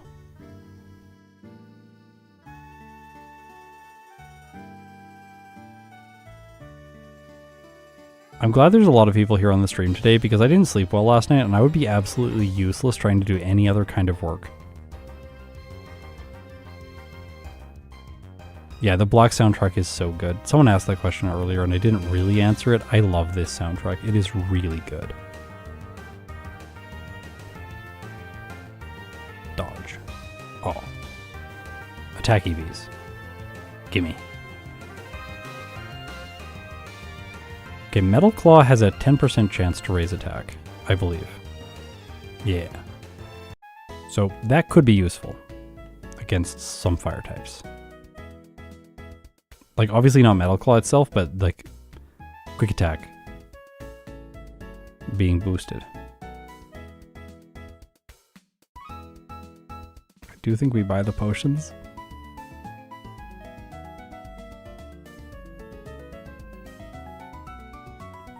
Yeah, Screech is probably going to be the answer to the fire types. Alright, here's another battle. Or we're going to get a special attack boost. So the way download works is if the enemy's Pokemon has the same physical defense and special defense, if their stats are even, it gives you a special attack boost. And there are so many Pokemon in these games that have the same physical attack and physical defense, and it's just very frustrating. Their defenses are even. Like, a lot of Pokemon have even defenses in this game. Well, that's another way, nice way that we can do that. Bump the bottom and then go off like that. I'm going to fight all these trainers. Don't give up on Fury Cutter. Fury Cutter is very good. Bye-bye Magnet Rise. Because Fury Cutter gets the same type of attack bonus. And it's super effective against dark types, and there are a decent number of dark types in the early game.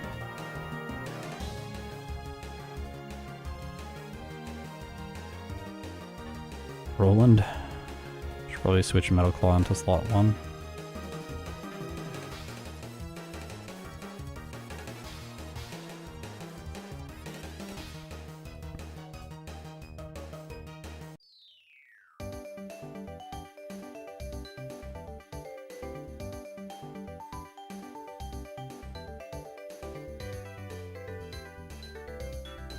It's so sad that it doesn't come with Technoblast, yeah. How useful is download ability when used by Porygon in the previous generations? Very useful, very useful. Download is amazing on Porygon. I did a backport of Genesect 2 in like, was it Emerald, I think? I think download was pretty good there too. It's not as frustrating as it is in this game. Because you're constantly getting the wrong boost. Like, look, special attack for this fight. Like, ugh. I guess I should Fury Cutter this, because I don't have the attack I need to one-shot anything with Metal Claw. Never pick up the monkey right away. I could do a yellow... I wasn't planning on doing a yellow soundtrack tier, but that does sound fun. Yellow soundtrack tier list. Alright, I don't know. Maybe it has Ember. Gosh! Okay, well, whew. We're okay.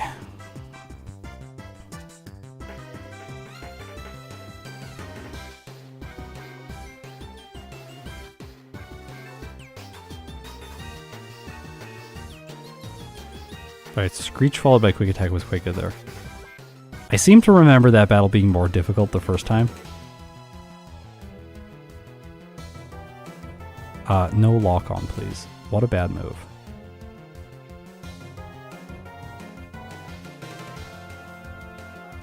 Yes, the move reminder is going to be the first time we get a special move.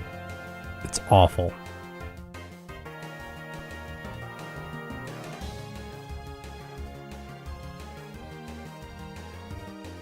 All right.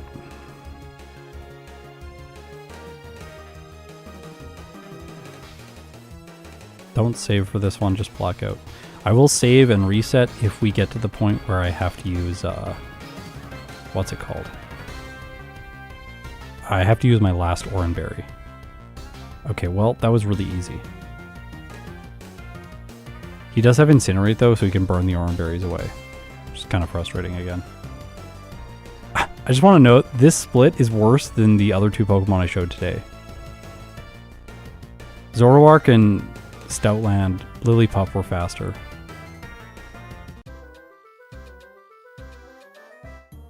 It's more funny than anything else. I think I could make Genesect faster in this section of the game, but it still illustrates the point that this legendary is not amazing. You would expect it to be like 30 seconds faster or something. Like, oh yeah, like demolishes the early game. So much simpler. I don't know.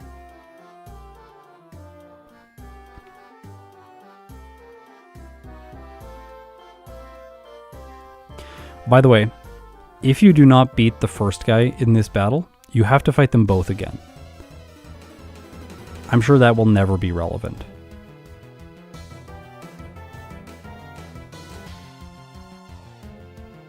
And when you do fight them again, you have to watch the whole cinematic again. I'm sure that will also never be relevant. Is it because the download time? I think download time is part of it. I think the other thing is that we're just like not one-hitting stuff. There's some like move reordering, slowness.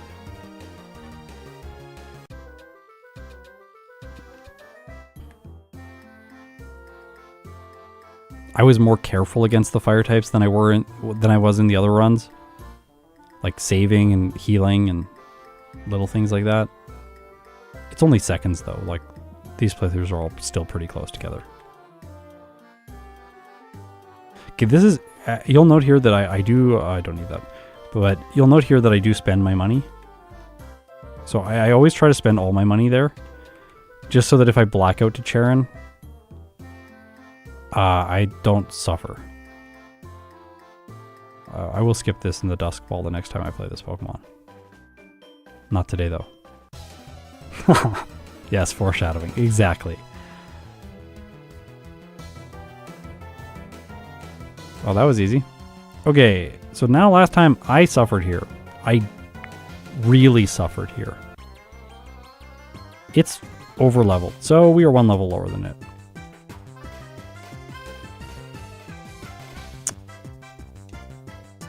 Yep.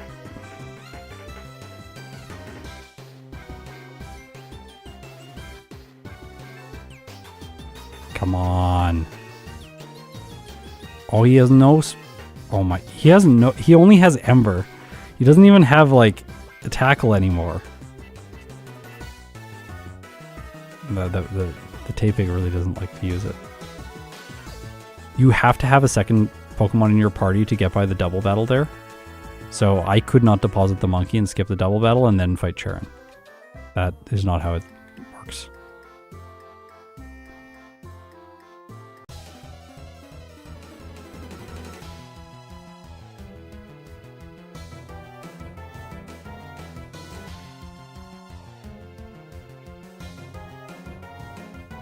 Oh no.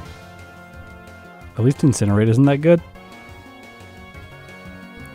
Also, you know that the Pokemon is bad when you're fighting these trainers. These trainers almost never get fought in these solo challenges.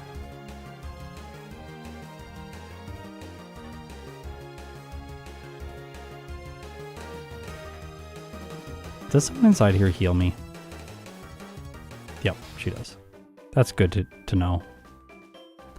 Okay, I can run Oranberry for this. I'll try one more time, like this. I don't really want to fight wild Pokemon. Alright, I guess I got to. What else do I do? Do I survive if I Oranberry?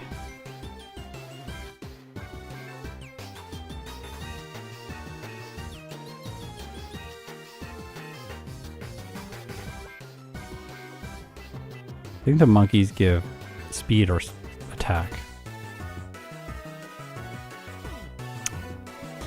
Oranberry doesn't change anything because it gets me on the second turn.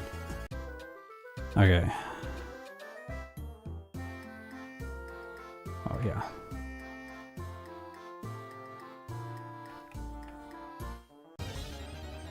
Hey, watch this special attacker train on Pokemon that give it attack and speed EVs. Gotta love this.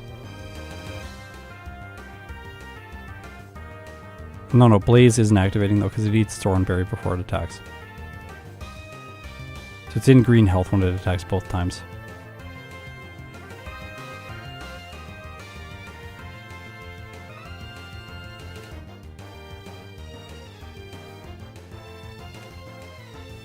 Maybe?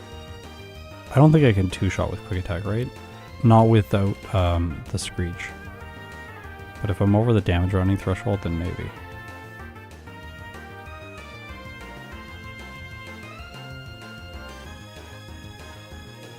Yes, Screech plus Quick Attack still misses the damage range, correct. That's what we saw 3 times in a row. Isn't this great? What an amazing legendary. And we fought all the trainers in the early game. We didn't skip any. And because of level scaled experience, we gain nothing from this. And because the Tepig is first on his team, we can't even blackout train to him to gain trainer boosted experience. It's like a very bad scenario. Now, if I had run an attack boosting nature, this would be different. There is no grass in the Dream Yard for us to train in.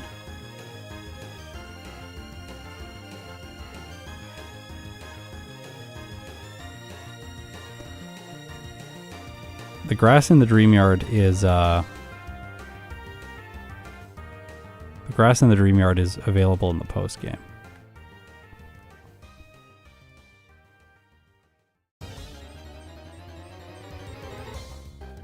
At least that's what I think it is. Maybe there's a spot in there that we can train. I'll go look. Second guessing myself now. There is grass in the Dream Yard. Is there? Well, I deposited the monkey, so I gotta go back. Love this. This is definitely not faster. Right now it's not. Maybe before, but not now. I'm so close to leveling up. Oh, it's probably grass past the cut tree.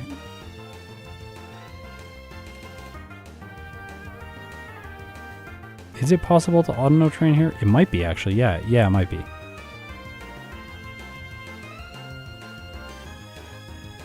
Okay.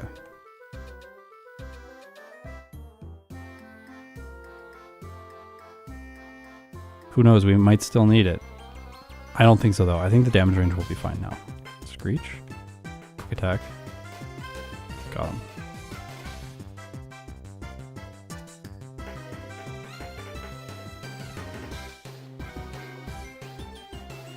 Yeah, we could Metal Claw, but it's 10%. I think it's better to do this.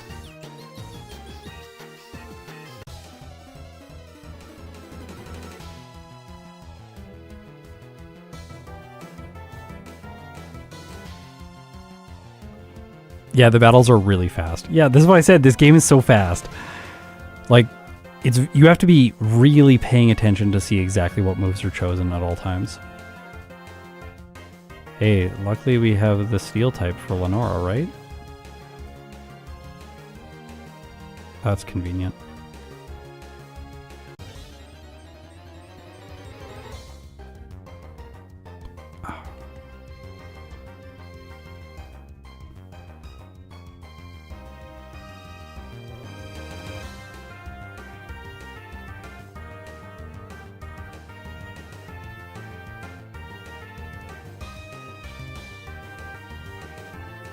By the way, that patch that forces the pit of, it stops forcing them once you catch a single one. Then this grass goes back to normal. That's a solid wild encounter. That was not a shaking patch. That was just, it's rare, but you can get it. Oh well, I didn't want to knock that out. Stop knocking. Okay, he's too strong now. He's too strong. We just got a YOLO ball. I was hoping they'd survive on a sliver. No.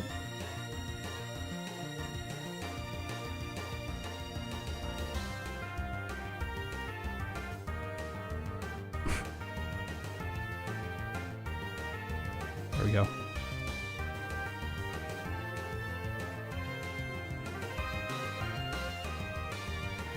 Oops, I didn't use a repel. I got lucky there.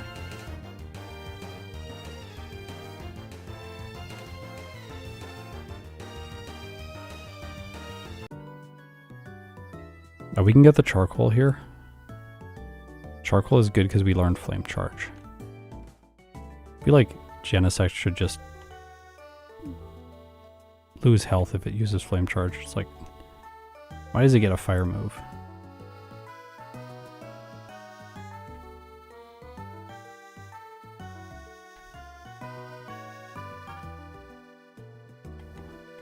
Yeah.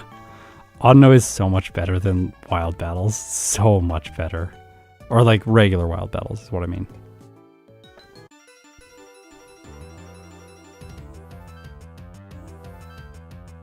Another fight where we do not get a download boost for our attack.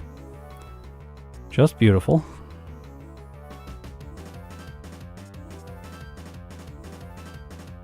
It's like they made a legendary that gets an amazing ability that never gets to use it in a regular playthrough. Maybe this is an intentional thing that they did to try and nerf this if you hack it in. I don't know. It seems like a very obscure, or like a very like they had to like really have mastermind around how they designed the game to just make download Genesect bad. I think it's a coincidence, honestly.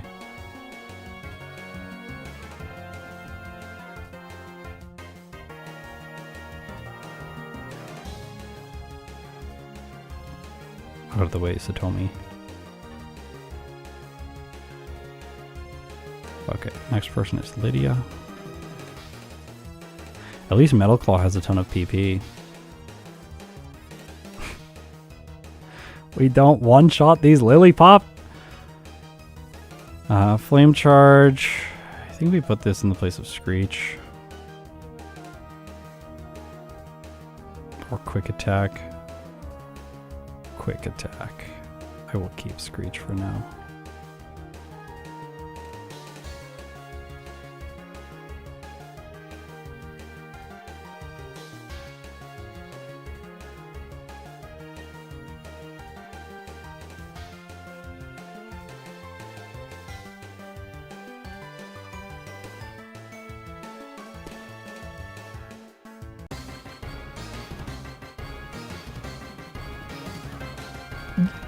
Come on. Give me my attack boost here. I need it for the herdier. Oh, I don't get it. Okay. I'm dead. Right? Oh, no! Just barely. Look at that. First attempt, Lenora. Let's go. That feels pretty good. Pretty good, pretty good.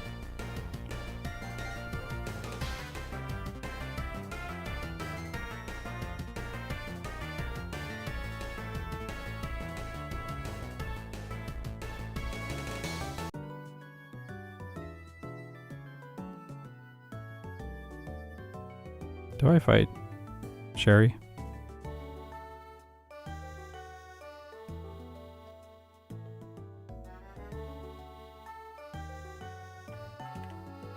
Sure.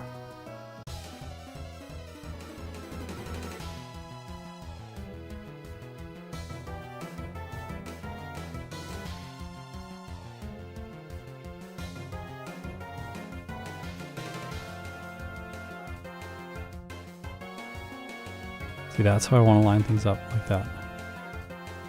My moves are not great here.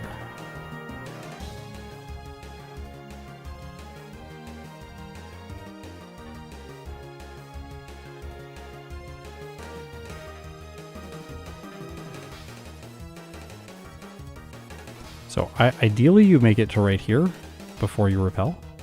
Then one repel will take you through the forest. Because the tiles of grass run out before you get to the... And you can even do the overshoot like I did here last time, up to the top and over like that.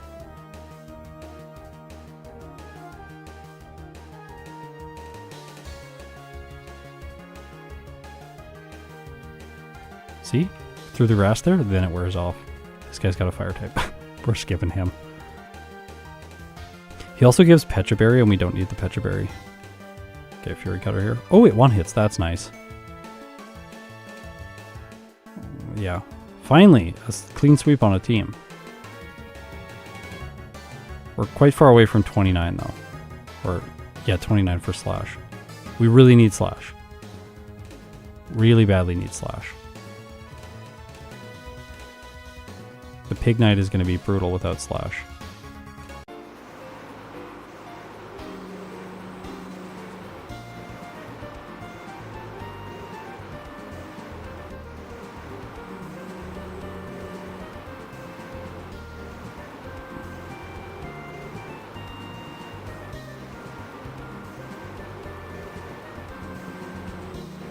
The Streamlight. Oh my gosh! Did you see me go right into that door? That was beautiful. If you've played Pokemon Black, you know that getting into that door is very tricky. Hey, buddy. How we doing, buddy? Doing good, buddy? Getting hungry? Dinner time is still quite a while. It's ways away, dude.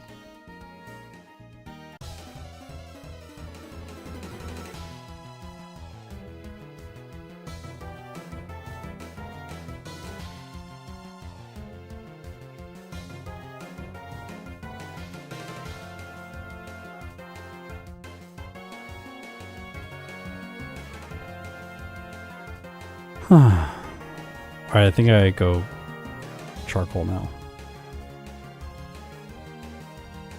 This is not my program, but the program I'm using is made by Austin.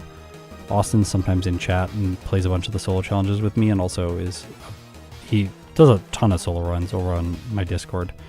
But he made this program, and this program, it looks at the map ID that I'm currently on, and then plays music based on that and based on the trainer that I'm fighting. So that's how it works.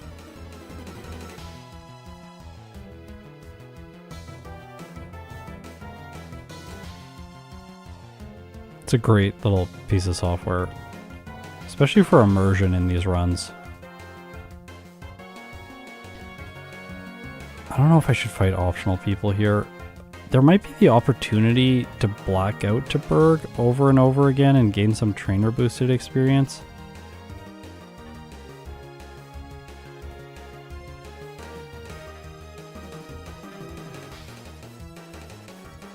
I'm just like wondering where I should get the experience to go to 29 to beat Charon north of the city, because we're nowhere near that. Like, do we do Battle Company?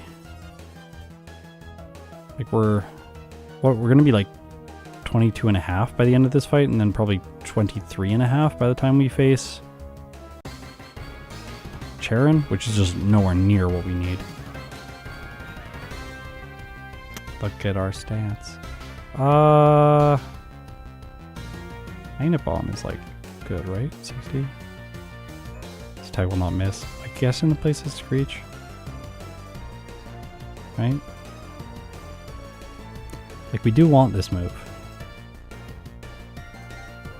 But Metal Claw also might give me a bypass on Charon if I get lucky. The Levani took longer than I was expecting. Okay, more experience from it too. If only we could knock that out multiple times. But blocking out to the Dwebble would take too long. By the way, this guy will come out of the little thing if you bump into it, even if you finish the gym. Steel type Swift, yeah, that makes sense. Should call it Swift Steel. Then I would actually know how to use these moves. Air Cutter, Air Slash. I have no idea what these moves do. Air Slash flinches. Air Cutter has a high crit rate. Okay.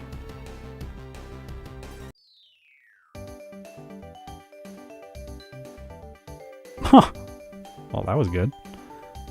That was objectively bad choice. Well, there aren't really good choices here, actually. It's a fire type. Oh my gosh. I think I'm dead. I'm dead. Well, I can black out here. That's actually not that bad. Well, that's bad. I did skip the center. Well, okay, fine.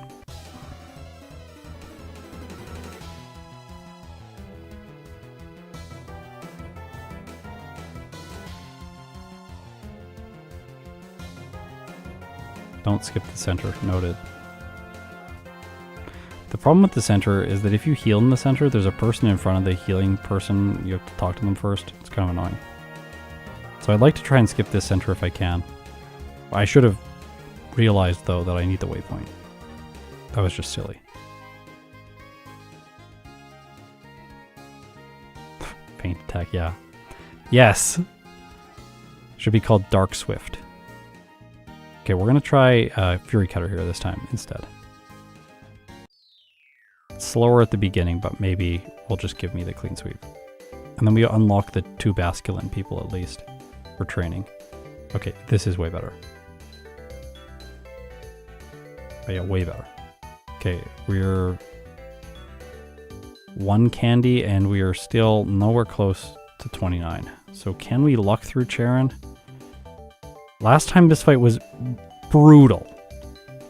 Like, it was so bad. It was so bad. I cannot emphasize how bad this fight was the last time I did it. At least we don't take damage from the sandstorm. That's at least nice.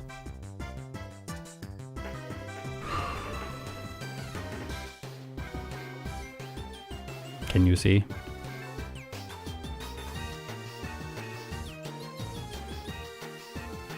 We're gender unknown, so we can't even pick up a tract and use it. Pretty unfortunate. We can't go north because those trainers are not available yet. Also, these are water types, which is not great with our current set. Luckily with Fury Cutter, we can sweep them. I ran into a wild Darumaka last time and it beat Genesect. Gotta love that.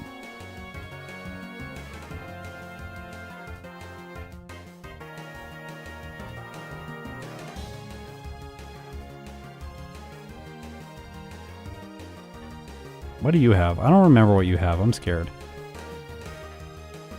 You have a Darumaka? Okay, no, that's fine.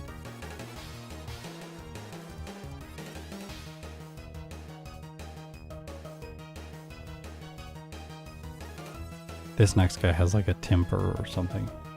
It should be fine. If it's not, we'll just black out.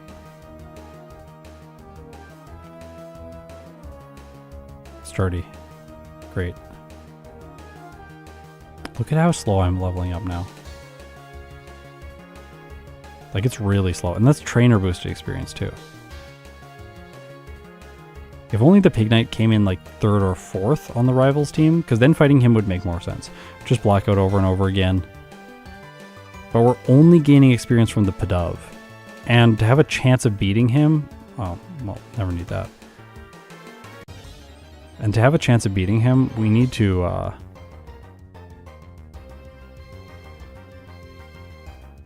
set up with Fury Cutter, which takes time against the Pidove. The walk back is also quite long. Guess that's cool.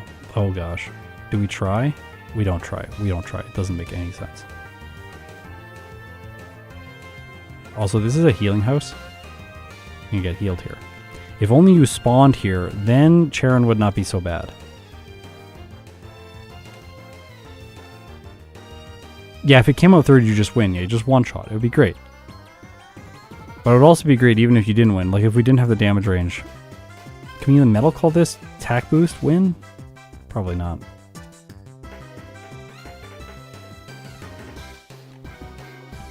Oh! Let's go!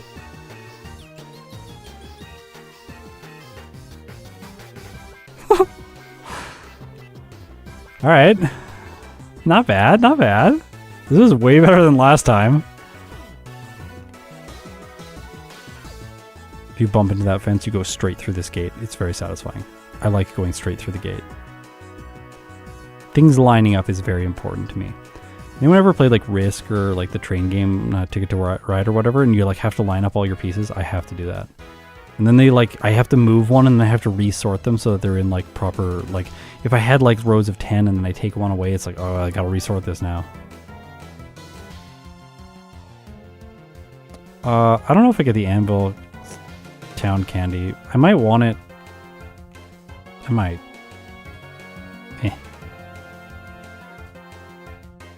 Even if you black out, you still can afford return, as you can see there. That's good. The problem is we had bad friendship at the beginning of this run, so our return power is not very good. As you are about to see. I think you get rid of Metal Claw now. See? Return? Not very good. But at least it gives us something against the Darmaka. Yeah, dude!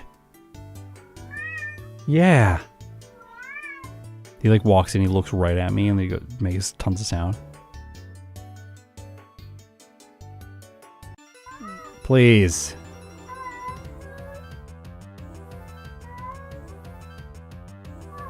Oh, please.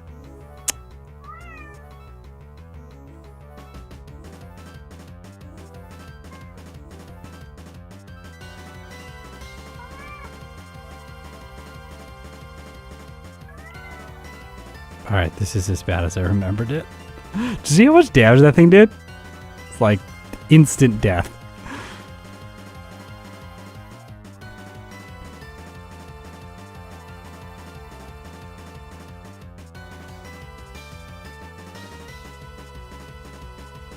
Your returns power is not even better than Slash right now.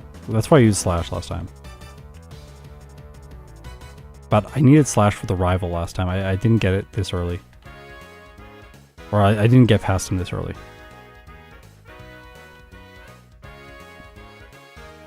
I'm going to get the candy over there and do some extra training.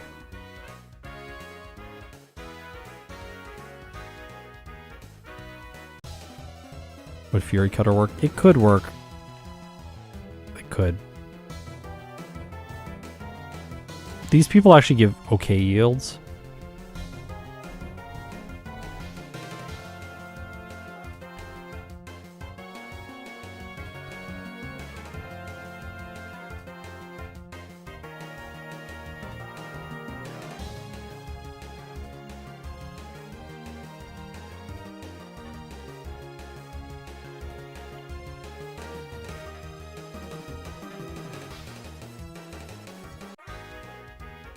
Alright, get rid of Monkey now.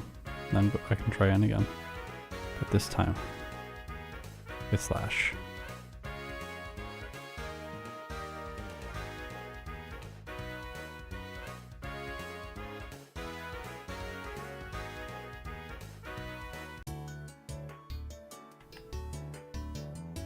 Sorry. There's also more candies available, but... So I know that Return is basically the same base power as Slash right now, but we're going to go over the damage running threshold, and then we also have the chance to crit. Whereas Return is does not give us the chance to crit. The higher chance to crit.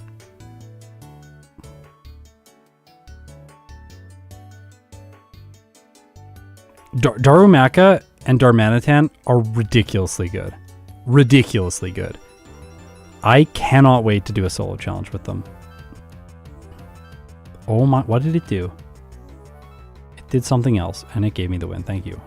Hey, I got an attack boost. Not because of download, but because of Swagger.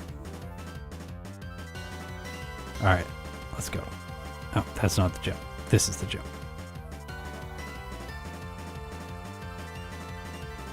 A Flame Charger is sometimes useful here because it's helpful to outspeed Emolgas and stuff like that, but we don't have speed problems. We're a fast legendary. Relatively fast legendary. Yes, timed it well this time. Getting warmed up now.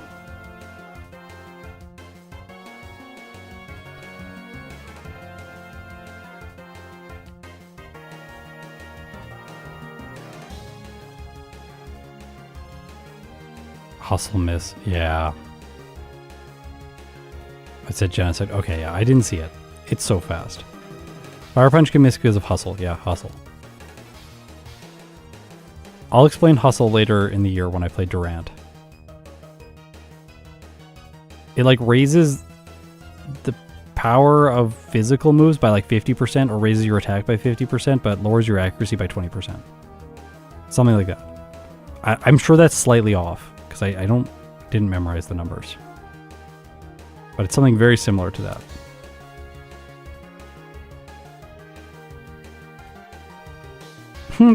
True on, yeah.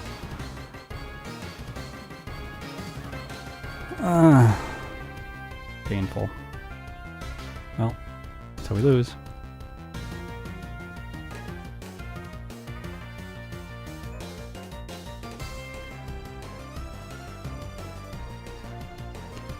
Okay, so we don't want to get paralyzed right away.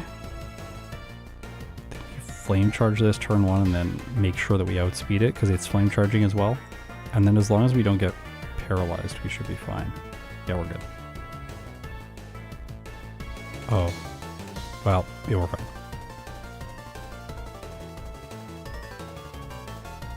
Darmanitan has a base 145 attack. That is so ridiculous.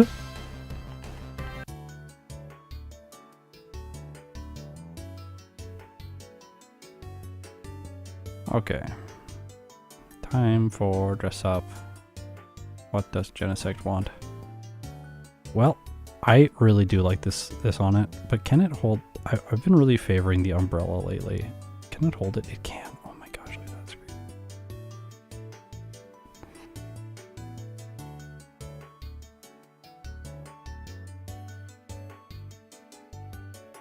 Oh, 140. Okay, thank you. Thanks for the correction. Still ridiculous. Off by 5.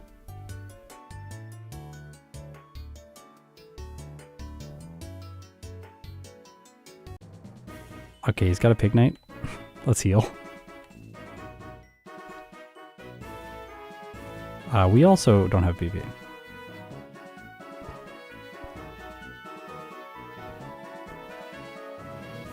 What's your policy about Dream World? I'm not going to play with hidden abilities right now, but I will play with hidden abilities in the future. So right now, no hidden abilities. In the future, hidden abilities. Hidden abilities when I start using fully evolved Pokemon, stuff like that.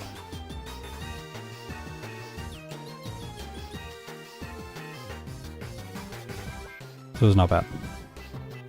Alright. We are almost through the worst part of this run.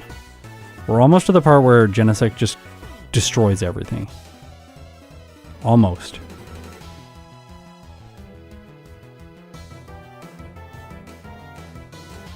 I saw that health bar deplete there for a second. I don't need Metal Sound. I can remind it Metal Sound if I figure out that I need it, but I don't think I need it.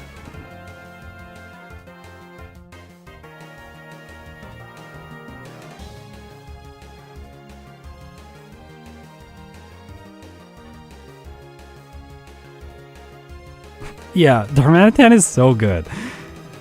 It's so good. Everything about it is amazing.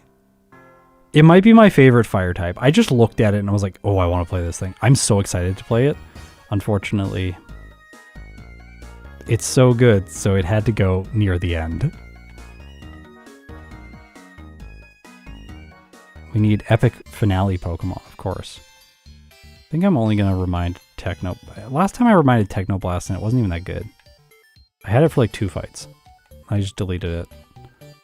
I probably won't even remind it this time. Because what am I going to get? I'm going to get a Signal Beam at 40. I think I got Signal Beam at 40 before I fought N in the cave. I think that might actually end it. I think that was my first special move.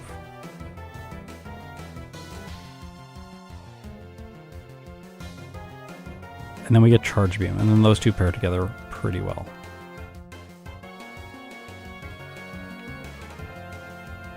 So this is such a weird set. Slash, Fury Cutter, Flame Charge, Magnet Bomb. Very weird. I know my Zoroark is in disguise. It's very stealthy. Oh. All right, take him away, Clay. Yeah, it's time to teach return for sure.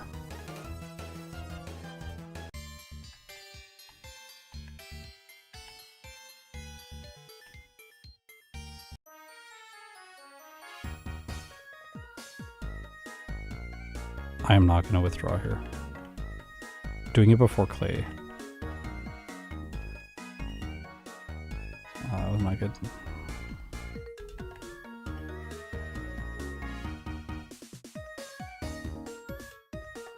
Ten more effective power. For return over slash.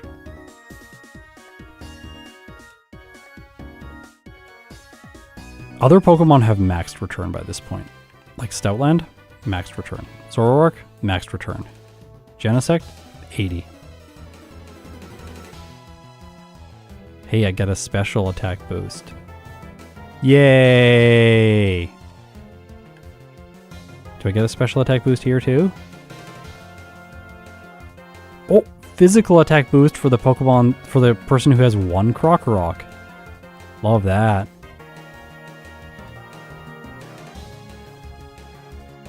Oh, special attack boost for the single Drillbur. Gosh.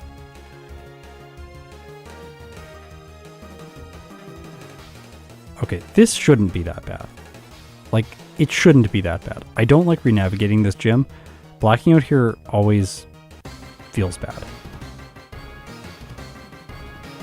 I should have made it wrong. Even it doesn't. Okay, so that's a 2-hit. Like, fine. Oh my gosh. I needed to use more flame charges. Oh!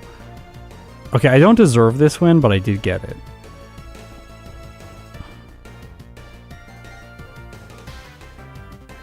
Absolutely don't deserve that win.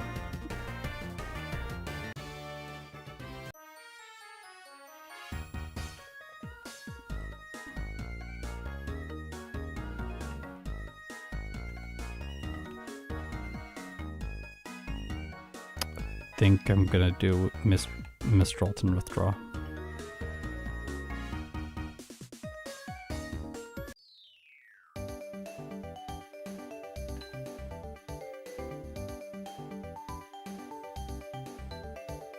No. Terrifying when a fire type survives. Even just a Panseer. It's like not a very good fire type. Like, I'm gonna lose. That's bad.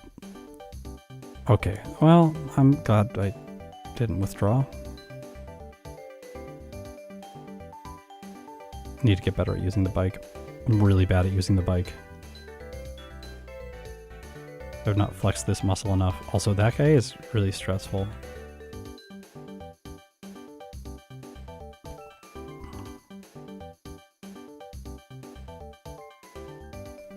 Should probably do that. I should probably bike at the beginning and then bike at the end and remove it for the point there. It's all like a twisty and turny. That's what I probably should do. Okay, I think I have to get a rare candy on the basement here. Although, maybe the lucky egg is going to give me what I need.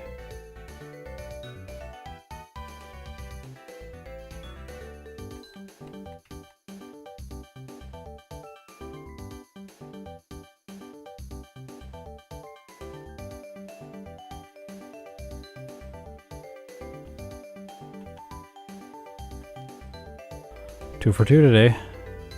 It's pretty good. That spot's a little bit tricky. I don't always get it.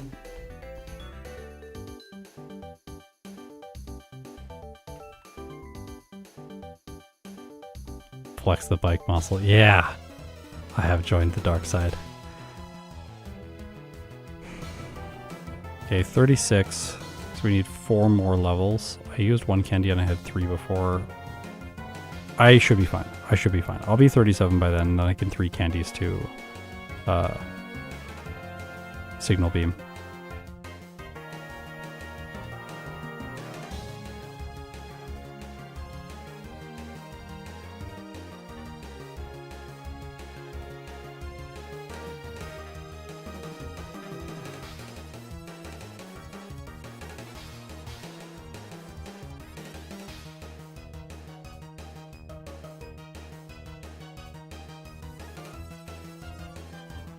Oh, I need 38. I only have 1 candy.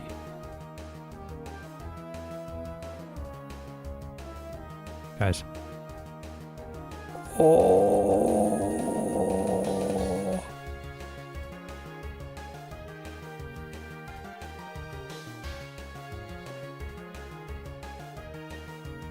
That was a crazy close battle. I almost did not win that.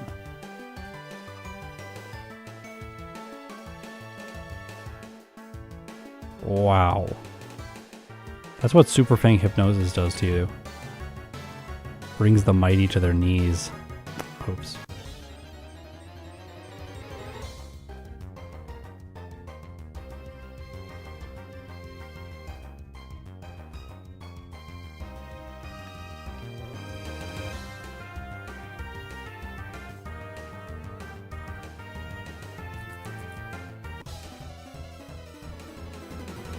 Wait. Am I just barely not going to get... Okay, I do get 38.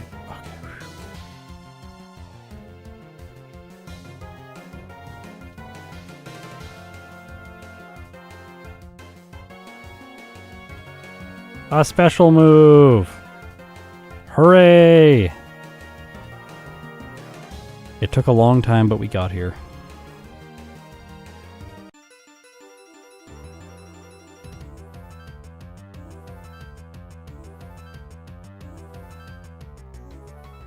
And we have a special attack boost. It's so nice. Look at this. Look at this. Look at how good it is now. It's so good. 47 minutes. But now it's unleashed. Get in there.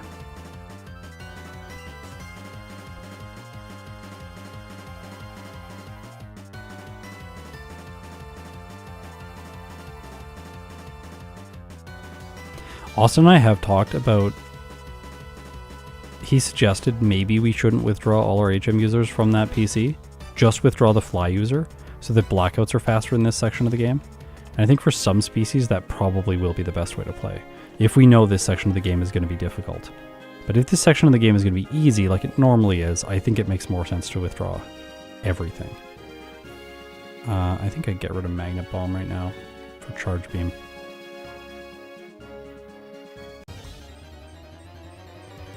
I don't know if this is good. Sorry. 1 second. Give me a second.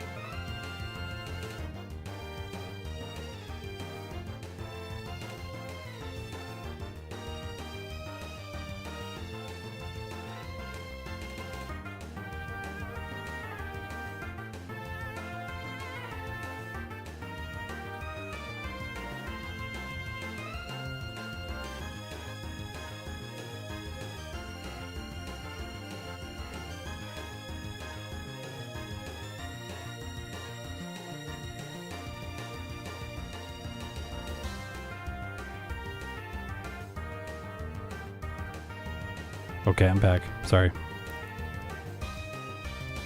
Yeah, I got a call from Schoolboy Chad. That is what it was.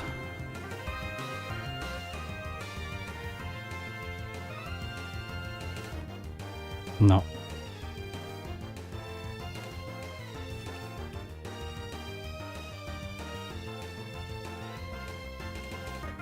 Sometimes Charge Beam is pretty good during this fight, but we have a Signal Beam. Signal Beam is better.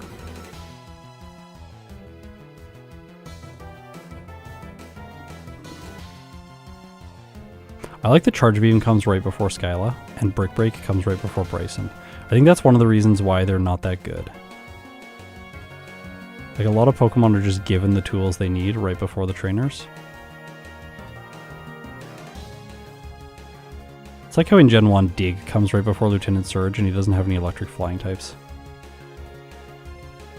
So it's like, well, you just have Dig, so he's not really going to be that difficult. Yeah, the Team Rocket theme is my ringtone. I think it's a very appropriate ringtone. The Gen 2 Team Rocket. That is one of my favorite tracks. I love that track. It was my alarm in the morning for a while, but then my wife was like, "You need to stop using that. It's a little bit jarring." I'm, oh, okay. So I don't use it anymore.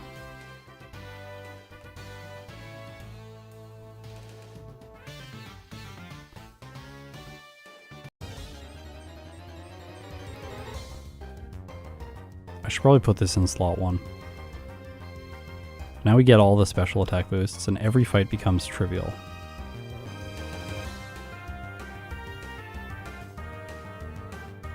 Yeah, that's better.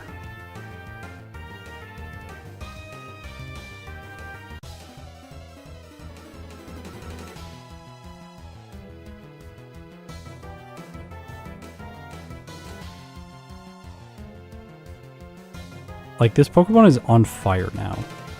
And not in the bad way.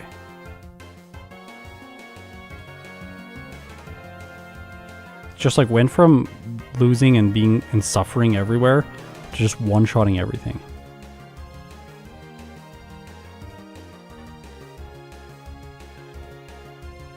Also, in Chargestone Cave, we can pick up the magnet to improve the damage of Charge Beam right before we get it, which I think is interesting.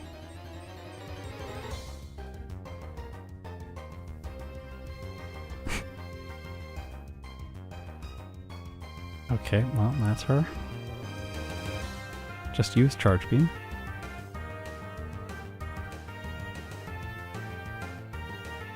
Ah.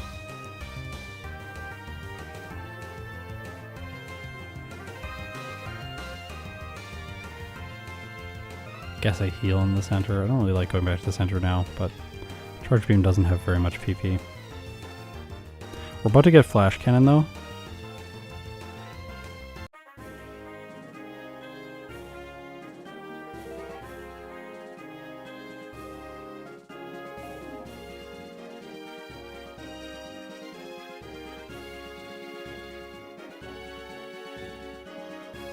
I'm saving for this. There's a fire type.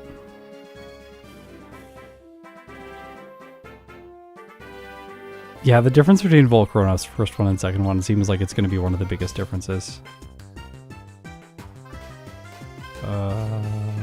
Well, we still don't have really great damage. Well, it's fine. Okay. Oh. I forgot about this. Tri-Attack. Tri-Attack is special. So in the place of return. And then we convert our set here once we get Flash Cannon to exclusively special moves. Also, I do want to note that Genesect has 138 attack and 125 special attack. So the irony of playing this Pokemon is still in full effect.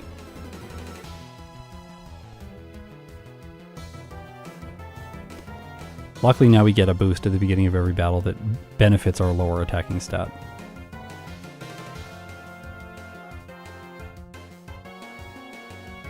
Except for Bryson, who's the next trainer. Haha. We get a physical boost for him.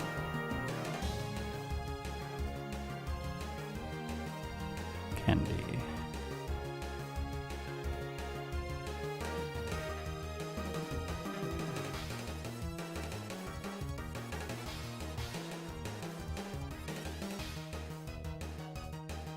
Huh.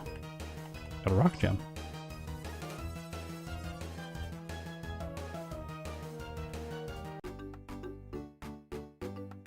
You know what another bad one is? Mienshao. It evolves at level 50 from Mienfoo. Level 50. Oh, I forgot Flash Cannon.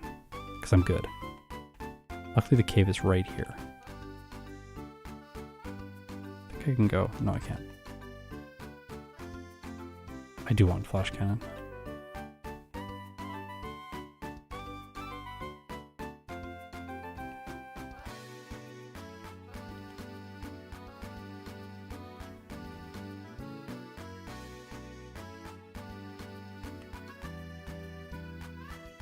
I don't know if this works, but we'll find out.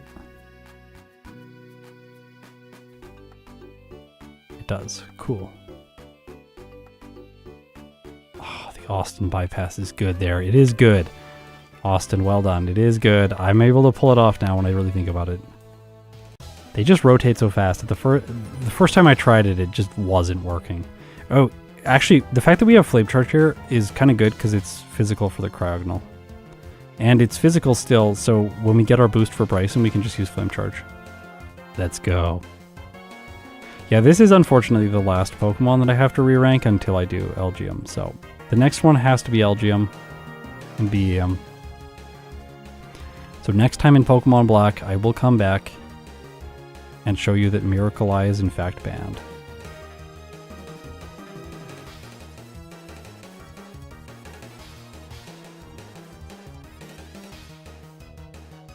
At least Genesect's really fast when it's using Flame Charge. We're gonna one-hit the Swag Bear, right? I'm not gonna save. I'm not gonna. What's the chance it wins? It's very low.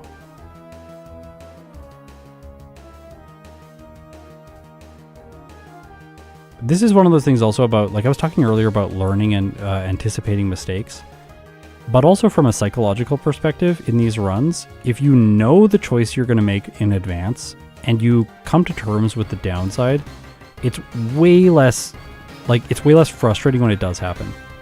Like I'm like, if I lose here, okay, so Swag Bear got me. Ha. Perfect that I talked about this here.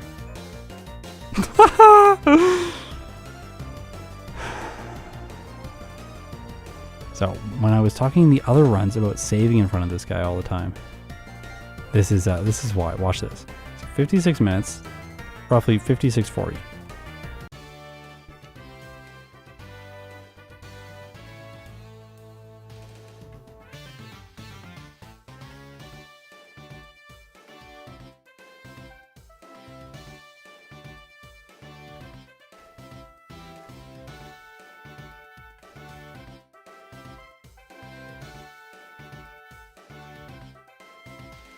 There's it's got to be 30 seconds to just get back into the gym when you lose like that.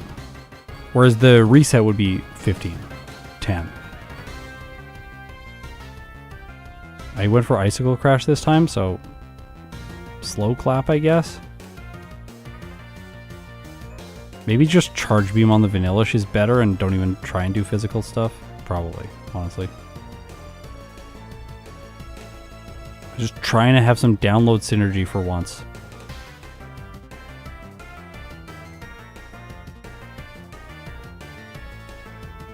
Golett and Golurk should be cool. I don't really know their move pools though. Their typing is sweet. Ground types are pretty good. I bet they don't learn Earthquake by level up though, which is unfortunate. The TM for it is post game in this game.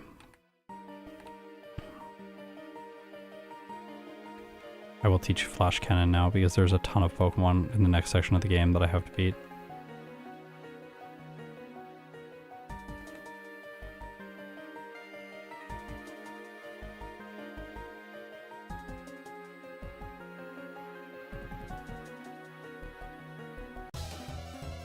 Ground Ghost types that can learn Fly. That's great. It's like the Iron Giant. That movie destroyed me when I was a kid. Did anyone else get destroyed by that movie? Let's watch a fun movie about a kid and a robot. Okay. And now I'm traumatized.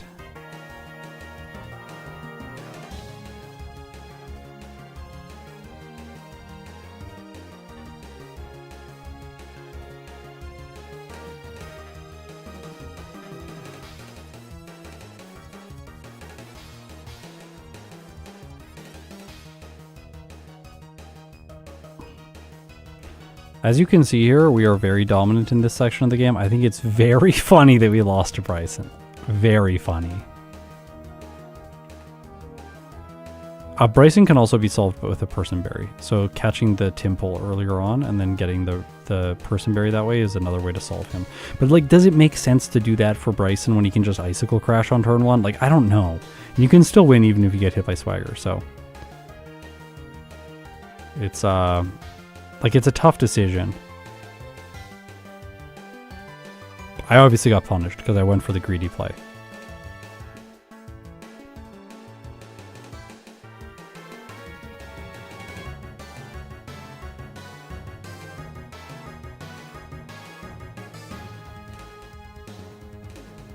There's just no trainer team for this guy. Weird. Has that always been the case? I don't think that's always been the case.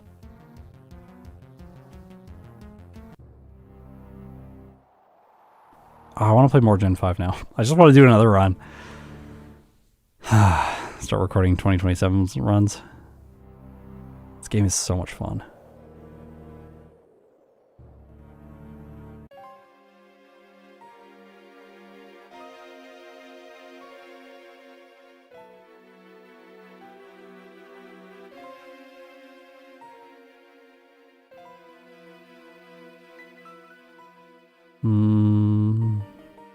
Where do we go?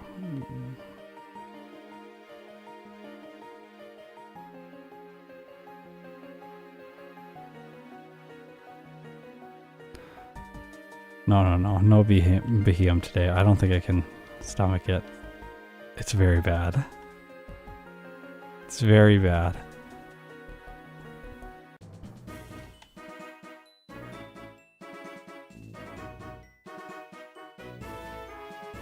Yeah, I think that one's bike over and then down through the gate and then get off the bike for this section.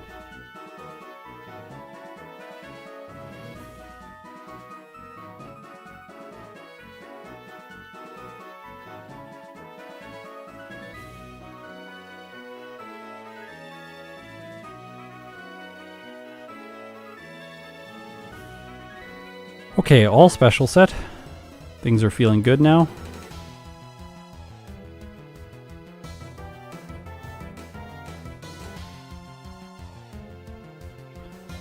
Yeah, I think I'm done streaming after this one, but maybe I'll play like something behind the scenes.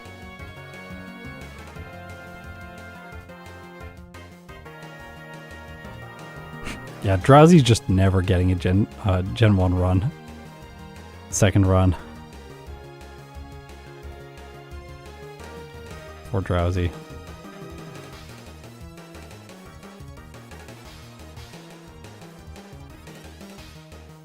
Yeah, Genesect. It was like a Klinklang and Zoroark merged together and formed Genesect. That's how we got here.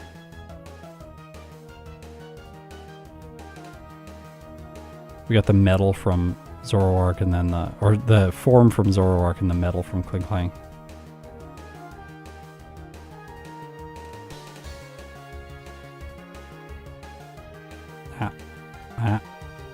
Can't click the right things.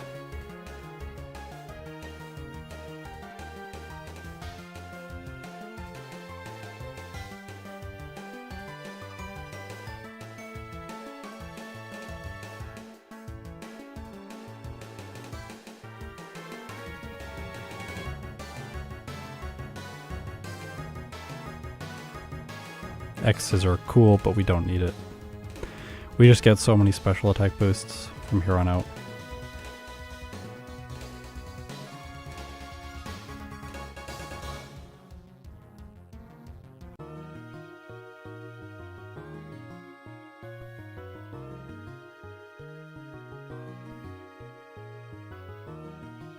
Okay. Do we get the candy here? I think we do. I don't want to play too greedy, since this is supposed to be like a recreation of supposed to be a recreation of my first run. I gotta be safe there. Darmaka.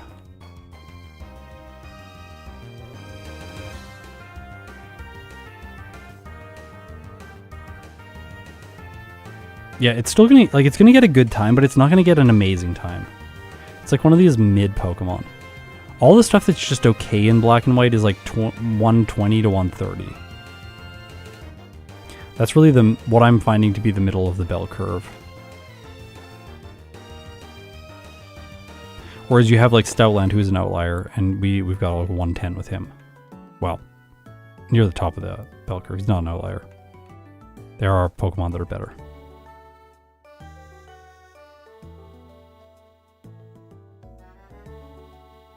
I love the Alola games. Yeah, for casual playthroughs, I really enjoy the Alola games. I also played them at a time in my life when I was really into Pokemon, and I think that helps. I was so excited about them coming out. Let's go. See, this is a case where the special attack boost is amazing, because you get the special attack boost and you get an intimidate debuff at the same time. Sorry, I'm not really, like, my brain is processing very slowly right now. The exhaustion from not sleeping much last night is catching up to me. Yeah, hidden power is banned for Pokemon that learn it by level up, yeah.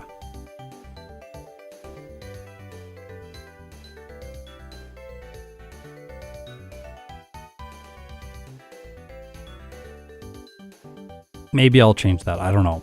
I might change it. Let's see if I can bike straight through here. I don't think I have bike straight through here. Oh, I can.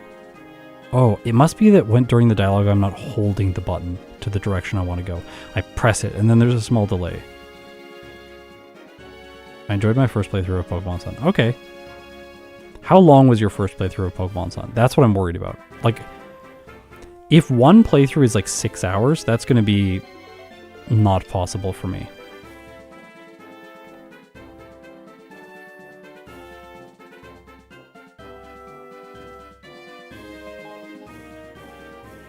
I will do Unknown at some point.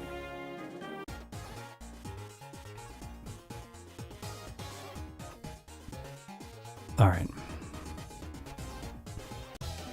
Dragon Gym.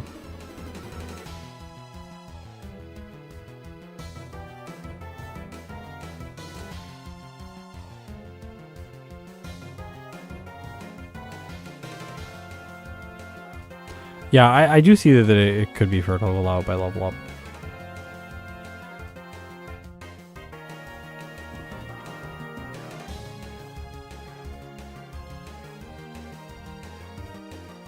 I might allow it for the next Bahiam playthrough. I'll think about it more before I decide.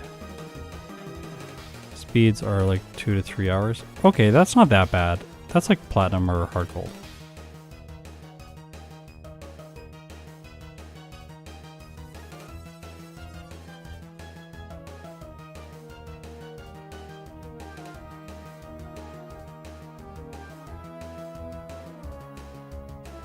I don't think I'm not scared of this. It's gonna be fine. Yep, it's fine.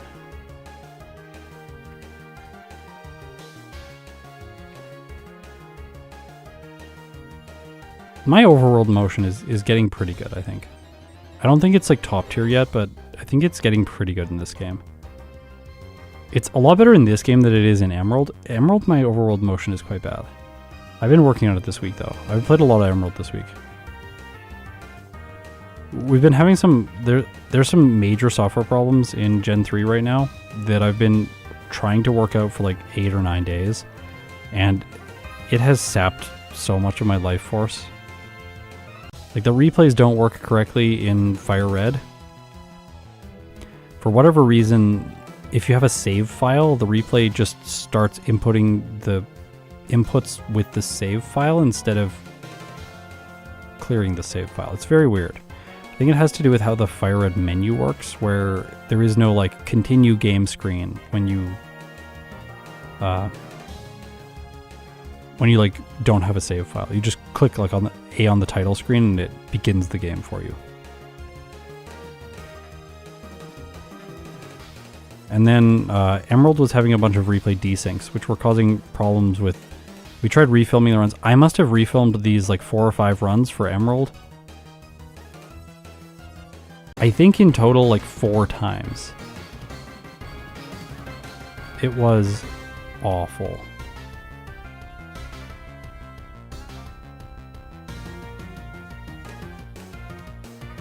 And there's still problems. Then we can't get the problems out because it's a...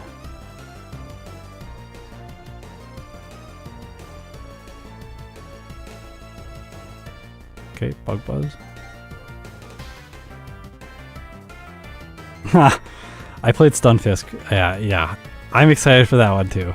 It's a really interesting Pokemon. It's an incredibly unique type, Electric Ground, and it gets water moves. It's pretty cool. I don't like the design at all, but like the aesthetic design. But the Pokemon itself is actually kind of neat.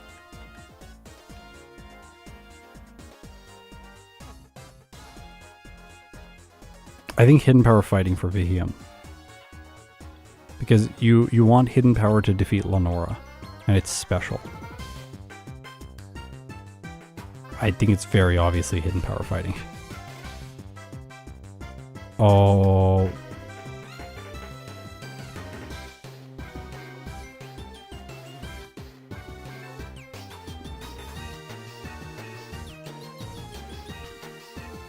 Okay, well that's not good.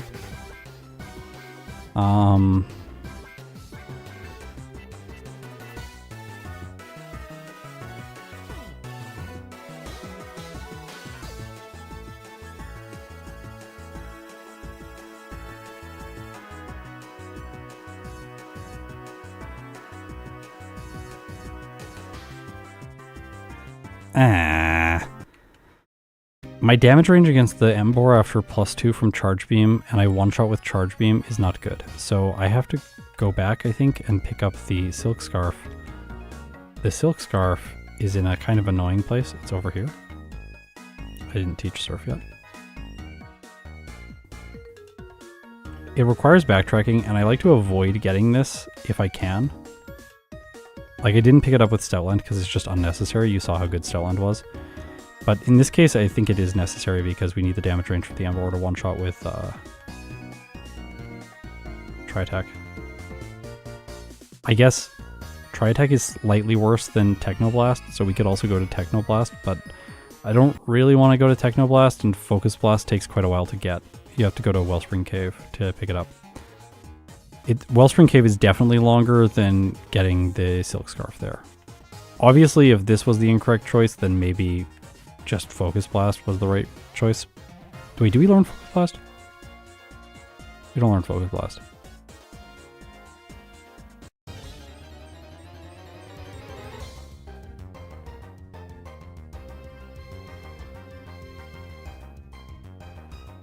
Got him.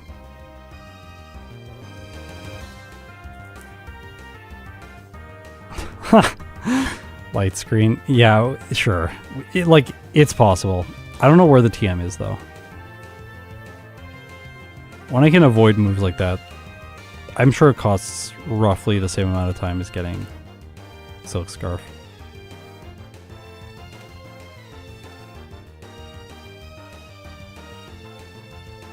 I like the Silk Scarf, though, because with Light Screen, we're going to have to eventually unlearn Light Screen, because we don't want that as our 4th move slot. But with the Silk Scarf here, we didn't have to change our moveset. Which orients us a little bit better towards the late game.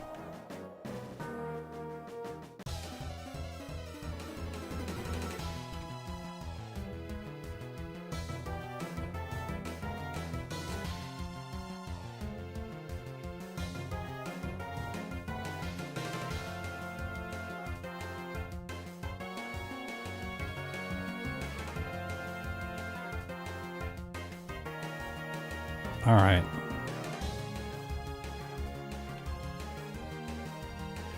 We are on our way now.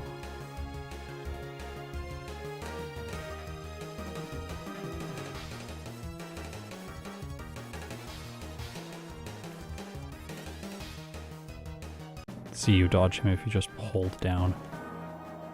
I think this wore off. No, it didn't. It's gonna wear off here, yeah. You can't squeeze by this guy if you have to go underneath him, like I did there.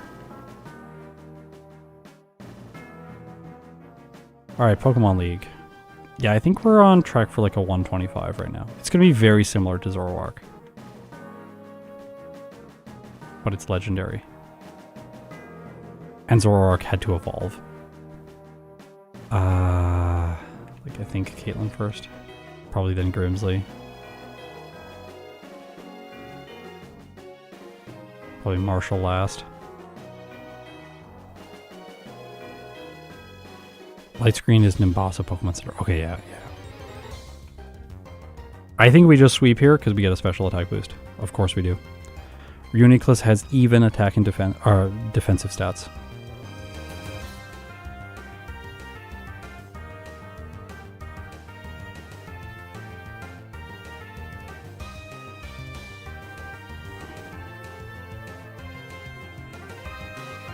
This feels thoroughly mid to me. Yeah, right? Like, for a legendary, absolutely awful. But in context of other Pokemon, it's just fine. Oh, I wanted to Charge Beam that. Sorry. I tried to click it, but then, like, it just didn't. I think I timed the input incorrectly. Well, it doesn't matter. He's actually really easy. Do we need... I'm just going to try and keep my current set. I prefer it that way if I can.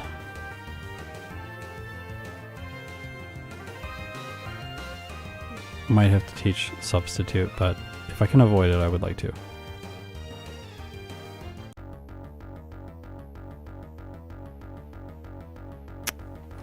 Well, that's not ideal. But we got the Charge Beam boost off of it. Alright, so Substitute.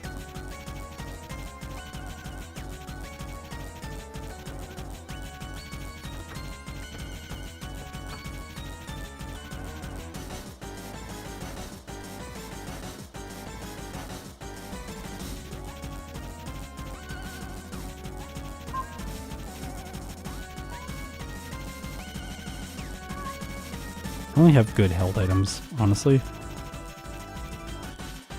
I guess I'm just going to go back to the Lucky Egg and try and gain one more level. The Expert Belt is not useful here, but it could be useful elsewhere, so maybe picking that up would be good.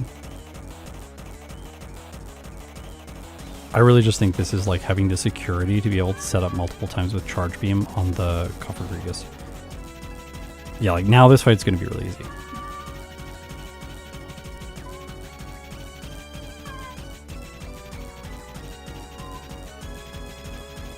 Yeah, absolutely simple.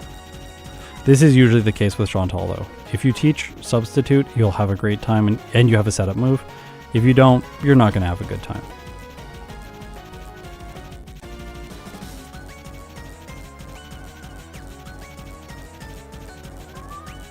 This should be okay.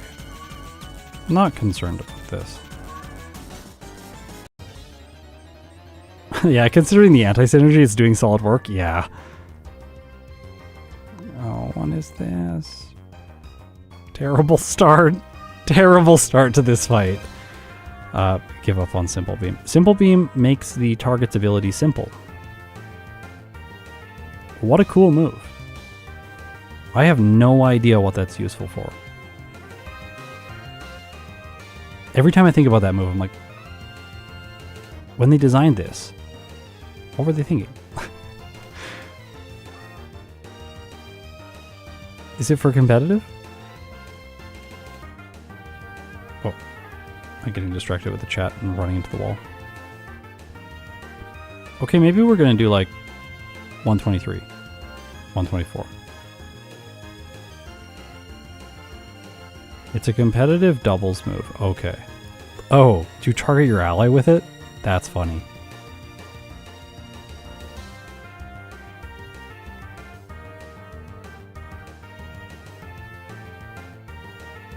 Kind of fun, actually. But yeah, really bad for these challenges. Really bad.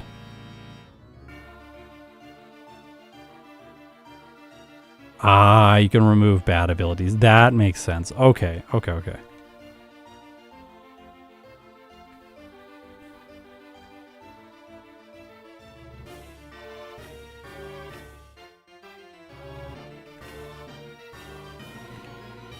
I think realistically we could probably just skip this candy.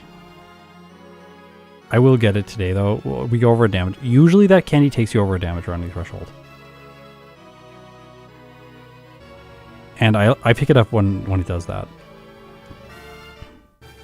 I will not save here. I will just go straight into the end battle, and then if we lose, we'll block out.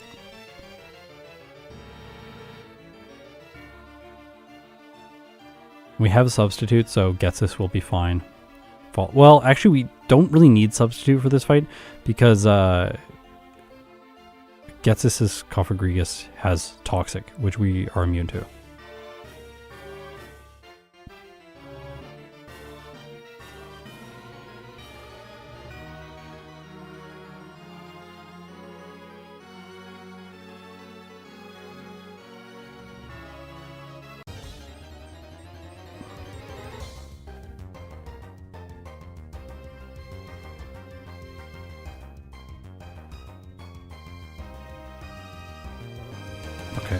N, second to last battle.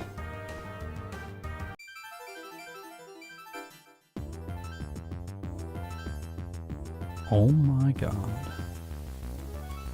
That did so much damage. I am dead.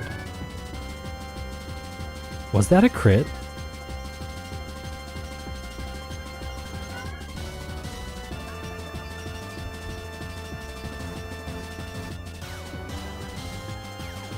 That had to be a crit.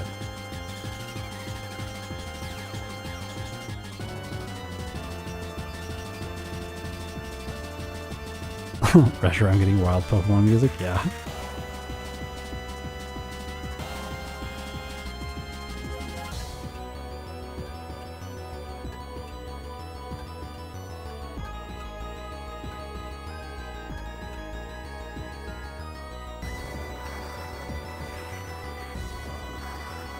No crit?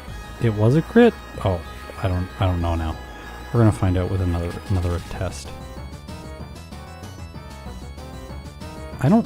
Do I just try to knock it out? Okay, it was definitely a crit. It was definitely a crit. I'm still dead. Gosh. Well, maybe not. No, we're definitely dead. Yeah, it's gonna Aqua Jet.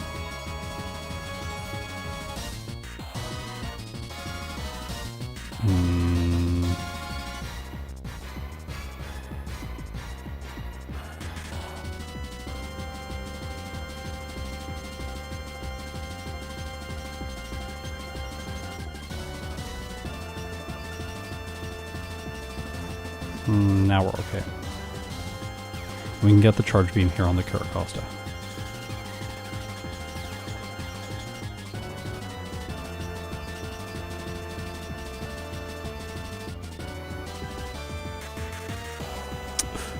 Oh gosh. Alright, we did it. Yeah, Shellbill is good. I would have to backtrack out of the league to get it.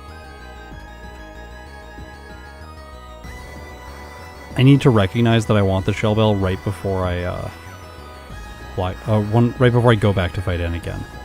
Because I need to do it before I deposit my HM users. This is going to be fine though.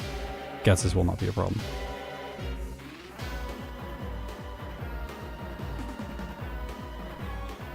I missed a ridiculous number of times. What is happening? Give me my charge beam set up. I should have, it doesn't matter. It's actually better to knock it out without the super effective text if you can do it. These runs go by so fast, so I never have time to really think about that stuff. Yeah, no Zap Cannon, sorry. We could teach Zap Cannon and hit the Bisharp with it. Okay, 123.56. Yeah, you know, it's a Pokemon. It is a legendary. It did perform better than Zoroark. Not by much, though. For something that has download, I don't know. This still just feels very underwhelming. Like 5 resets, 8 blackouts? We just saw what Stoutland could do. Yeah, Mythical is a subcategory of Legendary. What's up, dude? What's up, dude? Yeah. Bro. Bro. Yeah. I think he's getting hungry. Oh, well, this was fun. Hopefully everyone had a lot of fun. Enjoyed these runs. I know I did. I'm feeling pretty tired, so I'm gonna head out here. We'll just quickly check the we will quickly check the tier list though. At some point. There it is. Ta-da! Okay, right now, before Genesect had 142.47, so this is roughly a 20-minute, more than a 20-minute improvement. But that's not as much of an improvement as Zoroark did. Did I say Zoroark? Genesect. Genesect improved less than Zoroark did with the new emulator, which I think makes sense. Genesect, it's rough. Where did it get a placement? It's like 123. So it is actually, right now it's really close to the top of the tier list, which is hilarious. But like obviously I have to re-rank Stoutland. So Stoutland is going to go up to the S tier because it's under 110. Or sorry, it's just above 110. So it's going to S tier. So Stoutland goes S tier. Genesect goes between Embor and Drudigon. Zoroark goes... between Serperior and Samurott. So we did move these two away from the F and the Skyla tier. And now all we have to do is re-rank Beheeyem. Look at that time. Oh no, I don't want to do it. I'll do it next time. Okay, thanks for watching. If you made it this far, you are incredible. Thank you so much for everyone who supports me on Patreon or through YouTube memberships. The support really does keep this channel going, so yeah, thank you for allowing me to hire Sean to do the video editing, because I could not make this content if I did not have him. And that is it. This weekend, Pokemon Emerald. Finally the premiere of Pokemon Emerald this year. It has taken me way too long to get Emerald content back to the channel. Sorry about that. But it is here. It's going to be an epic video for Alligator, Meganium, and Typhlosion. The Johto starters go head to head. It's going to be really fun. I will see you in that video on Saturday.